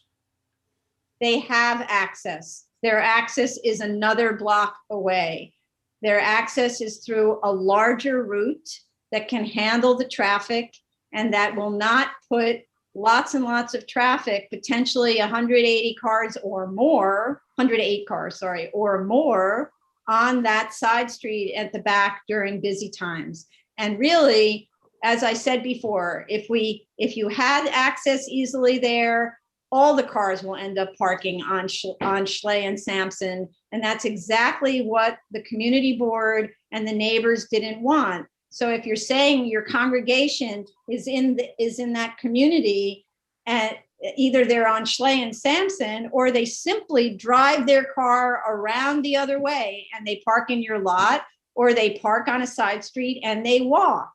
And we're not asking for anything extreme here. We've been at this for so long and still we don't see response to our direction. So let's move on Madam Chair, may I have just one moment? I know it's very late, and I just want to make one comment for the board's consideration as we go back and provide you what you requested. So currently at that site is a community facility. It's a place of public assembly. The parking lot, if you review aerial reconnaissance during the weekday hours, which is actually when it's most busy, is 100% full. This all legal on-street parking right now. So this notion that if the parking lot were used during off-peak periods, which Sunday is, would basically replicate the use that you would get from the previous industrial use, where you could access that site from that location. But also that lot is being used 5 days a week around the entire year for a community facility use currently. And so this notion that the intensity can't be handled. I understand your concerns and the deference to the community, but this is a community facility and it would be using available public spaces. And my point to that end is that the lesser impact would be not requiring people who are getting out of their cars parking on the street from walking around the entire block and otherwise, causing an additional disturbance. This is a more direct route. People will park where there's parking is available. And as noted in our parking study, there is parking available throughout the community on Sundays. There's literally unlimited capacity in this area. And so that's one of the reasons why Pastor Comas is going to direct his patrons to provide a shuttle bus to take people from satellite lots. But these spaces, as you note, will be utilized and currently are utilized. And so we think the least impact that could occur for a community church here is just to provide simple direct access to those that would wish to park on publicly available parking spaces, on-street parking. So I just, I understand you may disagree. I just offer that for your consideration as we come back with your request for the site plan. Okay, thank you. Commissioner Sheta has his hands up. Yeah, thank you, Chair. I believe we're the applicant here is confused about the Cornell doctrine when it comes to the special treatment of a facility like the proposed. The only special thing about this kind of use is that they are exempt from having a real hardship. So we're not talking about the hardship here. We gave him already the special treatment in the Cornell doctrine, but I believe we're talking about negative impacts on the neighborhood here. And if we allow direct access, I believe, and I think we got some feedback from the community that they are very concerned about being flooded with parking from inside and outside the area.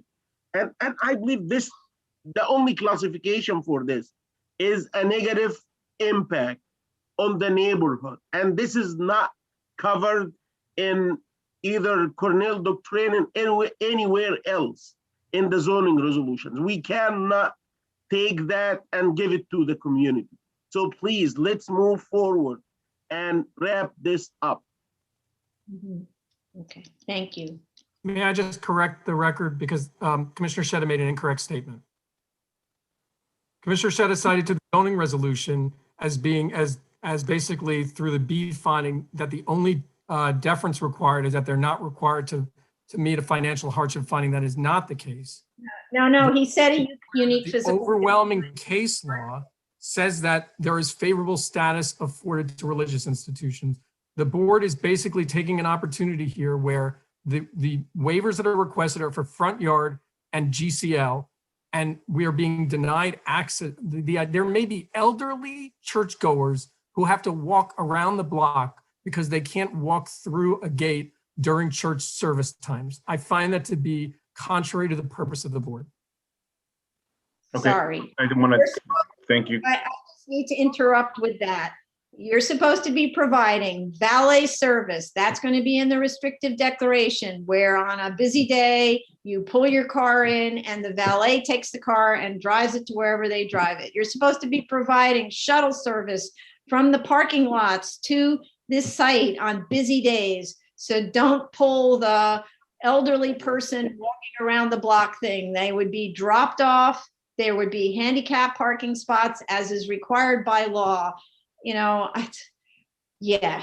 Commissioner Shabeta, did you want to say something? Yeah, Council, I appreciate the zealous advocacy, and I honestly understand the position of the applicant here. We've been through this a few times, though. I think that it's clear what the board's willing to accept and what it's not willing to accept. I appreciate the bringing it back. I understand what you're doing, and I don't blame you for it. But at this point, honestly, can we move forward? Well, I think that's the board about whether we can move forward.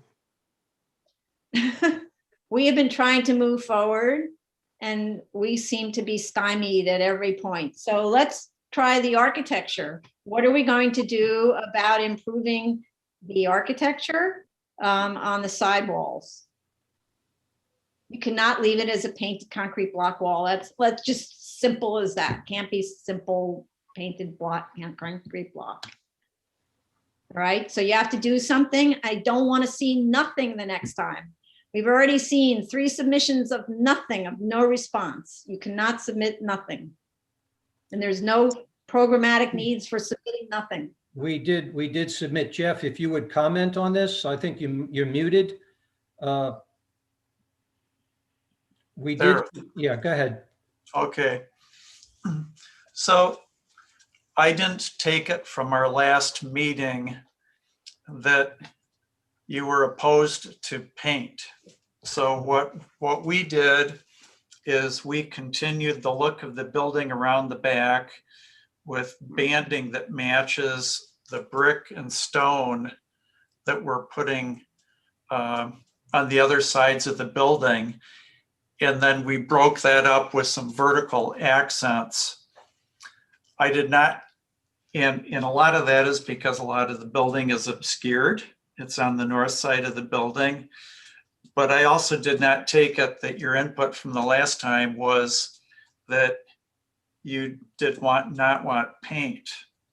So on the side, on the other side of the building that faces the parking lot on the east side, there's only about a foot at its narrowest, and then it flares out a little bit to where the parking lot side is, that the ability to set up scaffolding and to really do much there, even painting is going to be difficult in that little wedgy area where the neighbors have a fence right there. And we're replacing that fence with a nicer fence, but where they have cars parked.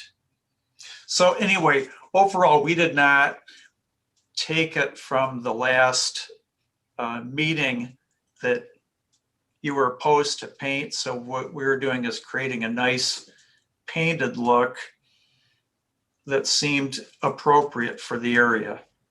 On the Sampson Avenue side, Jeff, what are we doing there? Can you explain that? Yeah, on the Sampson Avenue side, that is going to be brick, stone, and limestone banding. And then we put some windows, inset windows, faux windows that are a dark brick that gives it the same look, a similar look as to the side that's facing the parking lot. So this is the way I'm going to phrase it. You live next door and on this block, and you stare at that side of that building every day, and now it's going to be a church, right? And I've said this before, a church is supposed to be sort of the beacon in the center of the community. Any religious building is supposed to be that. And instead of a beacon, you have a concrete block wall painted with whatever. You call it banding, I just call it a concrete block wall that you painted. Treat the wall, that's why I was like relying on the landscape architect, at least somebody listened to us. But you have to do something. And we talked about recladding the building a long time ago, and that was ignored. So my simple direction is reclad the concrete block wall with something acceptable, with something of aesthetic value that a person, that you who live next door to the building would want to look at every day. I don't know how to phrase it any other way. This is like pulling teeth. I just can't even believe it. The level of frustration on this board now is up to here with this application that you're making so difficult needlessly. So, okay.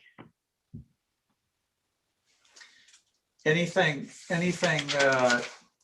else on the list, whether it has to do with sprinklers? The seating is fixed. It's not removable. They're not using it for any other reason than worship. So those seats will be permanently fixed as they're shown.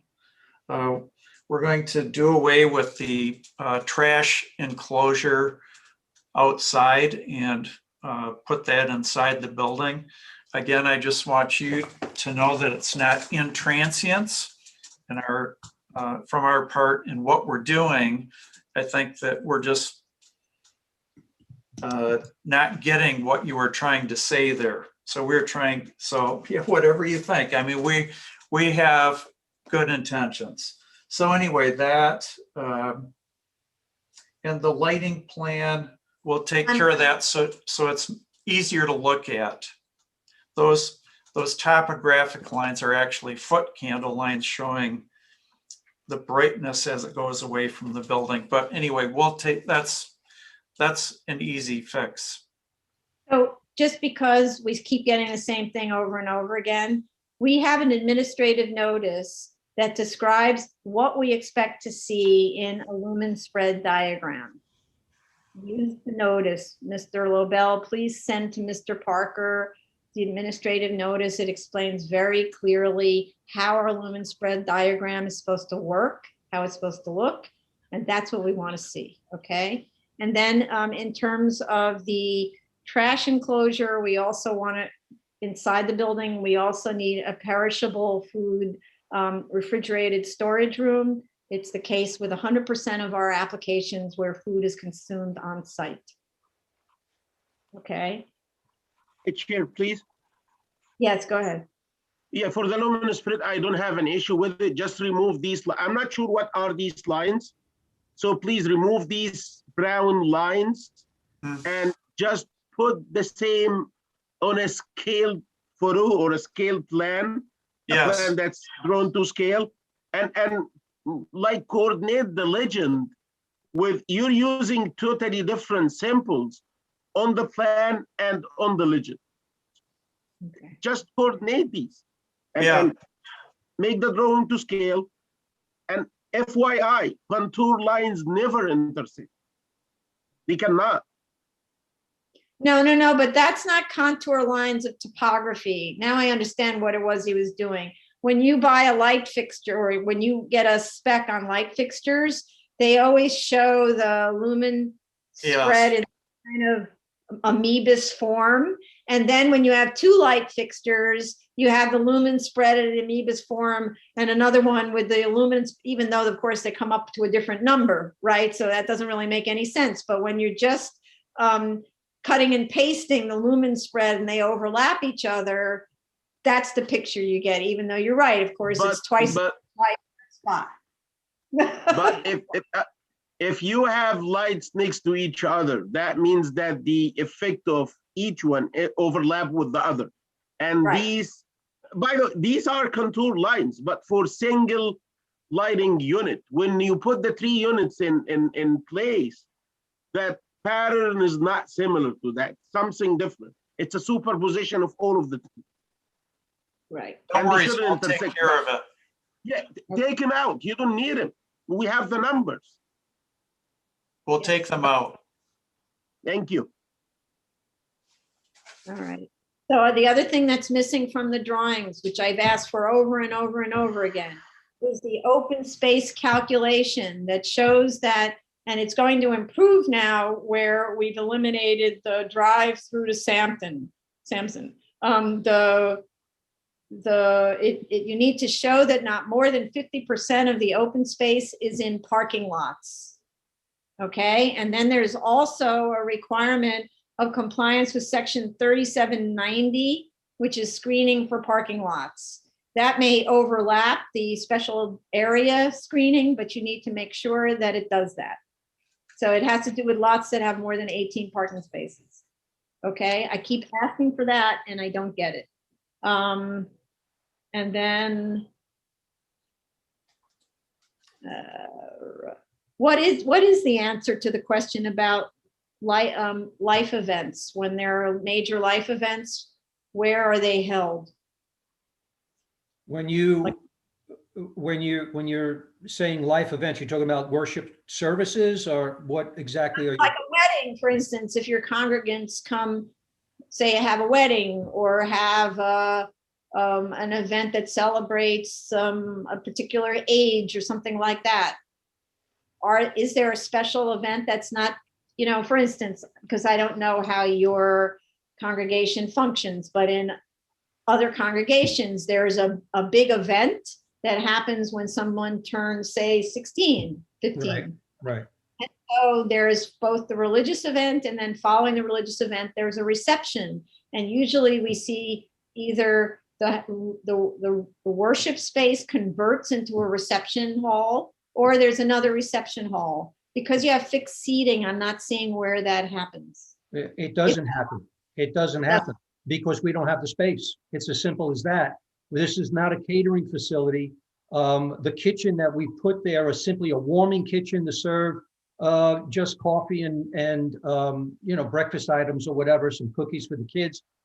So it really doesn't happen, unfortunately. We don't have the space.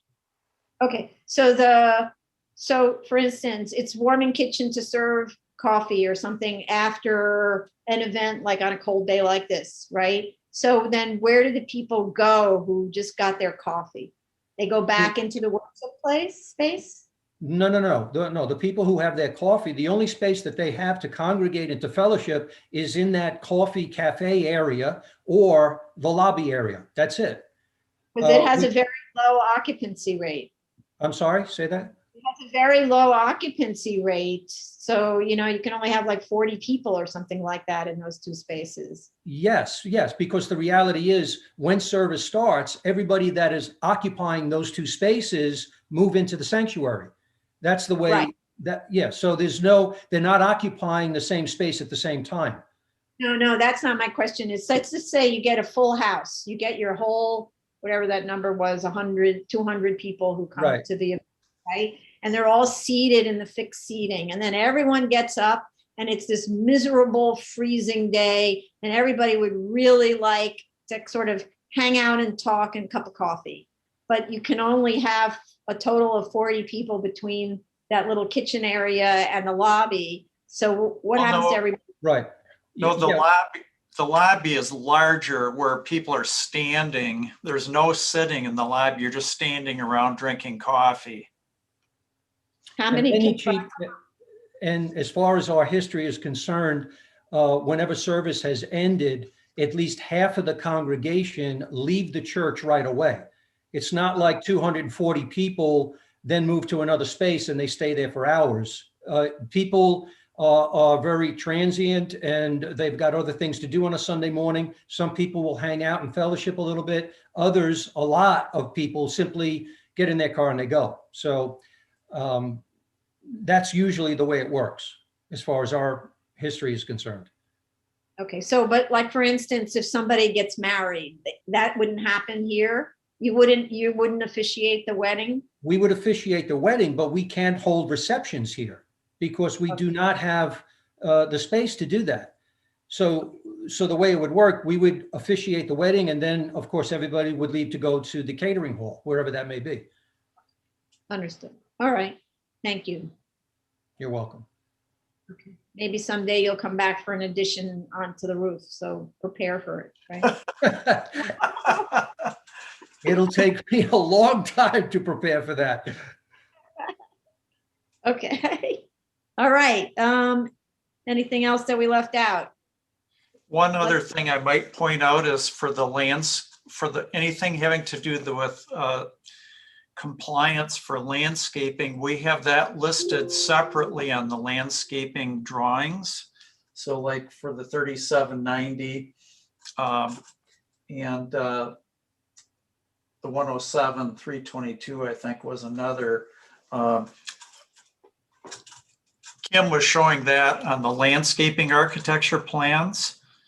those things? Would you rather that those be consolidated on with our part of the drawings?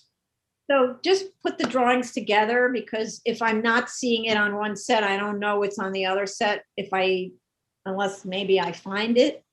Always combine the two sets, so you have an A set and an L set connected to each other, okay?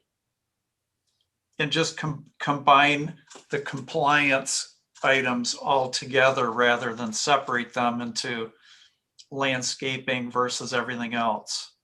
You can have your A set and your L set in one package. That's, Okay. that's the way it was submitted.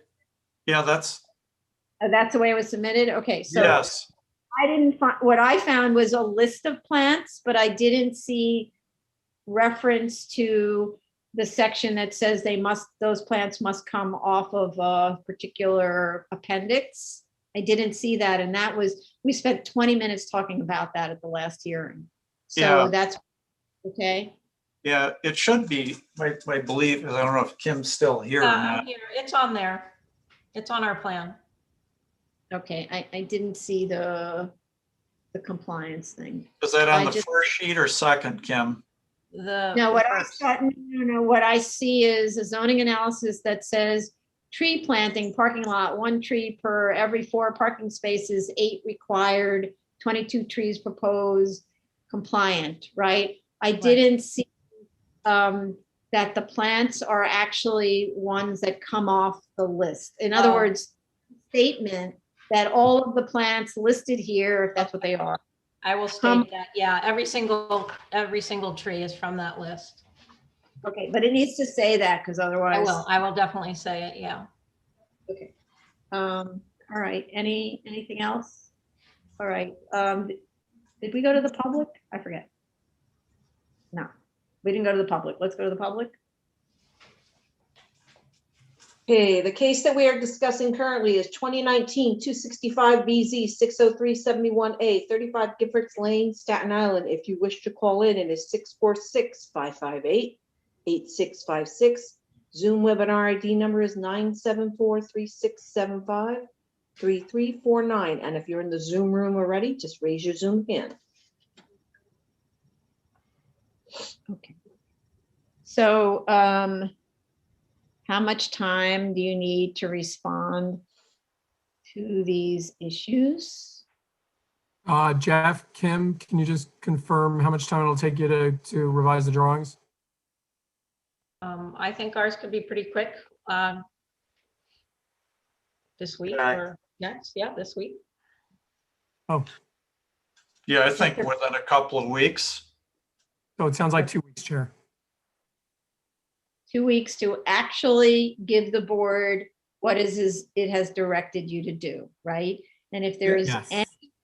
yes, so if there is any confusion about what it's been, no, skip that. You will listen to the review session and take copious notes from the review session and share it with your team.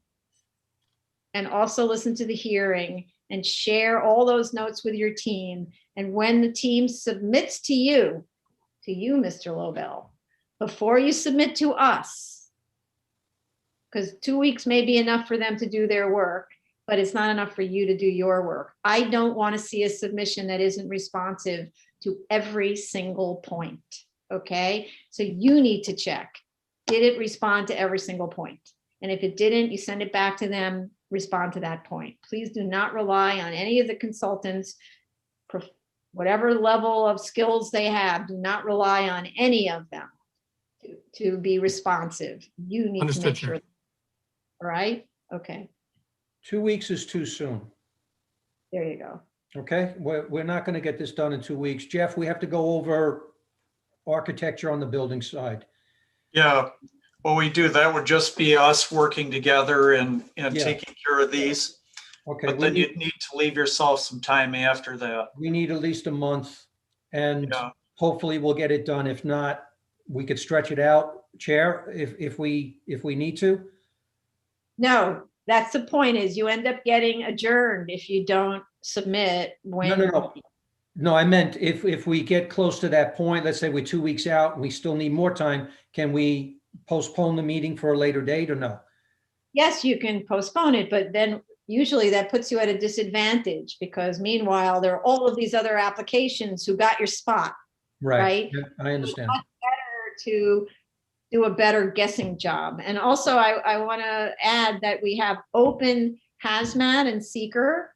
We have open noise, I believe. It says open noise. And phase 2 work plan was approved on 1/26, but it's still an open hazmat. Tracy, how does that work? Yes, they will have to respond to the DEP comments. Okay. And then we have, so those two things are open. So Open noise, yeah. open noise, open hazmat. Okay. So just as a point that there's also that. So what should we say? 8 weeks to submit? Sorry, they have to do the phase 2 work now that the work plan has been approved. Okay. Are we able to do Let the me phase? weigh in on that. So we're not doing the phase 2 work, but I can just opine on the time frame on that. So I mean, I think the noise comments, Tracy, and correct me, was just the backup materials. Right, that's correct. As far as the hazmat, we have to get to a remedial action plan. So the work plan was submitted. That takes 30 days to review DEP. That was Then approved. It was It approved. was approved. So Yeah. Gary, Pastor Comas, are they doing the phase 2 in the field now? They're ready to do it. They're ready to do it, but I needed to, they just submitted to me last week, and I was going to call them this week because I'm not sure if the snow cover is going to interfere with that. Yeah, so just to add up all that time, that's a month to do the field work, get the analytics back, do the phase 2 report. Then it will take 30 days to review. Then you'll have to do the remedial action plan. So you got 90 days there, basically, if you want to walk into a hearing with everything clear on the environmental side. So, I mean, you can clear up all this other stuff and have that pending, and the board can, potentially close pending that, but they don't close, I think, with seeker items outstanding. But I'm just telling you, that's the time frame on review. Okay, thank you. It's appreciated, Mr. Williams. So how about this? We say 60 days to submit the responses to the other board comments. You need to pursue all of the environmental. 60 days means that that's 3 weeks before the hearing. And then we're close, right? So it'll be something like that. Does that sound like enough time to submit 60 days? I think so, as long as the phase 2 work gets done. I don't know if there's going to be any remedial plan after that. If there's not, we'll definitely be on time.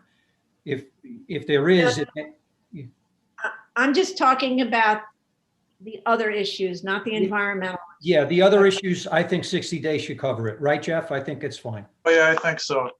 Yeah. All right, everyone, please, please, please, we beg you, please respond the way the board's directed to you respond, and please don't come back with pushback, because that will just delay more, and this board doesn't really have the bandwidth anymore. We're exhausted by this application, frankly. So please, 60 days, somewhere around there, we'll let you know when the hearing date is. Okay, thank you, everyone. Thank you for calling in. Appreciate it.